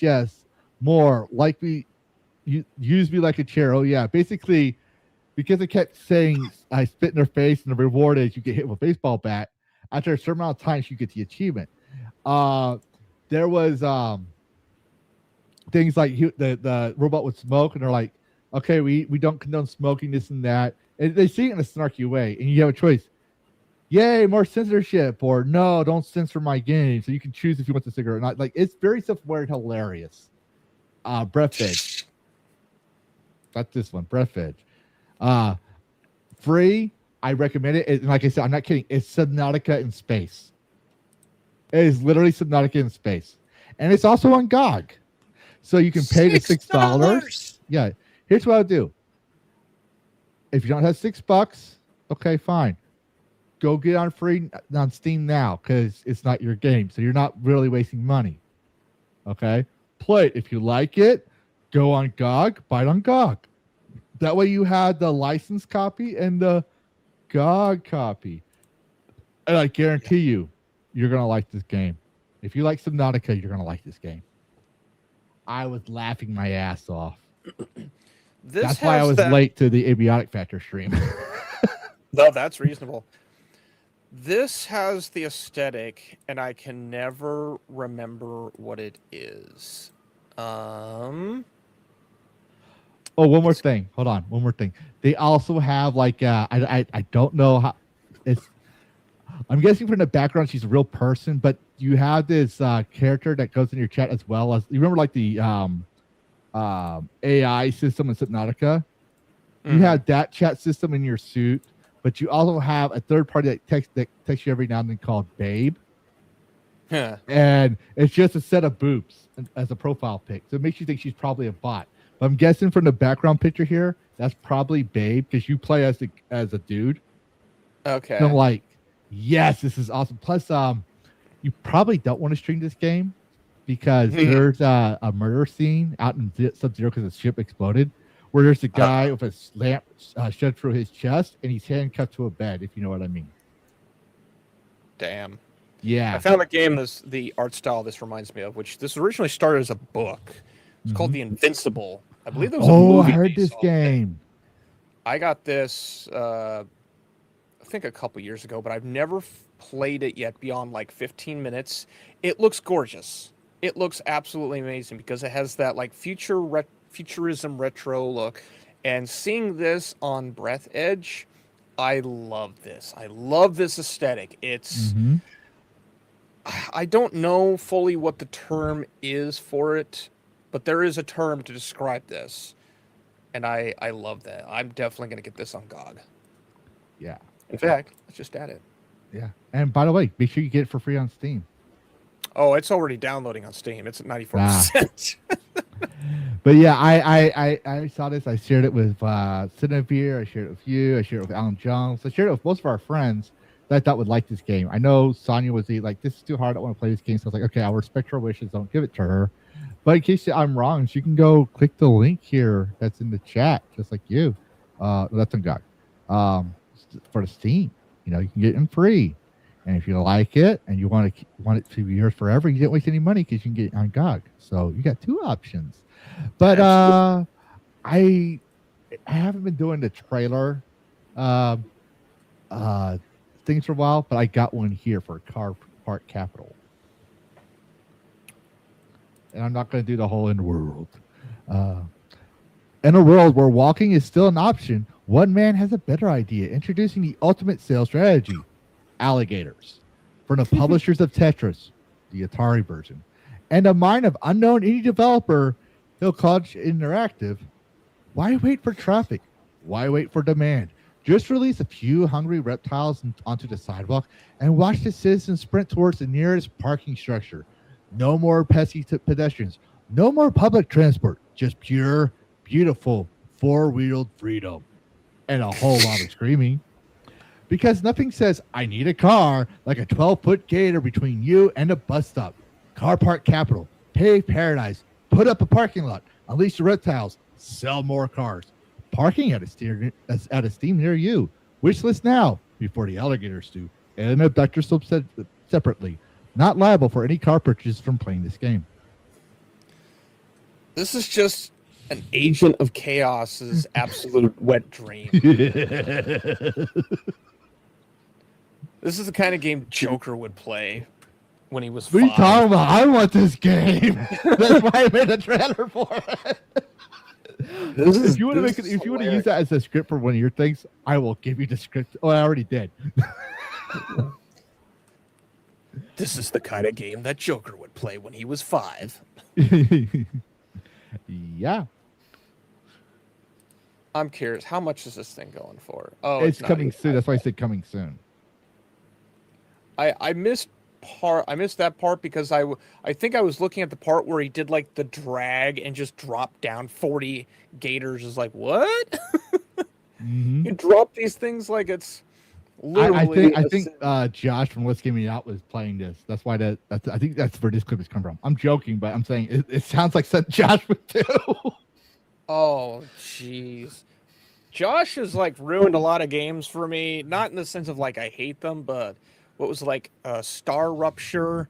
He completely beat that without even getting past Tutorial Town. It's like you are a menace. You are a menace, my good sir. Yep. But if you think that's chaos, I got another one for you. Oh, you just got to go to shore. Oh boy. Welcome to the open ocean. Beautiful, endless, completely indifferent to your survival. You and up to 3 of your closest friends are now trapped on a raft, held together by hope, duct tape, and bad physics. Every wave is betrayal. Every shift in weight is a personal attack. And every time someone stands up to just check something, the entire vessel becomes a seesaw from hell.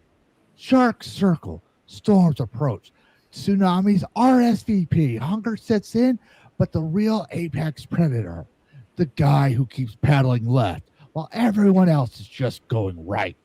Ensure to see once you dead, your friends are just here to speed the process. Built by one man named Underdog, who somehow convinced thousands of people this was a good idea. Sure, where trust fall means someone actually falls overboard, and the rest of you argue about whose turn it is to pull them back up. Wishlist now on Steam. Q4 2026. Bring friends, bring life jackets, leave sanity.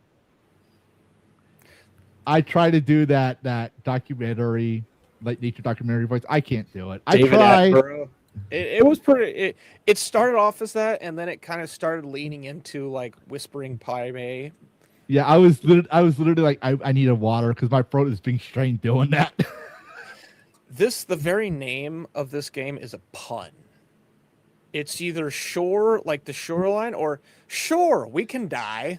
Yeah. And it's pure chaos. It is.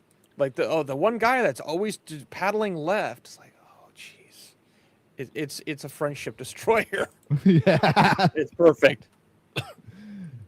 This is a game I would definitely play with Sonya. As opposed to something like Chained Together, where everyone is sabotaging the attempt. I would do. I that's what I did with Chained Together with Sonya. The first few half of the game with her, I was pissing her off because I was always jumping off the ledge and making her or Mikey pull me up because it pissed her off. And then at the end, it's like, can we just play the game? And she just like gave up. Like, come on, Sonya, we gotta go. Then I took the game seriously, but it seems like I gave up. You pushed her to the point of no return. We were basically carrying her. That's gonna be an option. That's gonna be one of those options where instead of like just dragging the person, there'll be a mechanic where you can throw the person on your shoulders and just run because like they've given up. It's like, all right, I'll carry you Frodo and Sam style. I didn't do that just to piss her off. So she says, we gotta go this way. I'll start rowing the opposite way. We just be going in circles. I'm like, Sonya, what are you doing? We're going in circles. We gotta paddle this way. Oh, we gotta paddle this way. That's right. And I'll just go right my way. You go right enough times, you'll be back and right where you started. Yep. But anyways, we also got a Souls-like game for people. I'm not doing any voice impersonation for this one. Here's a Souls game guaranteed to make you lose your marbles. You're a knight stuck inside a physics-driven ball. Roll through a vast, interconnected world. Collect lost souls. Level up your spirit. Sprint, jump, and roll until you start breaking the game in ways the developer never planned, Josh. No bosses. Just pure marble chaos. And a constant fear of yeeting yourself off a cliff. Defy the genre. Marble Souls. From the creators of Mussolina. Coming 2026. Wishlist now before you drop them all. I thought you were going to say wishlist before you drop your balls. I almost did.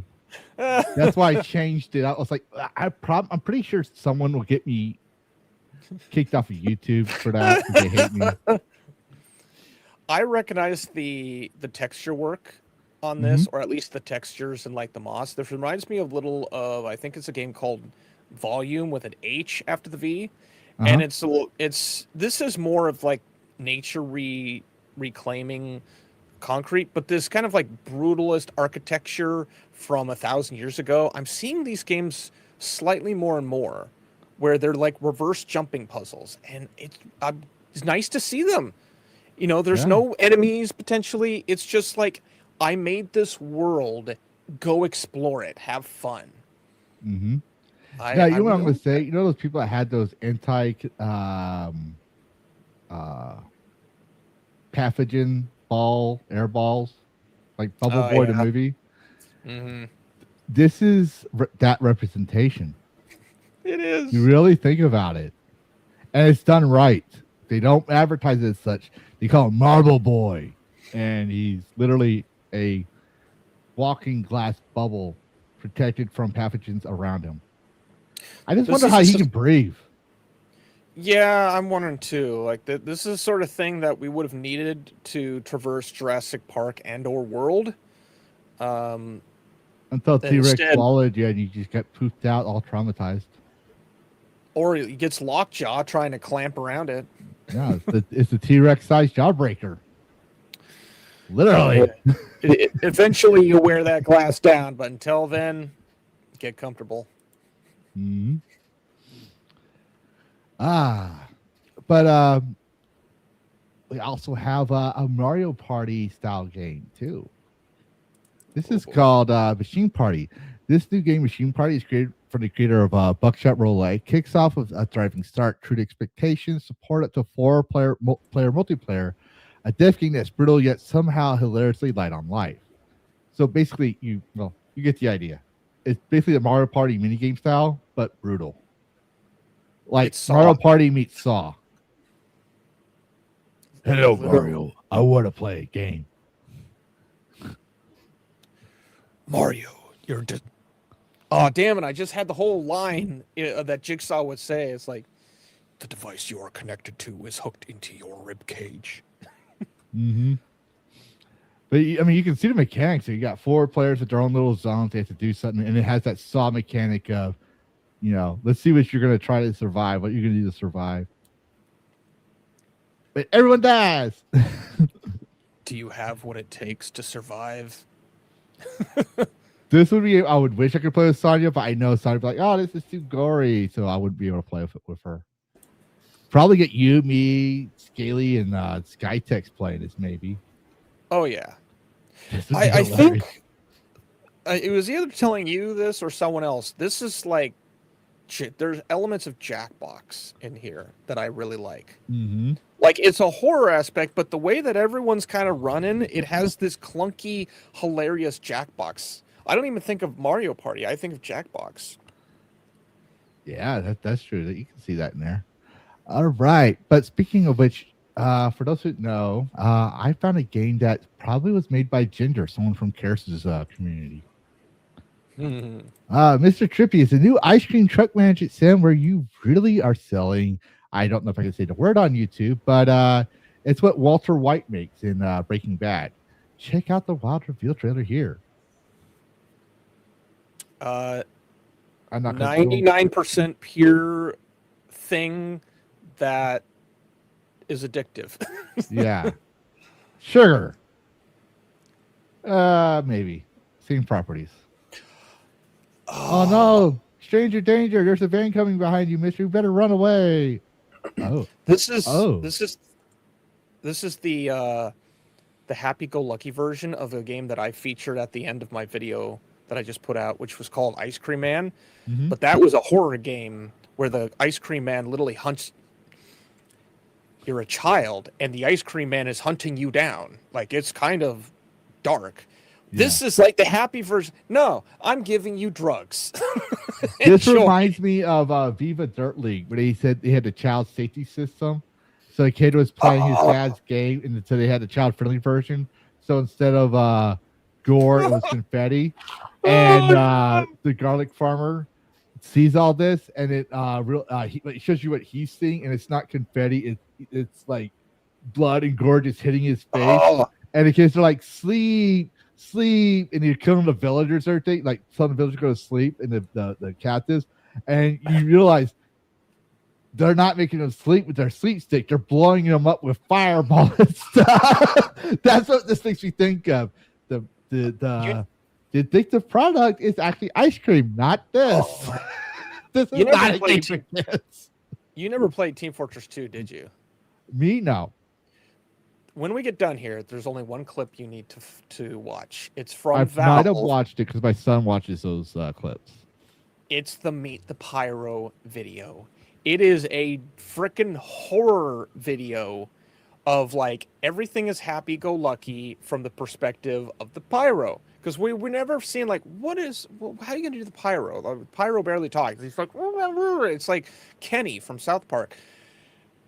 But they do that kind of switcheroo where everything terrible is happening, but the pyro is just so like, because he's got the mask, everything is happy-go-lucky.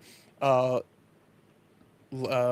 it, it's just Lisa Frank colors, trees and rainbows, and everything's wonderful, and yet it's just like it's just chaos, and it's like, do you believe in magic?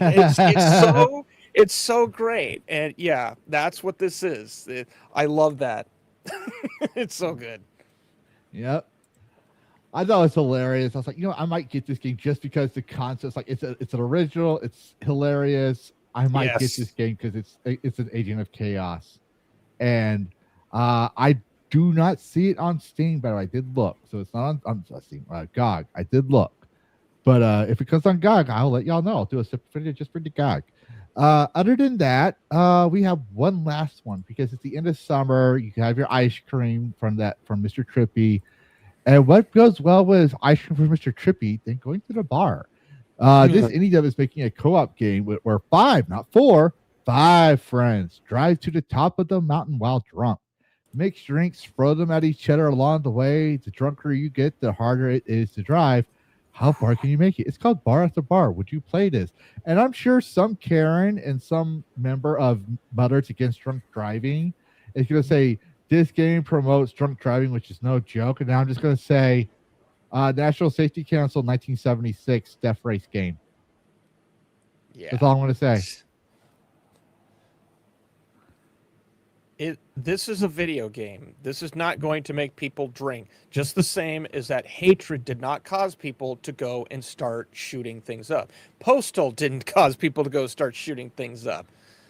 This is not going to make people drink and drive. It might make them rage quick. It might make people want to break their controllers for clout on YouTube and stuff. And but the reality is, we know that if we drink and drive, we risk ourselves and others.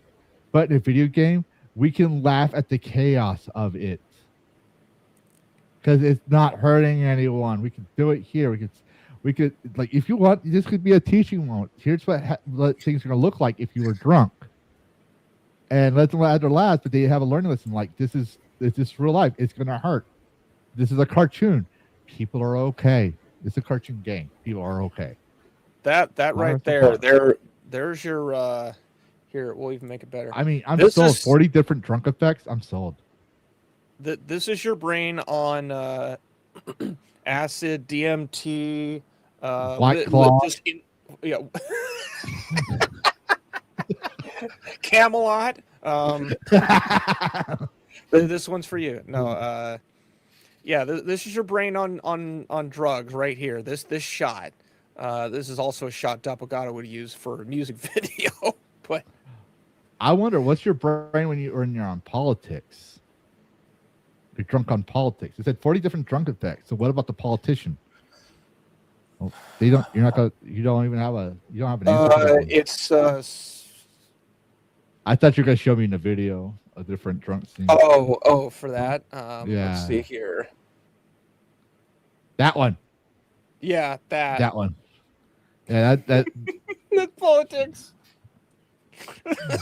You can't make heads, you just see lines, and the lines are blurred. That's definitely politics. Oh no, there's reality warping. That's even better. Ooh. Oh, that's tribalism. That's tribalism. No, there we go. There's politics. Make something of this. Take a screenshot, send this to all your friends, and then ask them. That's to Common explain Core what the math. fuck's happening. That's your brain on Common Core math. Damn. We're analyzing the like the tribal territories of what happens. I had to get this game now because I will make YouTube shorts. This is your brain of. I will do that now. Now that you got me thinking about it. This is your brain on politics. Yep. This is your brain on Twitter. This is your brain on watching DragonCast. I'll choose the worst one for DragonCast. Where This is why you never go to a bar with your friend whose name is Bill Cosby. Where? This is why There's you don't eat DragonCast. Jello. There's DragonCast. Yeah, pretty much. We're all over the place. But that's all the Dragon Bites we had today, and I'm surprised we managed to fit it all in. I got the timing right, but like I said, we did do a long dev interview, so I actually got the timing right, but we did go 30 minutes into the interview. So, but yeah, that being said, we don't have to do gaming recommendations tonight if we don't want. I might have one. It is late, but I'm gonna cheat here. Actually, I'm not. I have a game I can recommend. Good. I got mine, but I didn't put it on the tab. Okay, you get yours. Where did it go? That I've so many tabs open. English, Karis. Do you speak it? No.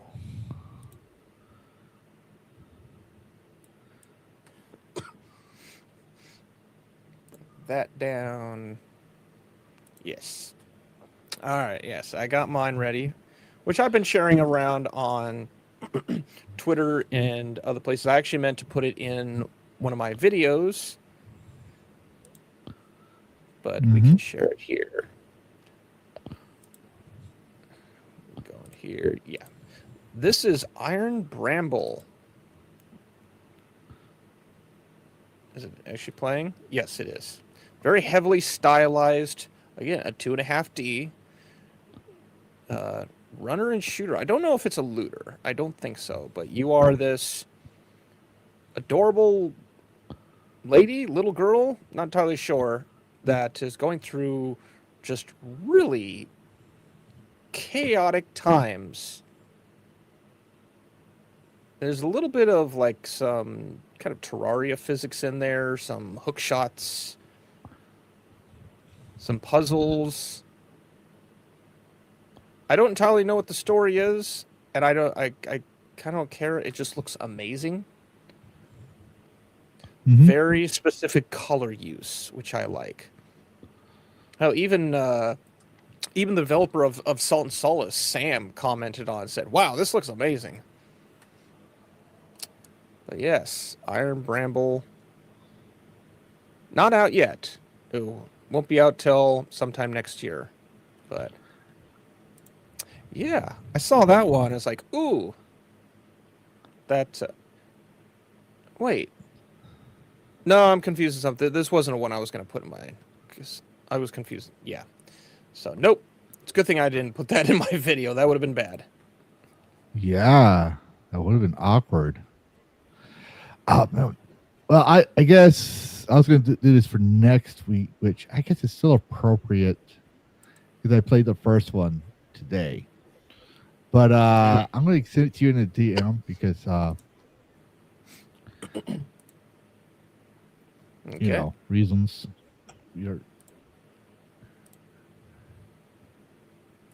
But I didn't play this one because it's not out yet. Okay, there's no demo for it.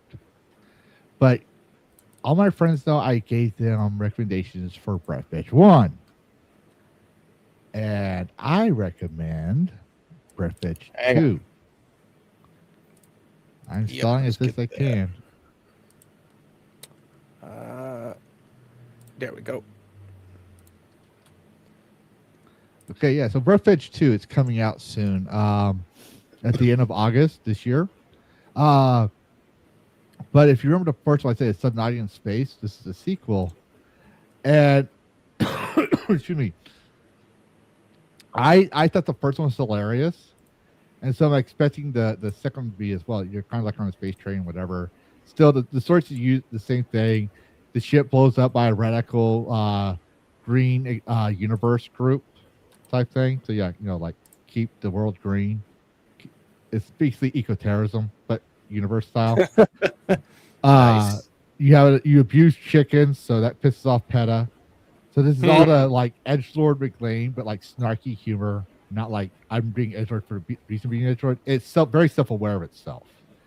For example, in the first game, you have tutorial town to get familiar with everything you have to do. And one of the things it has in there that you can't continue progressing in the game until you build crap mandated by the devs. That's literally the name of the item you have to craft. And when you craft it, it looks like a giant phallus. Wow. Yeah, and you can hit your head with it too, because that's what I was like. Seriously, I'm laughing. I was like, let me see what happens if I do this. And I hit myself with it. I kill myself with it. And then the robots come out. It's like, you lie. Clearly, you did not die. You are a hero for us right now. Again, tell the truth, and it starts you back. So it's like one of those type of game over things. So you're telling what happened in the past. Here, same thing. Crafting in the universe. You have more. I guess you get more people in there. I just thought, it's like, if the first one was hilarious, this one's going to be as well. It's coming in August 31st. So get the first game, see for yourself. Yep. I guarantee you, if I'm laughing at the first one and you can get free to promote this one, I'm betting this one's gonna be hilarious as well. It's just Subnautica 2 in space. That's all I'm gonna say. That's the best I can say about it. It really does have that Subnautica 2 look to it. Yeah. It looks... But with guns, people. Everything's better with guns. No, I know people are complaining about, it's like, you're in space with guns. So it's about time. Like, we had Dead Space. There wasn't even like full legit guns. Like, Isaac had to make those guns or get the parts to make them do gun things. Here, you're actually giving guns. Well, you're gonna have to make the gun. I'm just saying. But it's just hilarious. Like, spaceship, space train, doesn't matter. Same thing happens. And some of the death scenes are grisly. But when you look about how they died, it kind of has that dark humor where you kind of chuckle a little. Like, seriously, that's fucked up. It's like you laugh about it. But yeah, so that's my recommendation. That means that the devs had to like plan out and go, how gross do we want to make this? Yes. But you should see the hilarious. The developer is Red Ruin Softworks, but the publisher is called Hype Train. Hype Train Digital. Jeez. What have they done? I don't know if that's like intentional or not, but still hilarious. Very self-aware game. Okay, so Hype Train has like they have quite a theme. few good ones. Yeah. And then what has Red Ruins done? Just Nothing under this. But they've got a competent publisher, so there you go. Yeah.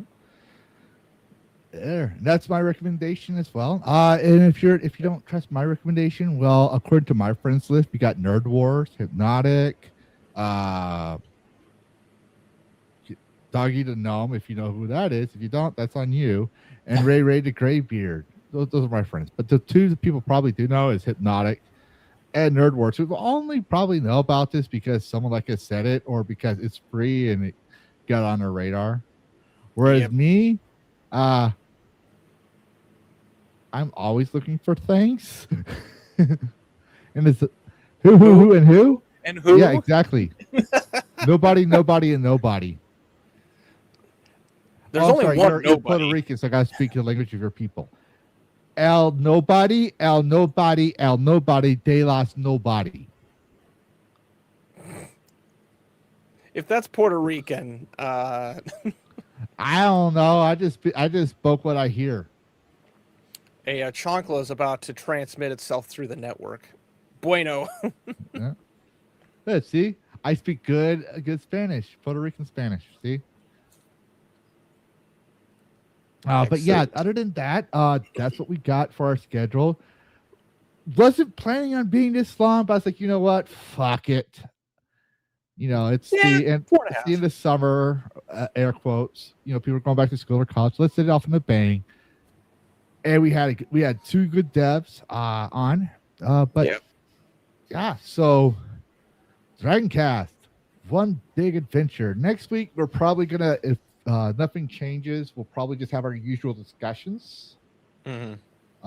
We're trying to get some more devs on. If you have a dev you want us to get a hold of, or you're a dev and you think we should be covering your game, give us a ring. We'll look at it, and if it's interesting, we'll give you an interview. We'll ask you about your game and help you bring some awareness. But other than that, Karis, what you got going on? I need to Take a shower? finish. Yes. No, no. It You is crack? you probably like there's like some perspiring, even though I've got a fan here, I got a fan down there, but no, enough of body shaming. I need to finish my Luminary recut of the trailer.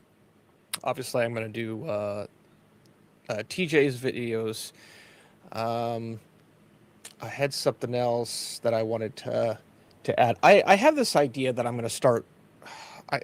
Somehow I need to work this in. There's like a dozen and some change developers in the Washington and Oregon area. I need to reach out to some of them and see if they would be up for doing an interview. Once I go through and see their games and I see, okay, I like this, these are interesting. You know, I want to find devs that actually like draw my attention.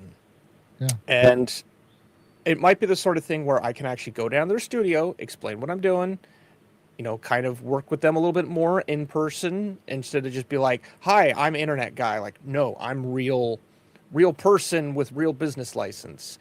And hopefully maybe we can get some of them on the show as well.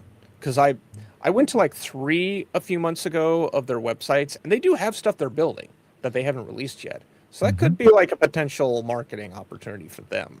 So that's something I would hope to be able to work in at some point once I get things a little more smooth and settled.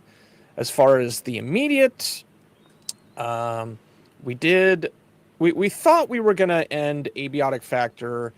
We might just end up ending it because it's going to never be ending. Like, we didn't even go to the town that never ends. It is. And I've kind of slowly started leaving those kinds of games. I don't hate them. Well, to be fair, the items don't respawn, and we're searching all over the map for that last missing thermal cell or something.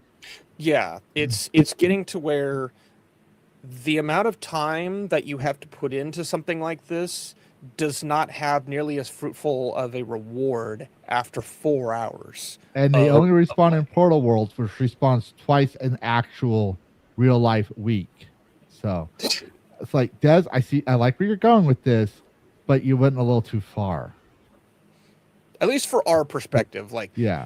If this was the only game that I ever played, I probably wouldn't have a problem with it because I'd just be like so meticulous. But I want to cover other stuff. I want to play other stuff. Yeah. Well, I want to get back into Skytex has been busy, but I want to get back into some EVE Online. Yeah. I know I say like, ooh, EVE Online, that's a subscription. It has a free version, and I'm on the free version currently. Yeah, it's really good. It's really good. It's doing things that Star Citizen wished that it could do. What's another one that was I think it's mostly just Must we cancel the game right now? It has the human slavery market. It actually does. Yeah, it's so in depth.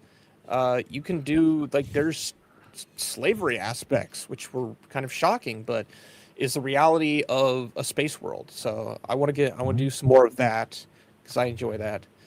And then of course, you enjoy the slavery market. Why not? Free it's white privilege. It's right back there. You see? I can say because I'm a dragon. That's what I expect. I mean, haven't you heard of the Skyrim lore? Being enslaved all of mankind, blah, blah, blah, yak. No, even though those were wyverns. I've only played I haven't played enough of Skyrim, let alone to remember it, but also to really branch it. It's like Skyrim and Fallout New Vegas, I have like the same amount of time in, which is not enough to even consider myself a played it, unfortunately. Yeah. I have the games. They're in my inventory. Yeah. But yeah, we'll probably move on to something else. There's an Abiotic Factor. I'm probably gonna go in there to give it one last hurrah to see if we can get the space. If I can get the space today, I guess I'll try to talk characters to the fish. Like, I got the spacesuits, but watch, we'll hit one more thing where we'll both be like, that's it, we're done, and close the stream off and like, we're done. We're just, the game's unfinished. We're leaving it. Which is, I've been playing this game for 2+ years now, and I've enjoyed it. But I think it's time to move on. Move on to other things. I'll always recommend it. Like, it's such a Half-Life love letter, and I really enjoy that. But it's like, I don't play Half-Life every day. I talk about it often, but I don't play it all the time. Yeah, exactly. And do you have any upcoming videos? Other than Luminary and now TJ's, I don't have anything big going. I did put out a video, probably a little late, on Sony. And that video is just like, holy crap, I discovered this thing. I need to like write a script and compare about it because I don't think people are realizing this. Yeah. But unless you mention something that I said I was going to make a video and I'm drawing a blank after 4.5 hours, I'll probably have an idea for a video next week. Yep. As for me, I'm still going to be doing the Pal World, but I think I've made almost 2 weeks worth of Pal World content to actually get back to gaming news. So you'll see some Pal World news, but I'm going to slow it down a bit so I can cover more of the gaming news and try to get back in the stream because my son will be in school. So I won't have to exert my energy too much. That kid has, I swear to God, he has a secret stash of crack or something. He's like always energetic. He'll run up the hill trail and run back down. And I'm not talking about just like some paid pathway. I'm talking about an unpaid rainwater / animal path trail that goes up a steep cliffside almost. So there's rocks that will slide down. This kid will just run up that hill, get to the top, come back down, and tell me that I need to hurry up, run back up again. And me being disabled and with bad knees and stuff, I'm just pure adrenaline running up this hill or trudging up this hill. And I'm tired at the end of the day. And that kid still got energy. I'm like, how do I get rid of this kid's energy? Now he's in school. It's more of, let's get everything done before he comes home because I have to make sure that he learned everything he learned. So. Yeah, retained it. Yeah. Just get him the headset with Kate Bush's Run Up That Hill. Yeah. I got to do something. But other than that, yeah, that's what's going on. Probably be going back to playing with Daz Inc. as well. And if Karis and I do a collab stream, probably that on Fridays if he's doing it. But like, we don't know yet. Everything happens. Yep. So I might be doing the next show from Texas because we're at the point where like our first phase of our install is kind of like wrapping up. So I might be there 2 weeks. I might be home. It just kind of depends. Yeah, so. No worries. I'll make sure to have you everything you need beforehand. As for conversation, I don't know until it happens, but I think we were talking about, do we really need an extra console? I think we were talking about that. I can't remember. I had to look at my notes. So we talked about a while back and I wrote it down. I think this is an interesting conversation to have later. Yeah. But the that's console. if we don't have something else coming around. And September, hopefully we'll have a dev lined up by then. So, yeah. Yes. Happy gaming, everybody. You have a good night.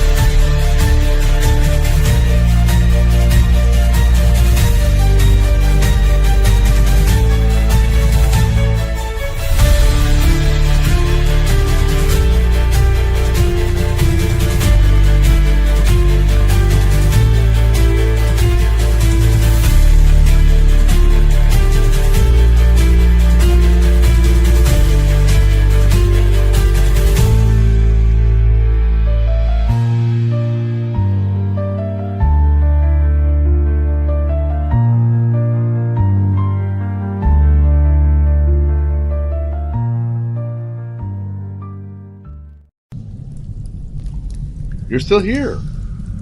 What? You thought there'd be a post-credit scene or something?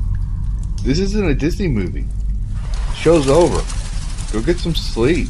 Play a video game. Watch another YouTube video. I gotta take care of the Dragon Wing and possibly get some sleep myself.